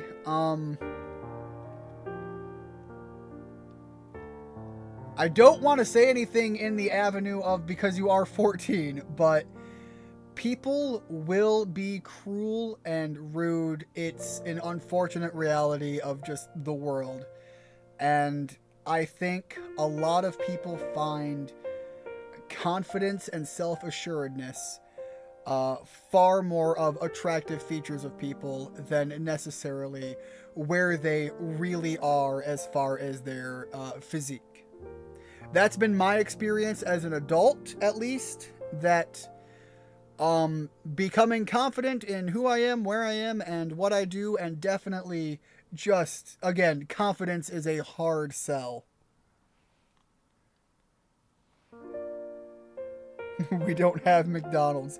Also, I think we had an entire conversation about this either last time I did a stream or possibly at some point in the Discord, that it is weird that just American food is generally filled with so much garbage that it's way too easy to put weight on. I know so... No, it was Shoko's stream that this conversation happened in. That foreign... I know people who go overseas to like Europe and things, but even I've mentioned before my family members that go on cruises and will end up like stopping off at Jamaica and things like that. In the periods that they stop off at the other areas, the other parts of the world, and for the people that go overseas, it seems like I hear all the time they eat so much more, they eat so much worse they feel when they go to these places. They just gorge themselves on food because, well, you're in a different place and you want to experience it. And yet they always manage to lose weight. And I truly think a big part of that is the American food culture is largely massively terrible. I have a boyfriend. I know what you're saying 100%. All right, well, like I said, I didn't want to take anything into any weird avenues. I just wanted to give a statement from my understanding and approach of the world. So, with that said, obviously, you should probably consider where you want to be for where you're comfortable in your skin and in your life, but I don't like the idea of people feeling pressured by other people to feel that they need to change who they are. I have no problem with people, striving to change themselves because they feel it's necessary, but I hate the idea that people give other people so much agency of their life. That's kind of the avenue I was simply trying to take that down. Yeah, no, I am not. No! Hard red flag right there.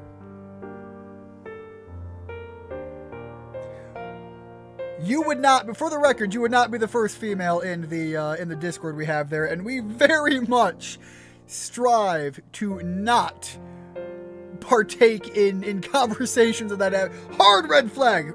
Full stop. Penalty cards. I've been fat since I was 8. Used to get called names like Chubby Checkers. Just don't pay attention to them. People do that because they don't have anything better to do. Also, people will do that because they themselves are deeply insecure. That's another one that I have discovered, that a lot of the biggest shit talkers that make things personal down that avenue are often some of the people who are the most insecure the second you start digging into things.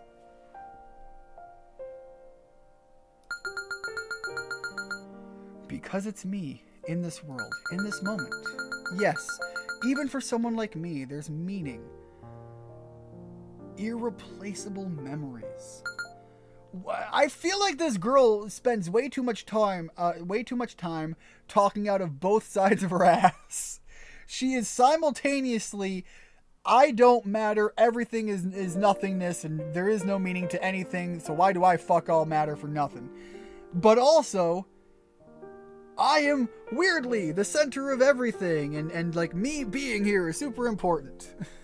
That's a terrible summary of both ends of the spectrum of what she talks about, but my point is, she definitely feels like she flip-flops heavily on that narrative direction. Well, it's not like I had any particular reason to come here. I just wanted to see what it was like. Huh. Okay. It's like this now. I'm sorry. Is this or is this not your apartment? It has been made very inconsistent on to whether or not we are clear about that, but here you are inviting me in. And offering me tea. By the way, I would definitely like some tea. Come on, let's go.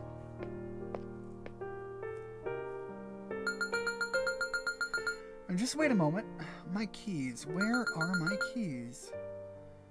Oh no, that's right. Yeah, I'm a suspect, right? So all my stuff, like my wallet and phone, were taken away. So yeah, I don't have my keys either. Well, can't help it. Then, can you use your key? Ain't no fucking way they're about to hit me with this. Thank you. Yeah, no, we actually just... Merry Christmas! Now let's pull some crackers. Ah, it's so loud. Hey. So what should we do for Christmas now? Like, midsummer kind of thing.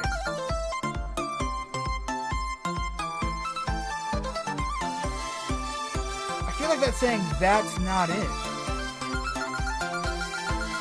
But you know, it's my first time celebrating Christmas at all. I mean, I'm kind of poisoned by the internet, you know? Seeing everyone looking so happy, well, it makes my heart feel heavy. You're the same, right? Now that's... Here it comes, the mysterious philanthropy! Even though you barely have any friends because you have no filter. Okay, let's start with a toast with champagne. Some of these sentences read really weird. Let's start with a toast with champagne. How much longer until the turkey is done? Unknown minutes, maybe? We don't really cook usually, right? But it was fun making it together today. Should we do it again sometime? Maybe we could even bake an apple pie. Apple pie? You know, I've always thought about it. You can buy apple pie anywhere, right? And it's not that expensive either. Like spending hours making an apple pie when you can just buy one anywhere, isn't it kind of a waste of time? No! First of all, I do a lot of baking. And there is nothing that compares that you are going to buy in a shop that doesn't at least come from another bakery that is going to compare with you making it yourself. I don't care if you're making bread. Homemade bread, always better than the store-bought garbage shit. Cookies, same deal. You home bake a cookie, you will get something significantly better. And I'm talking about even the shit that you buy from the grocery stores that are like pre-done cookie dough. You can buy that and bake it off, and hey, guess what? It's fine and dandy, what the fuck ever. But Is there something about the song, Bella? I'm sorry, I didn't realize that at the time.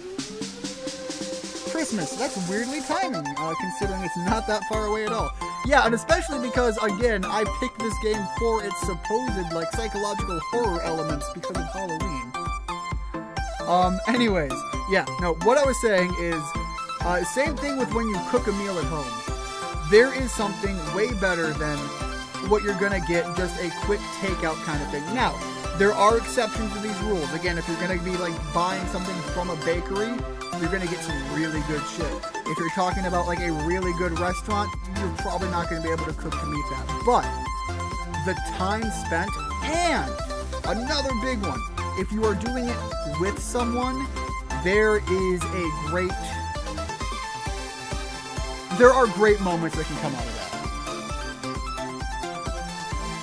Oh, the song is good. Alright, yeah. But in that very waste of time, there's something precious. What is it? Just everyday life? Something like it? Exactly! Again, even just the process of making it, especially when shared with someone, puts all of that into a different perspective. I don't really know. But that's why I wanted to understand it a bit. You're such a unknown. There you go being mean again. Oh, fine. No cheese for you. Wait, hold on. We're talking turkey, apple pie, and now why cheese? Why cheese? And why are you denying me cheese? I like my cheese. Give me cheese. Just kidding. Here, open your mouth. Shut up and just open your mouth already. Oh, we're done, aren't we? I didn't know how to laugh genuinely, so I was just pretending to be excited. I constantly wore a fake smile. I was always bewildered by the impulses that naturally welled up deep from inside my chest. Again, I feel like we're getting her mind, not whoever the unknown person saying things are, but I don't know who is us and who is her in the context here. Give the man some damn cheese. Okay, no. Cheese is bad in large volumes, but like, I mean, I like it. Look, I like a grilled cheese sandwich. I'm sorry. Also, you know, a little charcuterie board. You know, be a little bougie from time to time. In Japan, they eat buckets of fried chicken for Christmas. Yes, I have heard this, Rigid.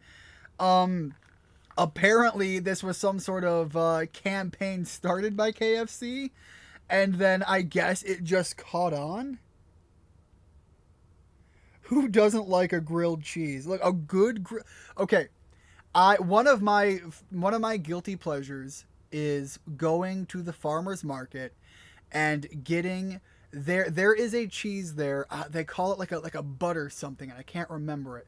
Anyways, it is a soft, gooey, almost by room temperature melty cheese, but it's a mild cheese, not a sharp, harsh flavor.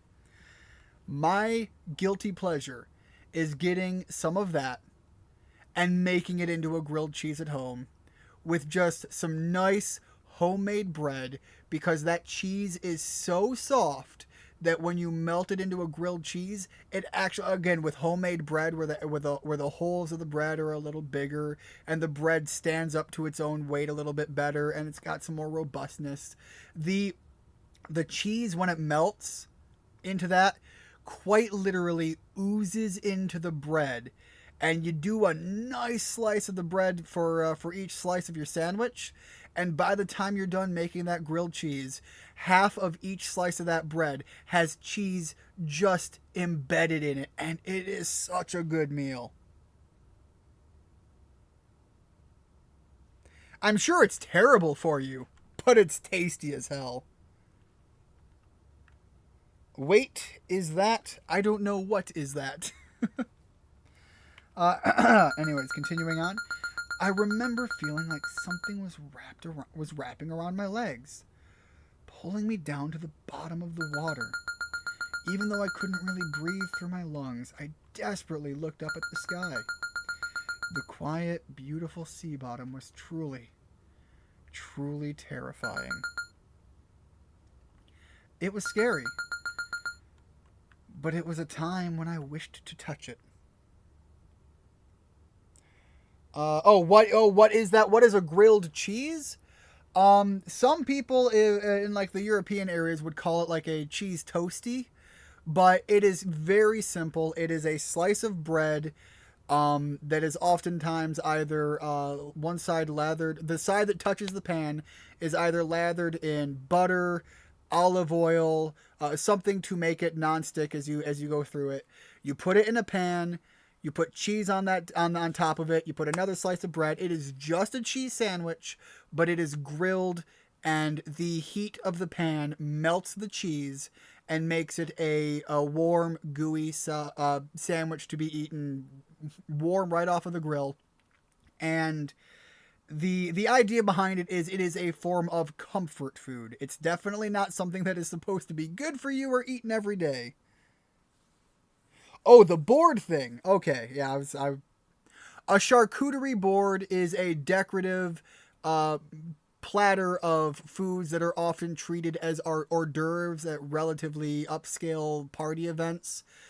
You can also buy like pre-made ones, and they're a lot more reasonable to take to standard events, but they're going to be various forms of smoked meats, sausages, cheeses, and crackers are the common items that you'll find on a charcuterie board. Some will even come with various other pickled items that you can have on the side as well.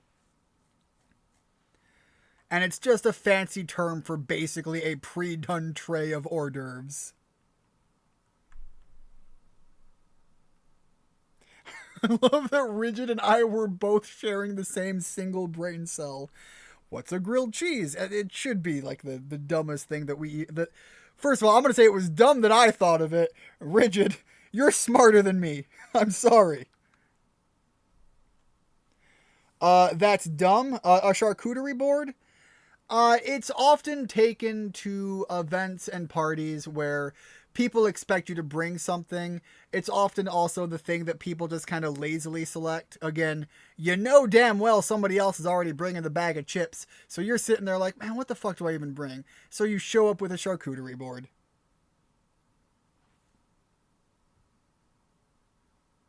Yeah, again, Rigid, I feel like I was an idiot there too. Everyone is just... Oh man. I am sorry that we are suffering from the American brain rot. Oh man. It was a time when I wished to touch it. It's been about a year since we started living like this. At first, I didn't like this town because, it's always busy with tourists, right? The bright red lanterns, the colorful stalls. Somehow it scared me. Big dumb America brain. Nah, I ain't bring food. I eat and dip. Okay, so I have talked about that in the Discord. That is exactly the way that I had to be at a certain part in my life. I was at one point, and I'm going to quickly rehash the story because a lot of people know this by now. There was a point in my life that I was homeless and going place to place, and it was not uncommon for me to be invited places and show up, eat some food, and just leave because that was how I got my meal for the day because, well, didn't have money, couldn't get food.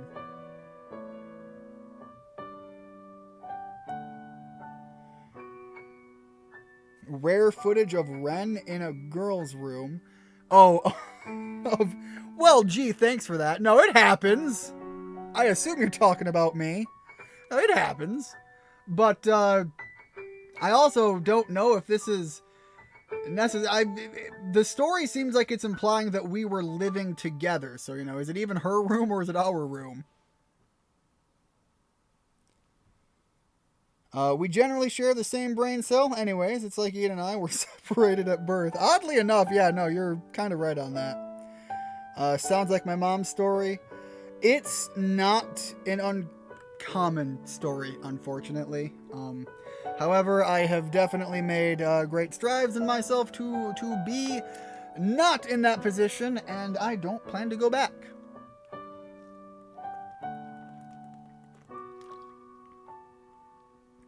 I like places with white lights, like Yodobashi. But this is fun. It's fun. Yeah. Again, we're getting one-sided conversations, and it seems... I'm sure if we knew what was being said, it would make sense, but it really feels weird just reading the one side of the conversation.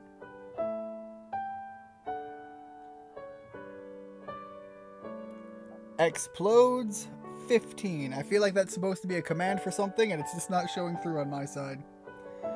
Hey, so... when are you going to confess to me? Because you like me, right?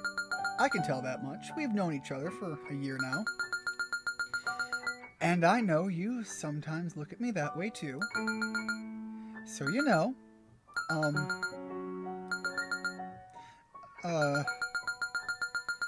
Sorry, can we just pretend I didn't say that?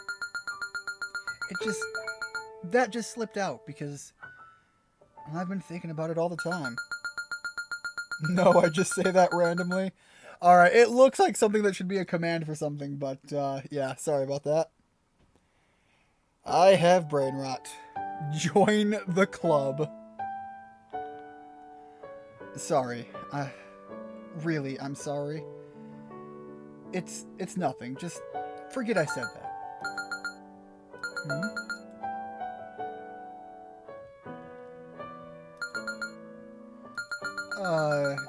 What the hell are you saying? Blank because... blank! Seriously? There really are people this bad with their own emotion? Something you blank! It's fine, you don't need to be so sentimental. Then, what should we do? I already heard that. Alright. I assume this is, I want to be with you forever. Okay. I'll be with you for... Wait! Okay, wait. I'm putting a new narrative together in my head. The world that we're in the other weird world, exists because a wish was made. What if this is the wish that was made, and the two bodies that were murdered were us?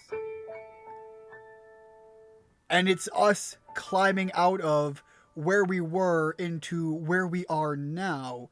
And it's just a weird, twisted form of a reality of our wish. What's a brain? I don't know anymore. Drops to the floor. Yeah, that sounds about right. It's a promise. It kind of feels weird, doesn't it?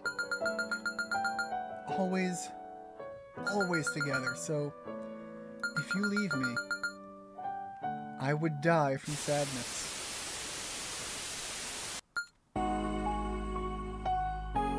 God, hold on, that...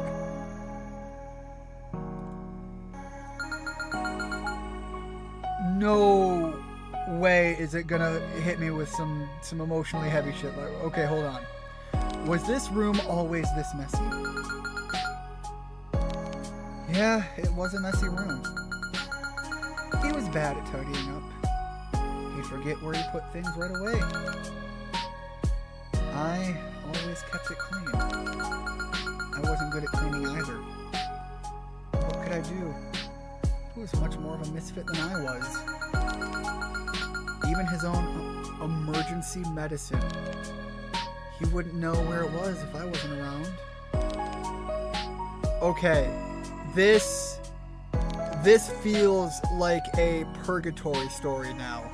Like, something happened to the two of us that were in the real world, and maybe I made a bad decision or did something that resulted in maybe my passing, and as she says, she maybe died of a broken heart or something. I'm still going into so many avenues with where this could be taken. But yeah, and now here we are in our granted wish world. But again, it's a twisted, warped interpretation of what it was supposed to be. So, I knew everything about the room. He learned how to cook and stuff in return. Sometimes. I used to decorate with flowers. Daffodils. We barely had money, though. It was fun. Why is this room in this world so messed up like this? I never wished for something like this. Actually, just a little. How am I just realizing that the flower on her head is actually 2 bandages? Yeah, I mean, I kind of thought it was 2 bandages from I didn't even see a flower, so I always saw the bandages. I felt like everything would return to normal because, you know, it said it will make my... What? Said what? What? No. Yeah, right. That's who I am. How selfish I am. Die? Just die already. We confront certain events. It might be the first time we can truly see into ourselves. Reflected in external events, we can finally see ourselves. In a world without mirrors, no one can even recognize their own face. Yeah. It's good. Coming here was good. I could finally define what I am. I understand my role now. About this world too. I've been really itching to grasp it until now. I'm glad. That this house is like this. I'm glad. This is my pride. No matter what anyone says, this is my will. Thank you. There are no more regrets. Shall we go back to where we belong? In the cramped and dim interrogation room. This just got... Okay, so it went from like psychological now to... This is getting really emotional, actually. Welcome, spiders. What is this? This is... The game is called It Was a Human. However, it is a little bit more than just a visual novel. This was the Halloween special, and when I picked it out, it was because it was more in the psychological element. We have definitely seen some twisted, grotesque images so far, but really it's more playing at emotional pulls and heartstrings. So right now, it's something heavy. Anyways, welcome to the stream. Nice to have you here. Hopefully things are going well for you.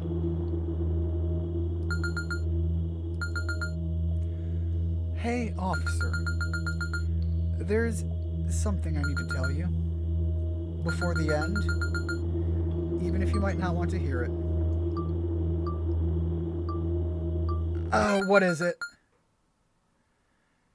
I killed them. Those 2. I killed them. Because I was dumb. Because I was weak. I killed those 2. Okay, I think my last theory that I had is possibly the most accurate one I've had so far. I didn't want to admit it, but I realized I couldn't look away. When I saw that ruined house, I realized, for the end that's coming, I need to be stronger. I can't just keep running away. This is about this world. It's a world where past, present, and future are all mixed up, covered in symbols and metaphors. Why is it so metaphorical? The answer is simple. The world is so hideously ugly that it can't be faced directly. God damn. But I won't run away anymore. I killed those two. They were the people I loved the most. The ones who truly loved me. The only people that actually loved me. Okay, we're getting heavy here. Okay, I am starting to think that those weren't necessarily... Okay. What is your wish? That's the way I'm taking this. Oh. Is that something that bothers you? You might be similar to those scary people from the telegraph thing. You might have the potential to become one of them. But seriously, I never expected so-and-so and so-and-so-san to come to this world. Honestly, it was surprising. I knew they were doing that kind of work. Remember when they came over for curry at our place? Good times. I think they dropped by after work. It's been about 10 years since I last saw them, and they haven't changed at all. It made me laugh. Welcome back, Bella. You came in right here for one hell of a heavy narrative shift. Well, but I digress. What did I wish for again? I wonder what it was. It's hard to sum it up in just one word. After all, humans are complex and mysterious labyrinths, and there has never been a creature capable of accurately describing them with words. But maybe, if I were to answer with my words, from my perspective, punishment. Sounds... Okay, so again, I gave the idea that there is something weirdly purgatory-esque about the direction the story's taking. And now that she said her wish was punishment, I'm feeling weirdly on point. Sounds cheap, doesn't it? Or maybe, is that word just not enough? Well, you know, it's not that I want my sins to be judged or for someone to punish me. Punishment. Such a thing. Alright, you're heading to bed. Have a good night, Bella. It was lovely having you here, and hopefully you have some pleasant dreams. Have a blessed one. Good night. Punishment. Such a thing. Whether it's the police, a king, or God, my sins are mine alone. My pain is mine alone. I am not going to acknowledge that. No one will ever tarnish that. It might be quite delightful if I were sent to the gallows, trembling in fear, screaming and crying, soiling myself with... That's a terrible image, please don't make me go there, as I'm hung. But I can't wish for such a thing. A quiet curtain call, a peaceful end. That's not something I should wish for. Yeah. So that's why we were in the interrogation room. To face my sins. You know, officer, I believe that sin isn't about actions or even outcomes. It's about one's character. And you know, there is something weirdly accurate about that. Not entirely the whole picture, but I understand it. Weakness is sin.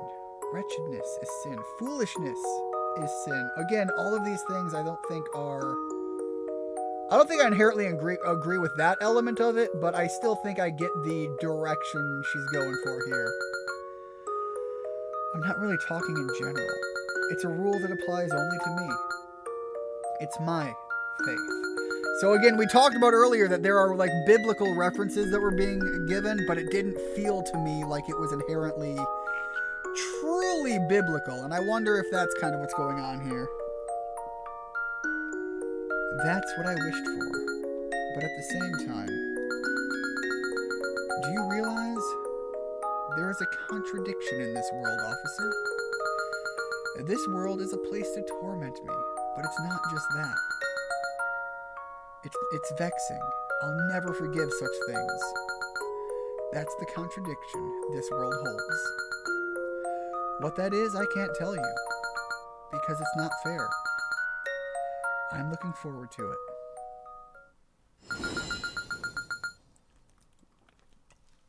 Alright, that really feels like a near the end moment. So, unless we get some further details, it's about time to start thinking about how I'm narratively stitching all of this together. She's always like that. This girl, Okoze Isana. Always wearing a smile that seemed fake. As if flattering. As if mocking. As if seeing through. Even at this very moment. This time. Officer? Why do you think I wished for a world like this? I mean, normally if you could have any wish granted, you wouldn't wish for a place like this. A place like this? Probably we only truly wish for what we truly understand. We can't even wish for what we can't truly imagine. In the deepest recesses of our hearts. A contradictory wish. That's all. Humans are such fascinating creatures, aren't we? Don't hit me with my own words! Well then, officer. Shall we return to the interrogation room? After all, you still need to prepare yourself, don't you? For you, let's return to the interrogation room. Shall we go?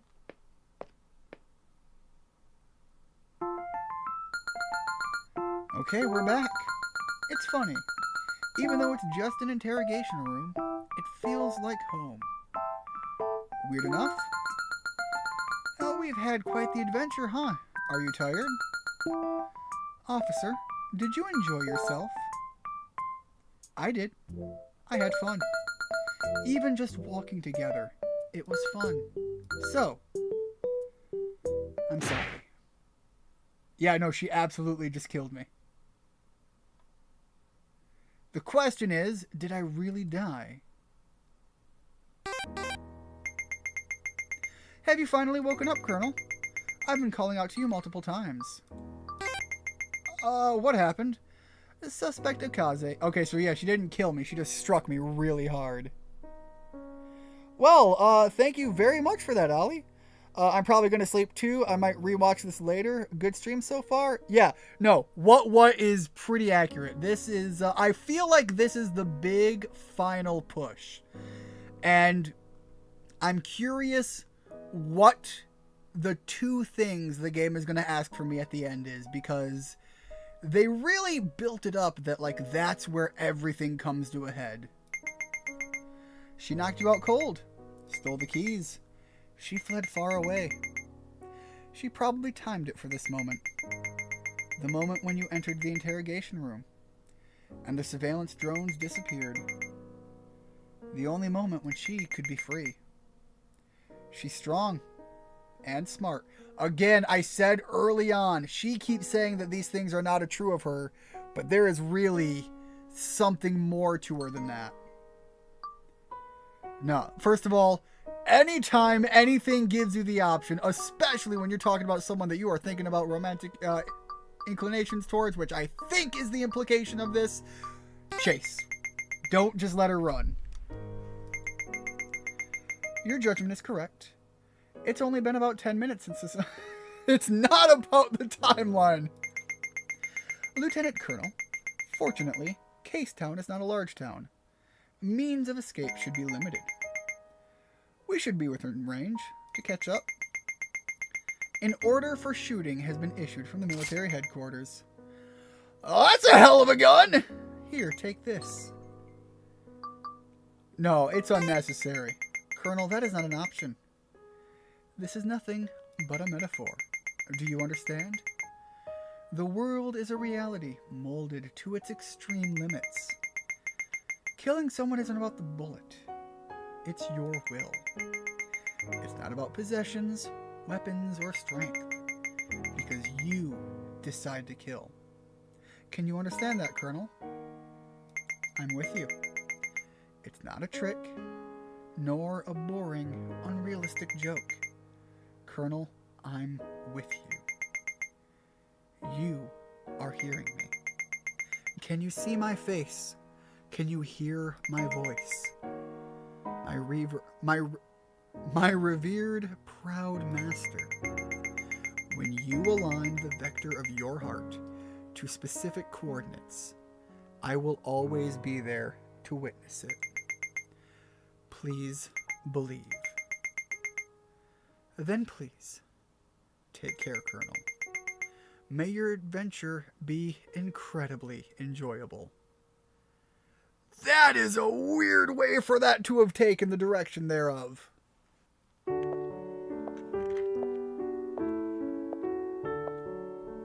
Okay, now we're back to the weird eyeball guy again. Hello, Colonel. We meet again. Are you in such a hurry?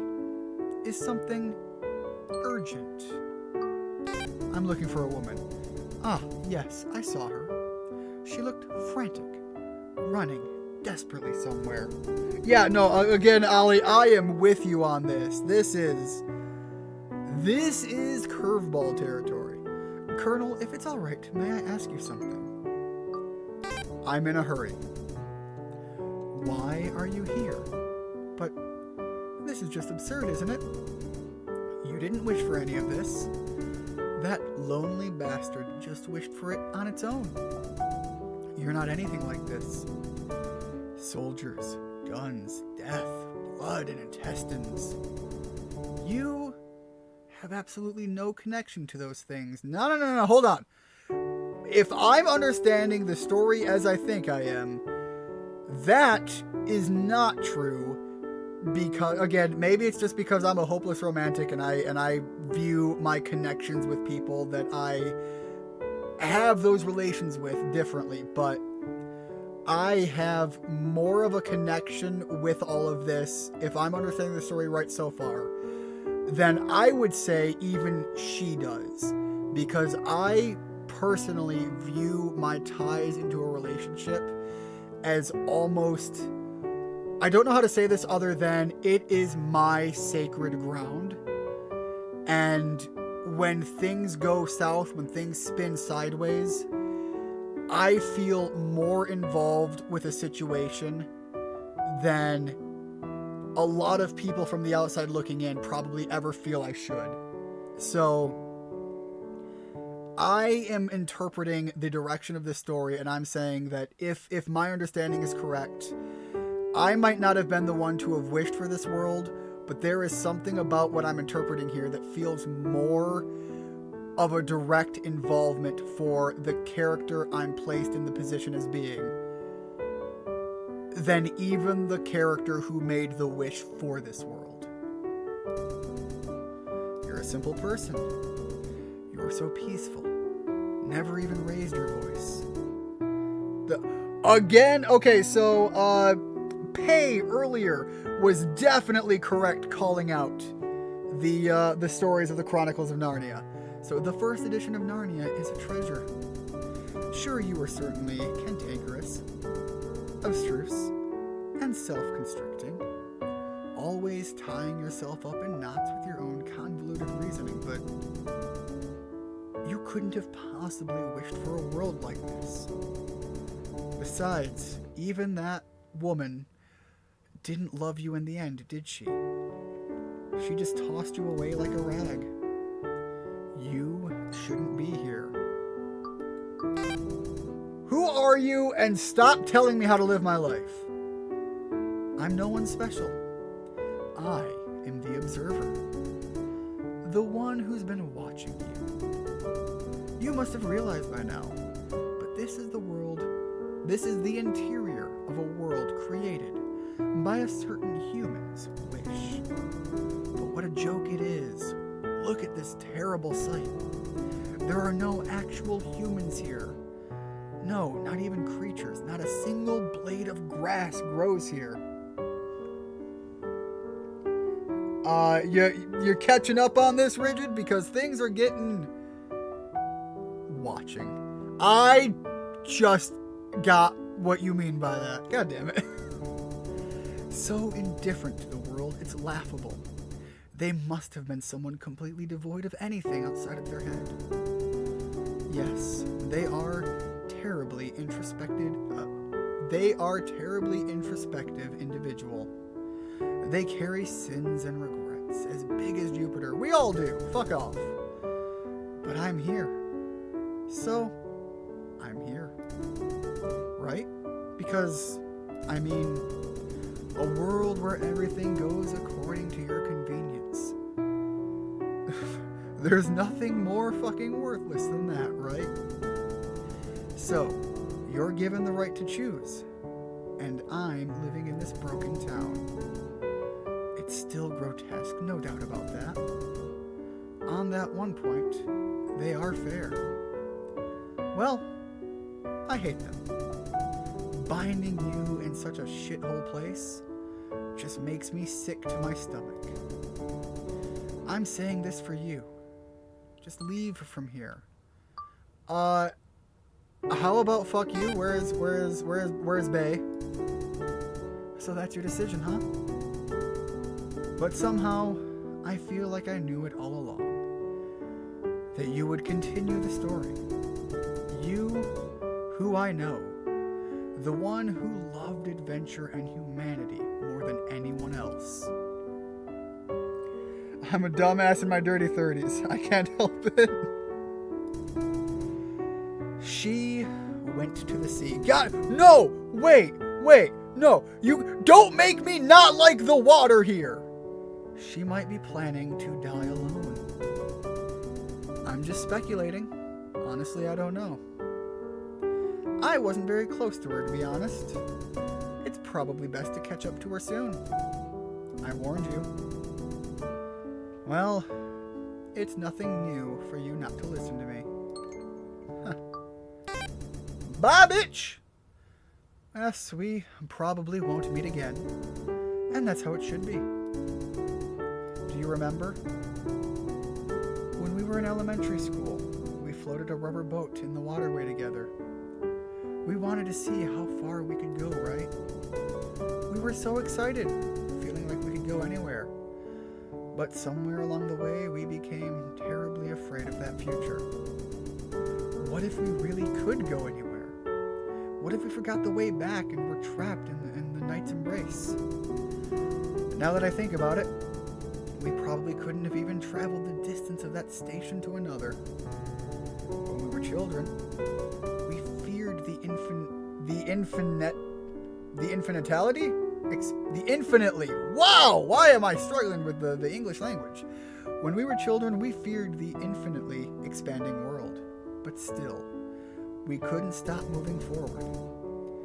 I've always wanted to ask you, was your adventure incredibly enjoyable? No. Asking you that now would be a betrayal. Just forget it. It's probably just my weakness, so maybe. This is just self-loathing after all. Goodbye, my friend. May your path ahead be filled with wonderful things. Okay, but at least that's a kind of a... I always struggle with the English language. Yeah, this is really feeling, again, so they've already spelled it out. Everything is metaphorical, but this really is feeling sick and twisted, but in like again, like an emotional cry for help. Hey, on our days off, I want you to make pancakes. God, okay, that actually choked me. I'm not sure if you could hear it. That actually choked me up a minute there. I've mentioned before. Again, when I have been with people and close in that relationship sense to try and keep it relatively clean. Um, it is one of my favorite things to do in the mornings after is making breakfast. And it is pancakes are an easy one, and it is one that I make often. And knowing that this is feeling like a tragic love story so far and having that tie-in, that was almost weirdly personal. Emo Bert. I'm glad Emo Bert is okay, yeah, no, the wall. Emo Bert. Me reading visual novels is a no-go for me. On the days we can wake up together, because it feels happy, doesn't it? I'll make sunny side ups eggs then. I'll also prepare maple syrup. I'm not a morning person, so I'm worried if I can wake up. So wake me up. God, this is actually like pulling at me, and it's actually hard to read right now. Not even just like because I fuck up reading, but like this feels descriptive of mornings I've had and dreams and thoughts, and this is personal. I'll do my best, okay? If I'm in a bad mood and I kick you, I'm sorry, okay? And then, if the weather is nice that day, and the sky is nice and blue, okay, hold on. I am kind of. Why is it okay? Last Halloween, I played Slay the Princess, and it ended so emotionally good and a high note for me. And I am actually sitting here, kind of. I look. As a guy, describing emotions is hard for me. I am actually kind of like rocking in my seat here, and my hands are shaking. This is weirdly touching me in an emotional sense. Shall we go for a little trip? Maybe to the sea? I'm not good at swimming, and I'm afraid of sea slugs, but I'll sit on the beach and watch the sea. I'll lie down, hold your hand. I'm actually tearing up. And look up at the sky and get my clothes covered in sand. And maybe dip my bare feet in the seawater just a little. It would be fun if there were hermit crabs. And petting dogs we meet on walks. For lunch, let's go to a delicious soba restaurant and have some shaved ice for dessert. And then I regret a bit for eating too much. It'll surely be fun. It'll surely be fun.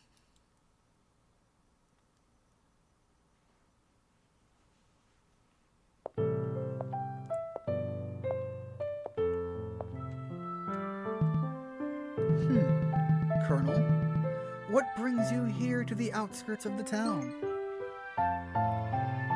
So yeah, to read Rigid's comment here, the eye thing looks like Bert from Sesame Street, but only the corner of his face.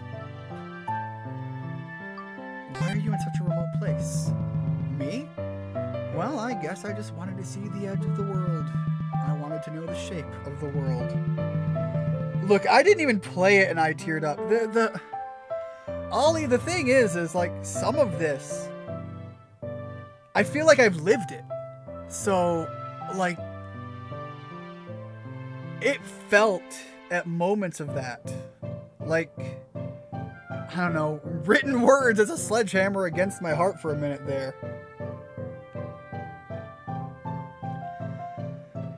I am the keeper of wisdom for you, for everyone. What do you know about this world? I see. This world seems to have a limited expanse. Perhaps it means that fulfilling this wish didn't require distance or vastness. What a lonely place. It's terribly quiet. Almost as if even destruction has come to an end. Yet, somehow it's beautiful. there must be the radiance of sadness. If your wish were granted, and you could create a world, what kind of world do you think would emerge? Surface level wishes won't do. Sham prayers won't do. The true, deepest wish of the heart, if it were to take form, it would resemble madness. A genuine longing that humans would never want anyone to see. I'm afraid that no matter who it is, they might create a terribly distorted, horribly corrupted, terribly ugly, inhuman-like universe, no matter who it is. Okay, I kind of mildly agree with him, but I actually think that what you would get would be something that the heart needs, not... I can understand some things are like that. Yeah, so anyways, I feel like you would get something that the heart needs, but it might be delivered in the way that's going to crush it the most, in a weird way. I don't know. I don't necessarily think that that's the truest way of things that would go, but it's also, I think, why humans, and maybe I'm getting a little too biblical here, weren't involved in... We're involved in the shaping of the world, not the creating of it. I think that a little bit. Or perhaps, is that my hope? Do you think it's sad or beautiful? Isn't intelligence really troublesome? Everyone should want to be pure, righteous, and beautiful deep down, just wanting to savor quiet... Okay, again, savoring quiet happiness, fine and dandy. I mentioned earlier, you will not be able to appreciate purity, righteousness, and beauty without knowing without knowing the inverse, without knowing evil, vile, and disgusting things. To get happiness and joy all the time rips away the meaning of what any of that even holds. We can't just love the world. What did the creator of this world wish for? Why is this world so lonely? Why is it so... But what happened? In my feeble memory, I thought you were more talkative. Is that so? It's fine. Yeah. It's fine. This world is terribly multifaceted. Perhaps it greatly differs depending on the viewer, the observed location, and the circumstances. It's endlessly varied without any definite correctness. Very unbalanced. So, surely your form will also change depending on the observation. Or perhaps it's your role to decide that. I believe that the person who created this world was deeply in love with humanity. It's almost as if they're clinging to the feet of God, praying for something, isn't it? So clingy, miserably. They must be someone who can't believe in anything anymore. It's almost night. No, it's almost morning, but I get you. Are you looking for her? Yes. I see.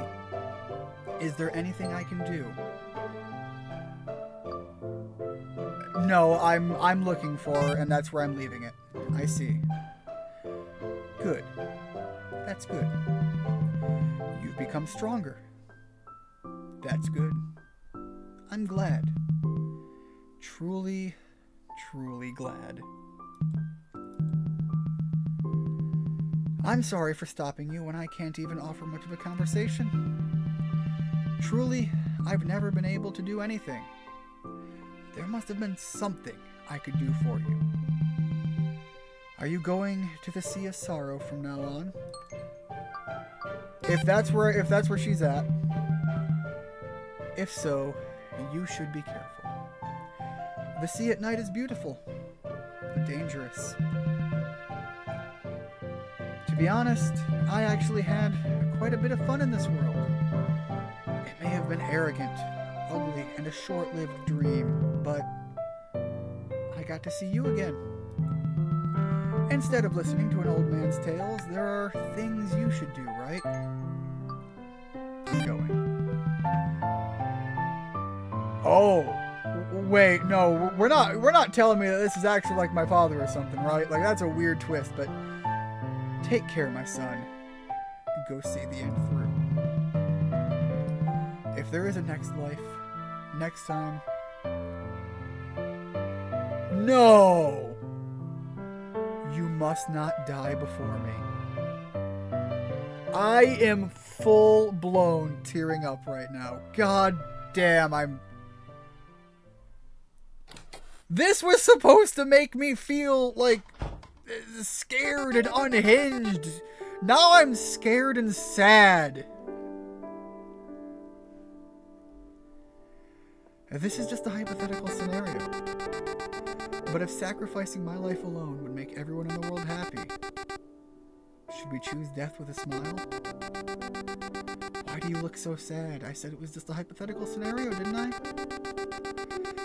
This is just a worthless thought experiment. It's not something to take seriously. First of all, my answer is no. You should never just lie down and die. If the world is going to be better off with your death, then fight to make yourself be in a position where that's not the case.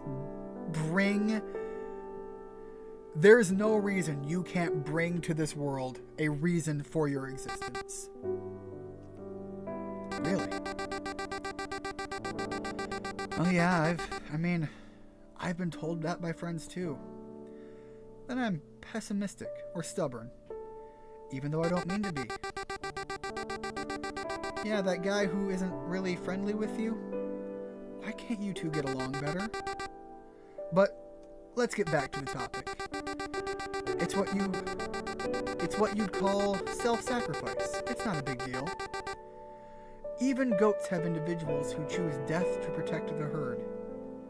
Again, but now you're talking about something more self-sacrifice. Again, if somebody were hypothetically, I don't know, shooting up a mall or something, and I knew my involvement would mean the death of me, but also would stop the shooter. The question isn't even like on the table. I would do so, but that wasn't what you again laid out as the question before. You asked purely just if everyone was made better by your passing. This is a matter of someone made better by your actions in life. Your choice and your way that you went out mattered here. Sad and sacred, like I'm... sad and scared, like I'm taking a piss in a crowded public restroom. My random jokes probably aren't helping the mood. No, that is helping the mood. Should individuals sacrifice themselves for the sake of the species? At least when talking about nature, I think that's probably the right thing to do. Clearly, any form of life is so afraid of extinction and change. No, it's not just about life. Even the movement of stars, molecules, temperature, and gravity. It tries to stabilize. It tries not to change. I wonder why. Why does the universe strive to change? Why does time exist and the world shift? Why can't this place remain unchanged forever? Explaining that with the multiverse theory is easy. The universe exists infinitely, and we just happen to observe it by chance. Or you could leave the explanation to God, that it's a very simple and certain story with salvation.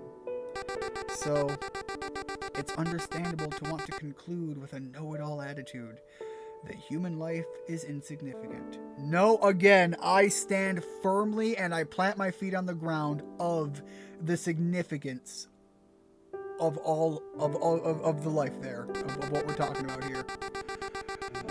For the sake of the colossal creature known as humanity, which may continue for tens of thousands of years from now, it's understandable to have the determination to sacrifice yourself for it. But what will I as a human do in that situation? If I were to die and everyone in the world would be saved, at the very least I wouldn't be able to die with a smile. I'd probably be scared, trembling with a paled face, making that decision. I like to think again, as I said, for me, it wouldn't even be a question in the small scale that I put. If we're talking about a big scale, I probably go out with a smile. I go out feeling like, motherfuckers, I am the eternity that humanity... I have paid for a ticket, motherfuckers! And I'm going out feeling like I paid for a ticket. Even though I said it myself, I can't come to a conclusion. Well, in a way, that is my conclusion, I suppose.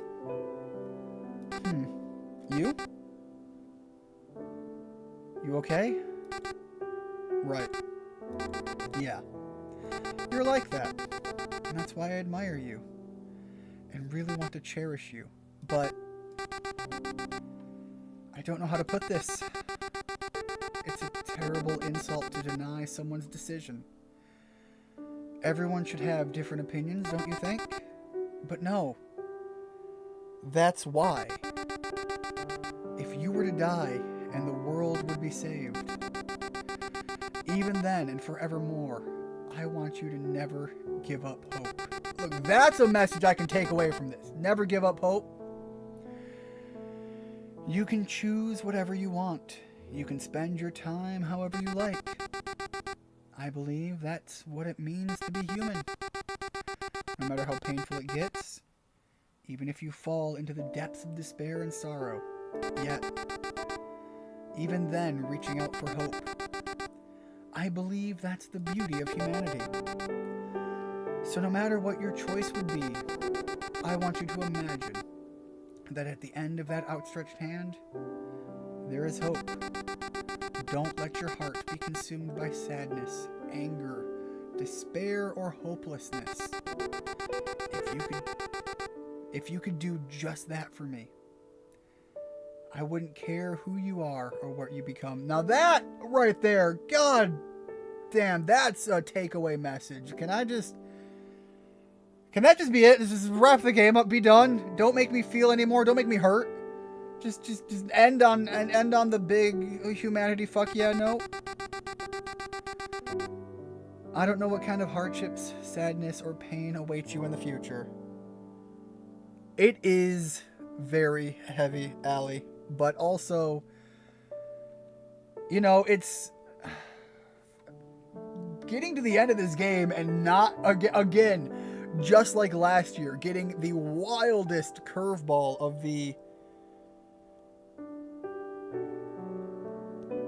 the direction of where I thought it was going and making it so heavy and emotional.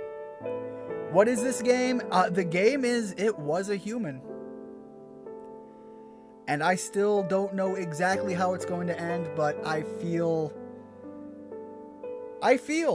And honestly, when you're talking about something like a visual novel that is being portrayed in this way, I feel that's exactly what they wanted.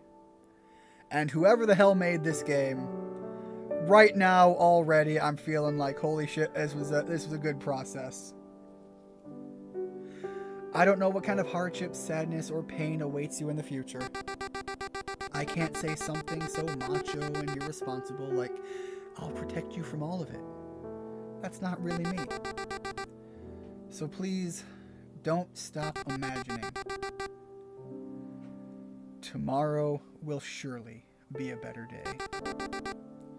I hope you believe that. There's no scientific basis. God won't guarantee it either. We really don't know what will happen. It might even get worse. But please, hold up.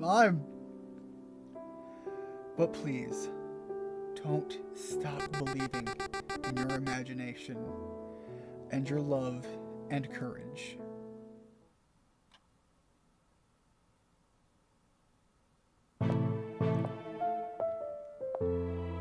So many are so scared to feel, but sometimes you need to.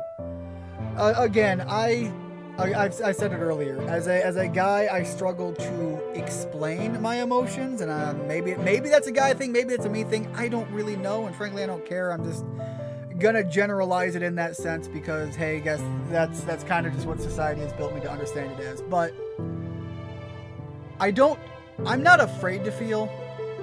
I've been through the ringer of life too much to give a shit about that. I am not afraid to feel. I will feel, and I will do my best when I feel. But it doesn't mean it's necessarily easy for me to break down into words. But when we wrapped up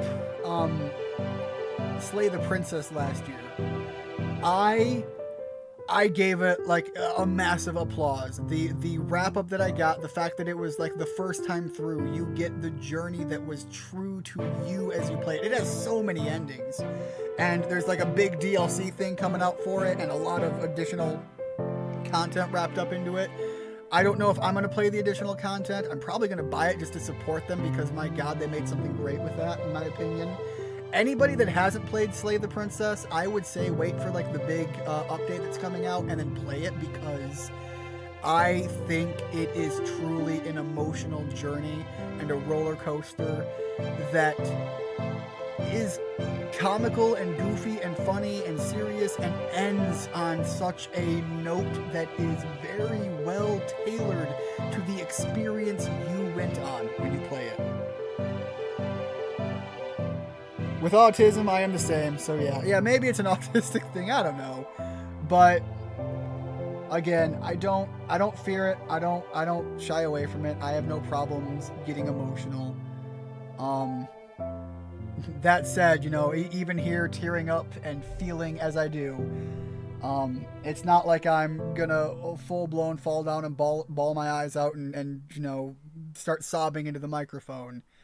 It's not like a family member passed away or anything, but it is emotional and it has weight, and I heavily respect the artistic envision, I suppose, is the way to word it here, of what this game put together and delivered. I'm out. Oh shit, this is the guy from before. Good evening, my king. It's such a quiet night, isn't it? On such a beautiful night like this, one would want to gaze at the stars and sing, but it seems you don't have such leisure. Are you the rabbit? No. She is a busy person, managing 700,000 worlds and all. If I were her, I'd have gone mad and died long ago. I respect her, despite being rude, lacking manners, and arrogant. I find her unbearable, Why did you think that way? On the contrary? Oh, I see.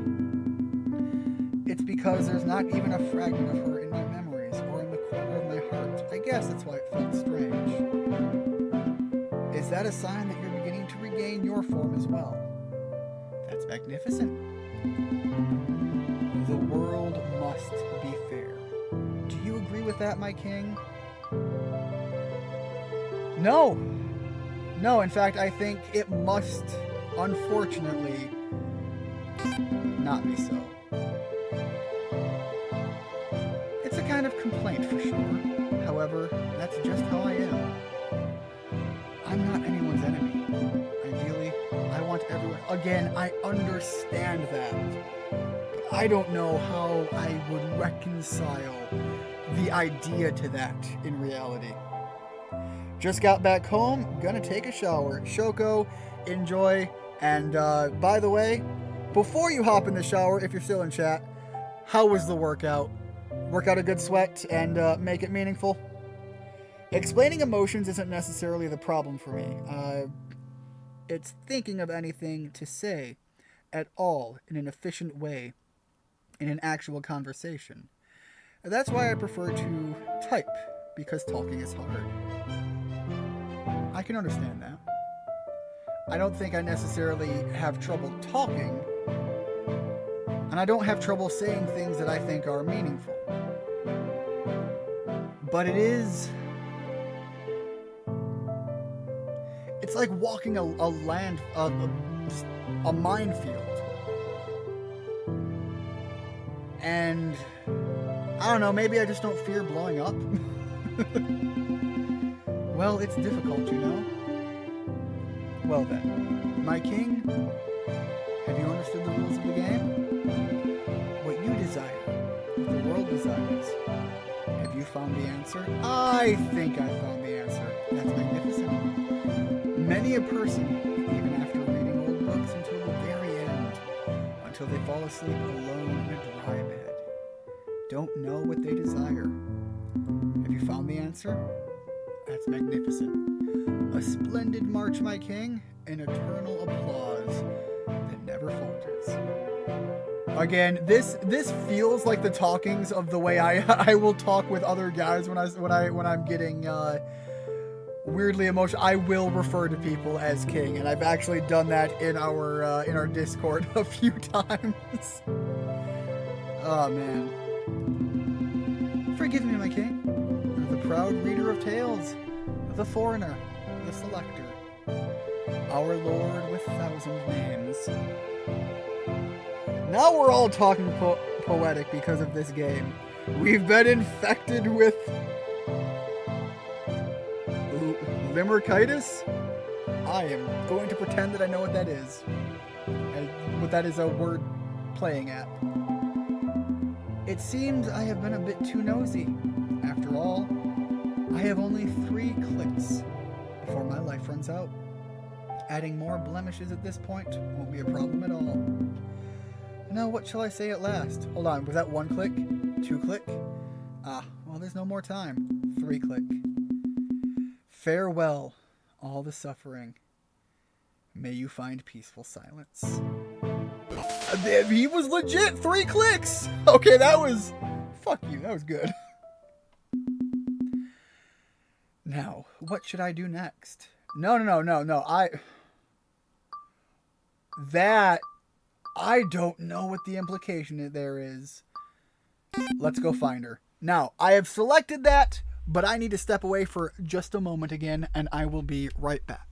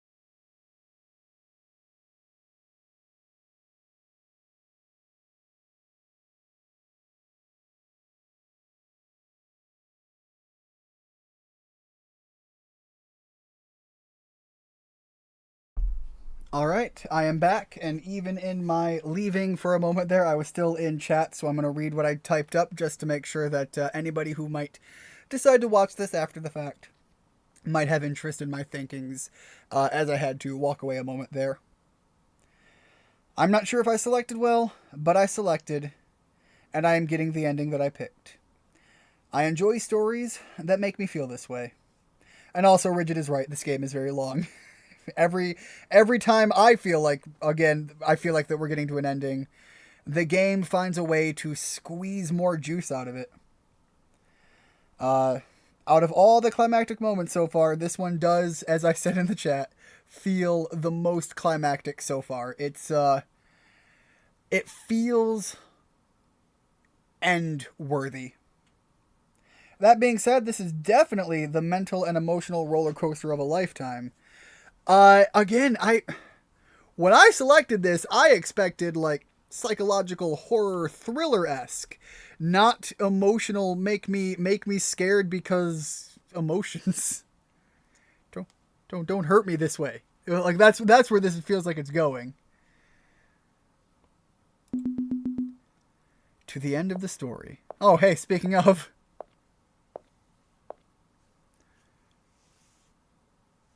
but also, I really do feel like this game let me explore this in a sense that feels true to myself, and also that it has avenues for other people who might think and view differently. Explore and get enough different variation that even if, hypothetically, somebody sits down here and watches this game with me, watches me play this game, if they aren't set on making every single choice that I would at every front, they would get enough of a different experience that I think they would get the value of what this game was out of it. This game was cheap. It was like, I don't know, $5-8, something like that. I think it was less than $10 for me to get this. And I definitely feel like I've paid more for books that I've enjoyed less. So I've gotten money's worth out of this, and I would say if somebody feels like they wanted to experience this themselves and get their story to it, this is one to do that with. Hey, me. Again, I felt like I was calling that out earlier. I love you. Alright, I think that's supposed to be, I love you more than anyone in this world. I need you. I can't do anything without you. I want to walk by your side forever. In the morning, I want to be the first one to meet your eyes and say good morning. At night, I want to be the last one to say good night to you and to hold your hand. That's it. If I could just have that forever, I love you. So come with me. I need you. No, Mom. No, Mom isn't. She's not such a bad... Oh, okay. No, Mom. She's not such a bad person. Stop it. So? Just because I've never been hugged, just because my name hasn't been called for years, but she's family. Grandpa asked me to take care of... No. Mom is... She's smart. She went to a good university, unlike me. So she won't get scammed. Those people are good people, too. Wait. Hold on. And her skin's looking really good. I think it's because she used natural cosmetics. I think this is taking a different direction than I thought, too, already. Hold on. There's something going on here. I fell asleep. I can't stay up any longer. Good night, everyone. By all means, Ollie, I totally understand. But just know, we are still getting twists in the story. If we try hard enough, we can become rich, too. I don't know if we're talking to our mother or about our mother, and I think a part of that is maybe because my reading comprehension level is either terrible or possibly the translations might be a little goofy, assuming this is a translated game. I still think that we're talking to our mother here, not about our mother, but some of the sentences read a little weird because of that. They're not those kind of people. They're not like that. They're neighbors, you know. I've met them since I've known them since I was a kid. Hospital? No, I'm not going. I'm trying for our future because if things... No! If things stay the way they are now, our baby, how are we going to raise her? Do we have that kind of money? This is digging deep into personal fears now. Holy fuck. I'll definitely watch it later. You want this to be a horror game, man. Make me... Okay. I have said before that it is my end goal, personally, the family. You know, that's my personal ending that I am striving for. And one thing I have learned, and I've talked with people who make a hell of a lot more money than I do, and by that I mean I have talked with people with big ass bank accounts. And there is one thing that is always true. It doesn't matter how much you have, the position you're in, you will never feel like you're ready. It'll always feel like you need a little bit more money, or you don't have the time, you don't have the resources, the means, you aren't emotionally ready, you aren't mentally ready, you aren't cognitively prepared. There's always something that makes you feel like you aren't ready, and these are fears and thoughts that have plagued me before. If she grew up to be stupid like me, it would be so sad. Huh? No. Then I'm going. Don't look at me like that. I haven't changed. Just like when we met. Don't look at me like I'm a monster. Don't look at me like I'm not human anymore. The title of the game is It Was a Human.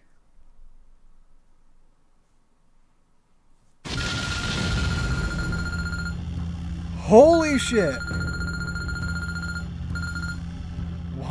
Why? No! No, I never meant to. That you didn't know, I didn't think. Why? Hurry, someone come quickly. No! It's my fault. It's my fault. I'm sorry. What should I do? What can I do? I'll do anything. Please help him. I'll do anything. Please, use my heart if you need to. Why are you putting me in there? Stop it. No, this is all I have left. I know it's not moving anymore. It doesn't matter. Stop it. Oh, please don't burn him. I'll take his place. God damn.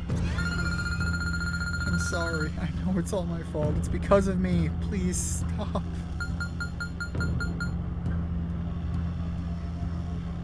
God damn.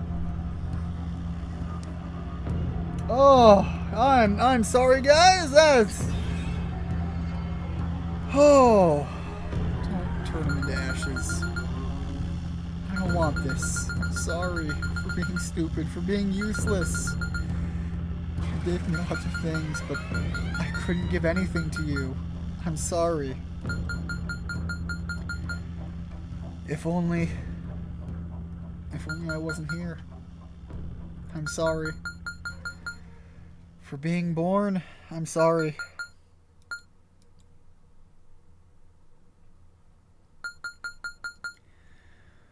Why am I still alive?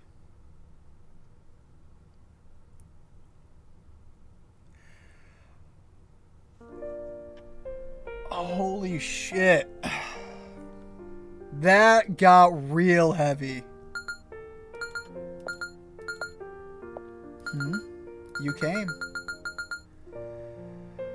Look, the beautiful stars in the sky. Isn't it weird?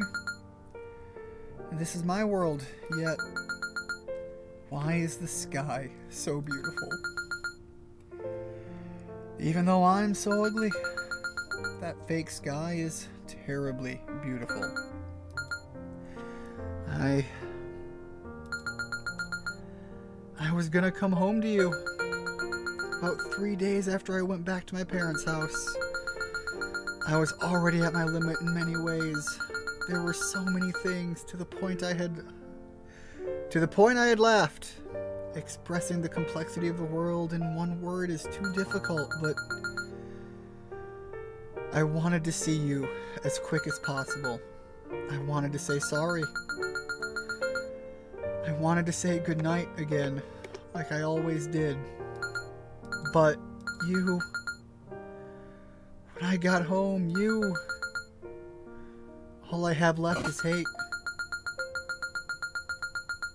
I want to turn Blank into a gruesome, bloody mass. I want to peel off Blank's skin. I want to tear Blank apart. I want to smash their bones to pieces with a hammer.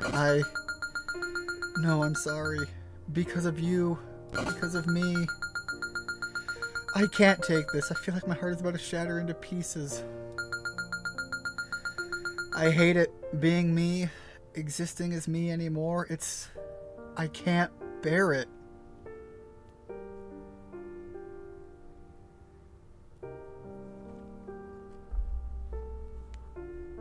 Okay, wait.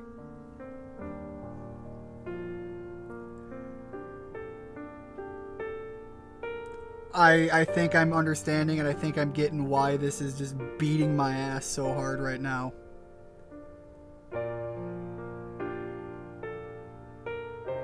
She was pregnant. And the husband, us, died. Something happened.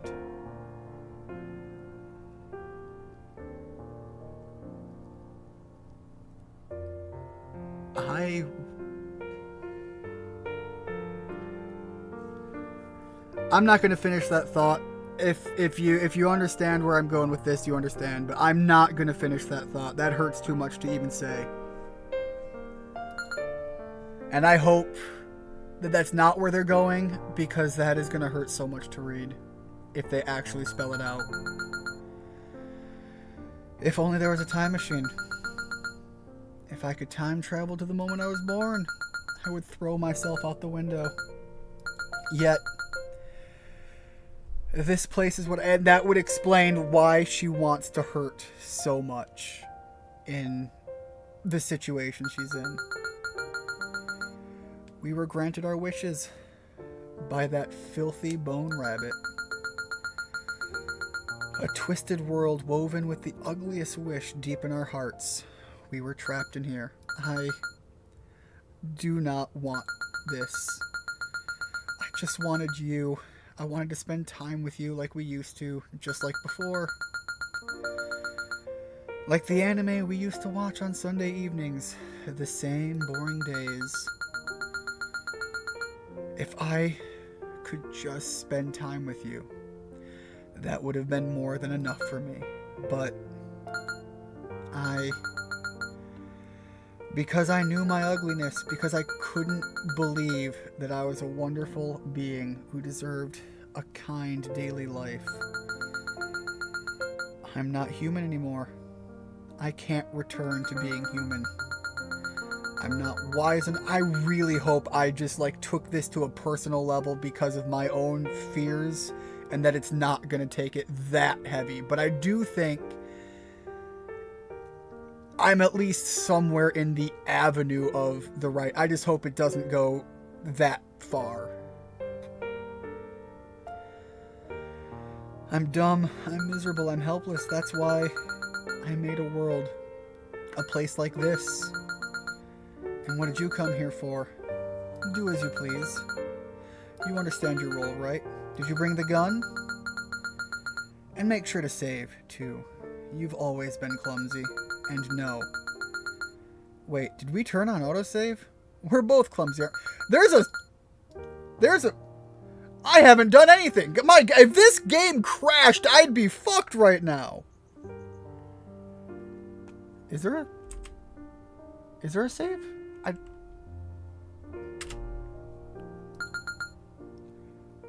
I don't... What? Okay. Good. Then let's bring the story to an end. It's you who will decide the fate of this world. It has to be you. That's why this world was wished for. Who am I? Who are you? What is this world? Shall we decide that now?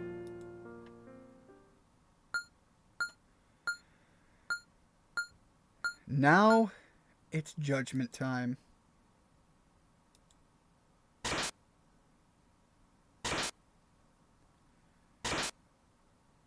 Oh, shit. Wait.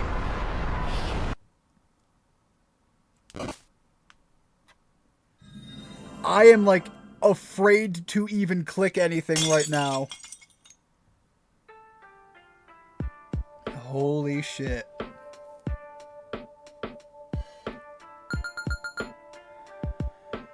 I want you to decide the definition of the world. The role of the story. I want you to imagine. Who am I? Who are you? I can no longer determine universal values. So it's you. Only you can define us. You've asked me many questions, haven't you? What kind of human am I in your eyes? What do you see in this world? There's no right answer. I don't like stuff like that. Sorry for dragging you in our problem. I don't believe in God, but surely you must be too busy to spare the thought for small fry like us.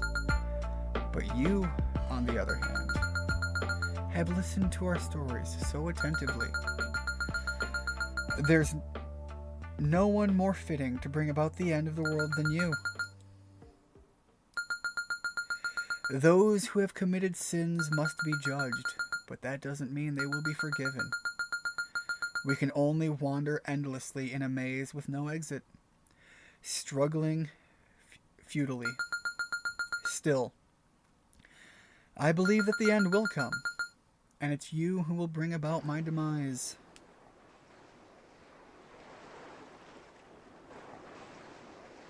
What is she holding? She's holding something.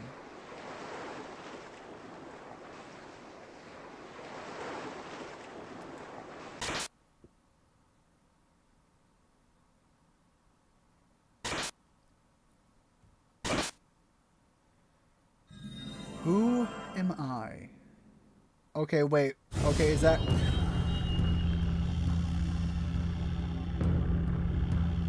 If that's the I as in her... She was a bride that wanted to find happiness. Okoze Isana is a girl who wanted a happy ending. She just wants to be happy. Do you define it? I believe it so. Who are you?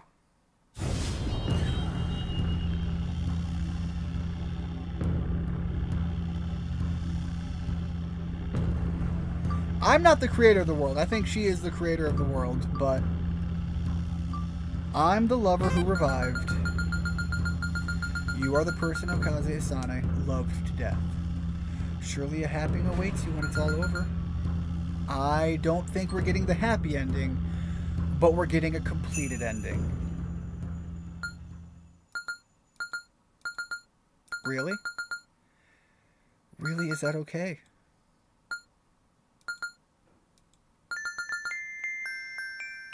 Are you sure? But I'm like this. Still, can I really wish for something like that? Yeah. I mean, I want it too if I could. I don't want to be in a place like this. If it could end like a fairy tale, like Cinderella, with a happy ending, but do you really wish for that? Will you be someone like that for me? I've been walking for so long. It was a pitch black path. There was no one to walk with me. But you can't stop, can you? Because I was exhausted. I knew that if I stopped, I'd never be able to walk again. Are you my light? Is it okay for me to be happy? Is that my wish? Yeah. Right. Yeah, I want to be happy too. Can you come here? Please, hold me. Whisper, I love you in my ear like you used to. If you could do just that for me, I wouldn't mind if I die now.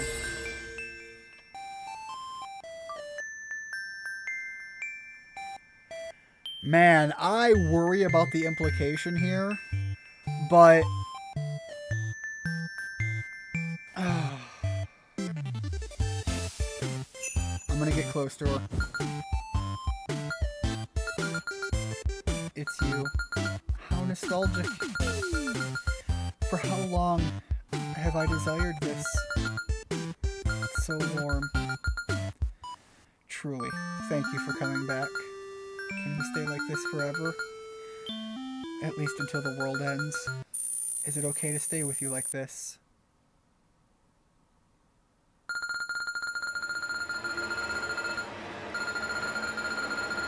There is no way. There is no way. There is no way.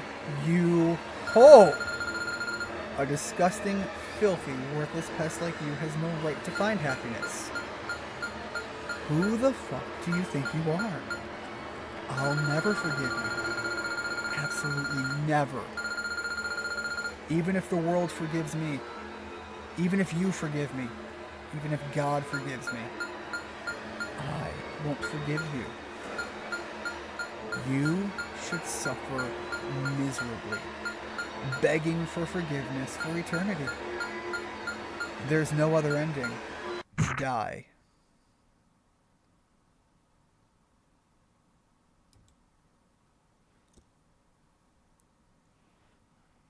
Holy shit.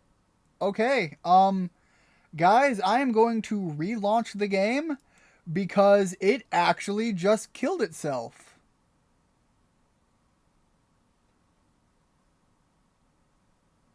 I feel like there's more. Yeah, the game uses autosave. Okay. I feel like that's not the real ending.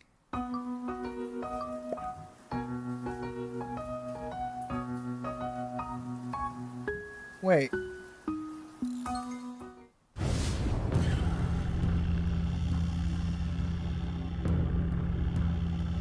Okay. I am gonna see where this goes. I'm picking the same ending.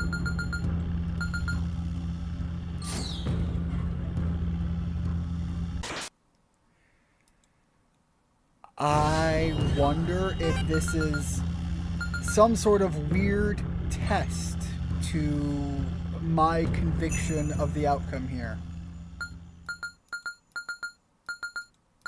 So I'm gonna skip through this and see if we get anything different.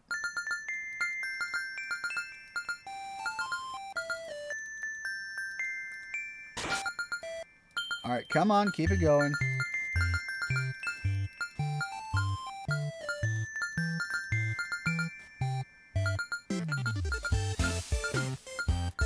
Alright, she's gonna ask us to get close. I'm not gonna deny her that. Alright, let's see if we get anything different.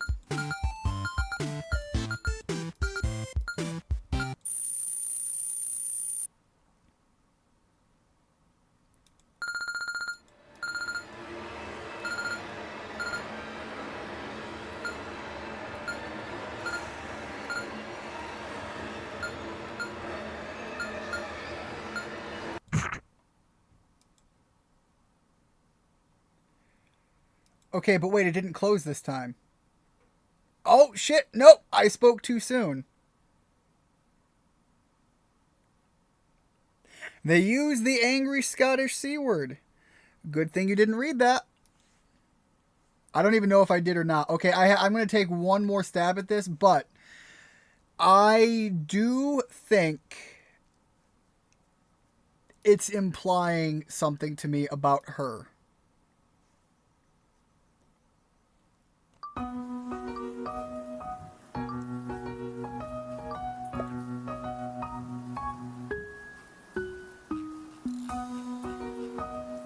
Wow, there's a lot of ways for that to go. Alright, so let me get back into this. What if I refer to her as the creator of the world?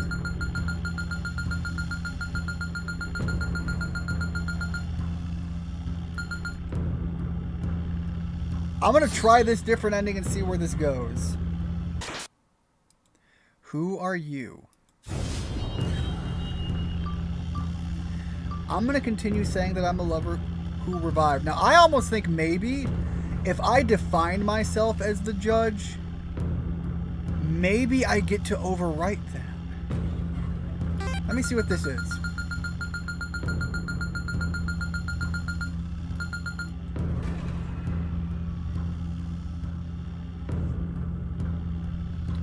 Hold on. There might be an ending here that I would work towards, but let me see here.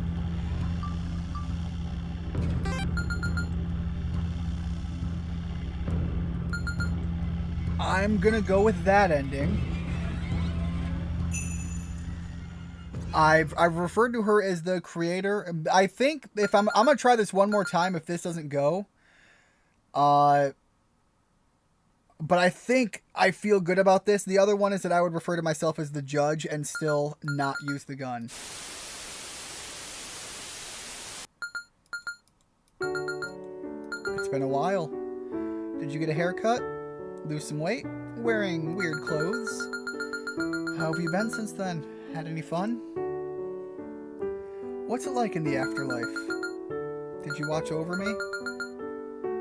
What's eternity like? Lonely? Sad? Painful? Or maybe... I think I've talked about this before. I'm scared. The shape of the world is scary.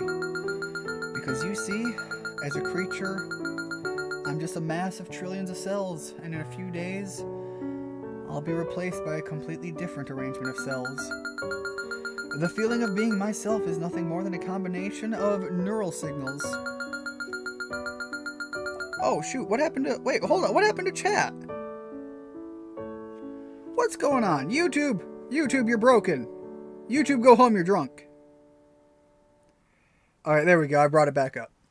The me of today and the me of last year are completely different me's, you know? I mean, not entirely true. It takes 7 years for every cell to be replaced. I believe I've heard that, so... the you of today is different than the you 7 years ago. But not, you know, not 1 year. Yet, only memories are continuous. I suppose that is true. Even memories last more than 7 years. It's as if matter is meaningless. We perceive the world through the workings of our nerves. If it were just matter, we wouldn't be able to feel anything. So, I feel like there's another me besides me. A me who has lost their mind. A me who is just a form. That me dies intermittently. But the me who keeps getting updated now, just unaware of any of that. It's a very personal sensation, difficult for anyone else to understand beside me. When night falls and I look into the darkness, the abandoned me keeps watching my shadow. Is that me, I wonder? Or is it the world? Perhaps this sensation or phenomenon is much more meaningful than we think. But truthfully, I know, once you die, it's over. There's nothing. No sense of time, no feeling of the breeze. So again, she speaks of this nothingness the same way people that are religious speak of, you know, heaven and so on. The idea that you just know. You have your belief and you have your faith in what you are holding on to here, but it's why I have often referred to, I know so many people say that like atheism is just no religion, and I disagree heavily. I think people who are atheists are religious about their atheism. I don't know, I think I'm being a little goofy here. I think maybe I'm a little sleep deprived. It's now 2 in the morning and I am keeping Rigid Rat up a little later than I should, so I'm gonna try to wrap this up here. We remain bereft of situations for billions, trillions, quadrillions of years, because even if I die, and it's not about an if, we all will die. The world won't end. After trillions of years passed, even after the universe dies, I wonder what happens after that. Will it all become nothingness? But I feel a bit different somehow. It's not someone else's concern. As long as we are bound by the law of conservation of mass, it's a phenomenon that will eventually happen to all existence. But perhaps only the arrangement of neurons is one of the abandoned entities. love you. I love you so much. So, can I have that? I'm satisfied. I didn't know what to say when I saw you. I thought maybe I would apologize or scream. You know, I want punishment. It's wrong for people that did something bad not to suffer, right? Maybe, but also to think you know how you should suffer isn't always true either. But I won't make you bear that burden. I won't even make you pull the curtain rope. You only believe in what you can see, huh? Like stars orbiting the universe. That's kind of hopeful, isn't it? Can I borrow that? You won't need it anymore, right? Thanks. Goodbye, world, universe, to all the people I love. May you always remain beautiful. Okay, so what I can tell you from that ending and why I'm going back in for a third one is the thought I had at the end there is when I was debating whether or not I wanted to call myself the judge or not was a matter of, do I take ownership of my position? So what it is I denied my role as the judge. I think I denied my role as the judge there. And as a result, alright, so I'm going to define that. By denying my position as the judge, I let her be the one to make the call. And I think that's the difference here. So let's do one last ending here, and we're going to stick to it on that. Alright, I understand. I am the creator of the world, and you are my judge. Okay, let's do that then. The other interpretation is letting her be the wife, but or the one to be wed. It's been a while. Did you? Okay, so we've been through this. Okay, so we're actually getting the same ending as before, I think. But again, I am going to be the one that gets to make the decision. Don't worry, I could generally stay up until 4 a.m. and be fine. Well, 4 a.m. is when I go to work, so I'm like an hour and... I'm less than an hour and 50 minutes away from having to clock in. That being said, all this thinking and feeling made me really tired. I'll be sleeping well tonight. Well, I think this is probably the last ending. I think this is going to be the truer ending where I get to make the decision. Back then at the aquarium, remember, we watched the School of Sardines together? Their silver scales were sparkling. They were swirling around. Okay, the aquarium I'm by has one of these, and it's pretty to be in there. Around and around without getting tired or lamenting. I thought it was scary. I wonder what those little ones are living for. Is there even a single meaning to their labor? When I said that, you laughed, didn't you? I remember every word, you know, because it was just so you. So that's why I like humans. Only humans can find meaning in the futile swimming of an invisible aquarium. Only humans can overcome the primal craving of death with convoluted sophistry? That sounds a lot like hope, doesn't it? So that's why we can love the world. You were always like that. Scarily optimistic, frighteningly positive. Behind that, I knew how much pain there was. Because that's how it is, right? Creatures can only desire what they lack. You want to eat because there's no food. You want to drink because there's no water. You act brave because you lack courage. You crave affection because you lack hope. So that's why I liked you. You tried to be stronger than anyone else because you believed you were weaker than anyone else. God, that line right there is... That's a good one. Because you wanted to love the world. And that's why I wanted to be loved by you. I'm sorry. I'm sorry for being so stupid. I'm sorry. I'm sorry for creating you in a miserable place like this. I'm sorry for wanting to see you again.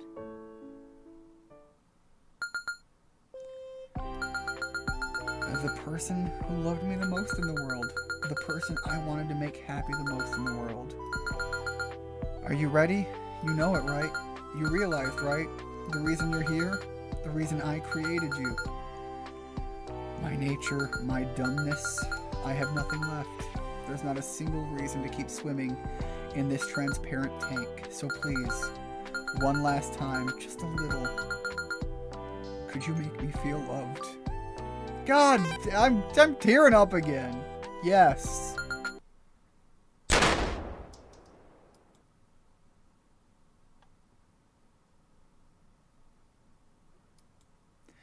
All right.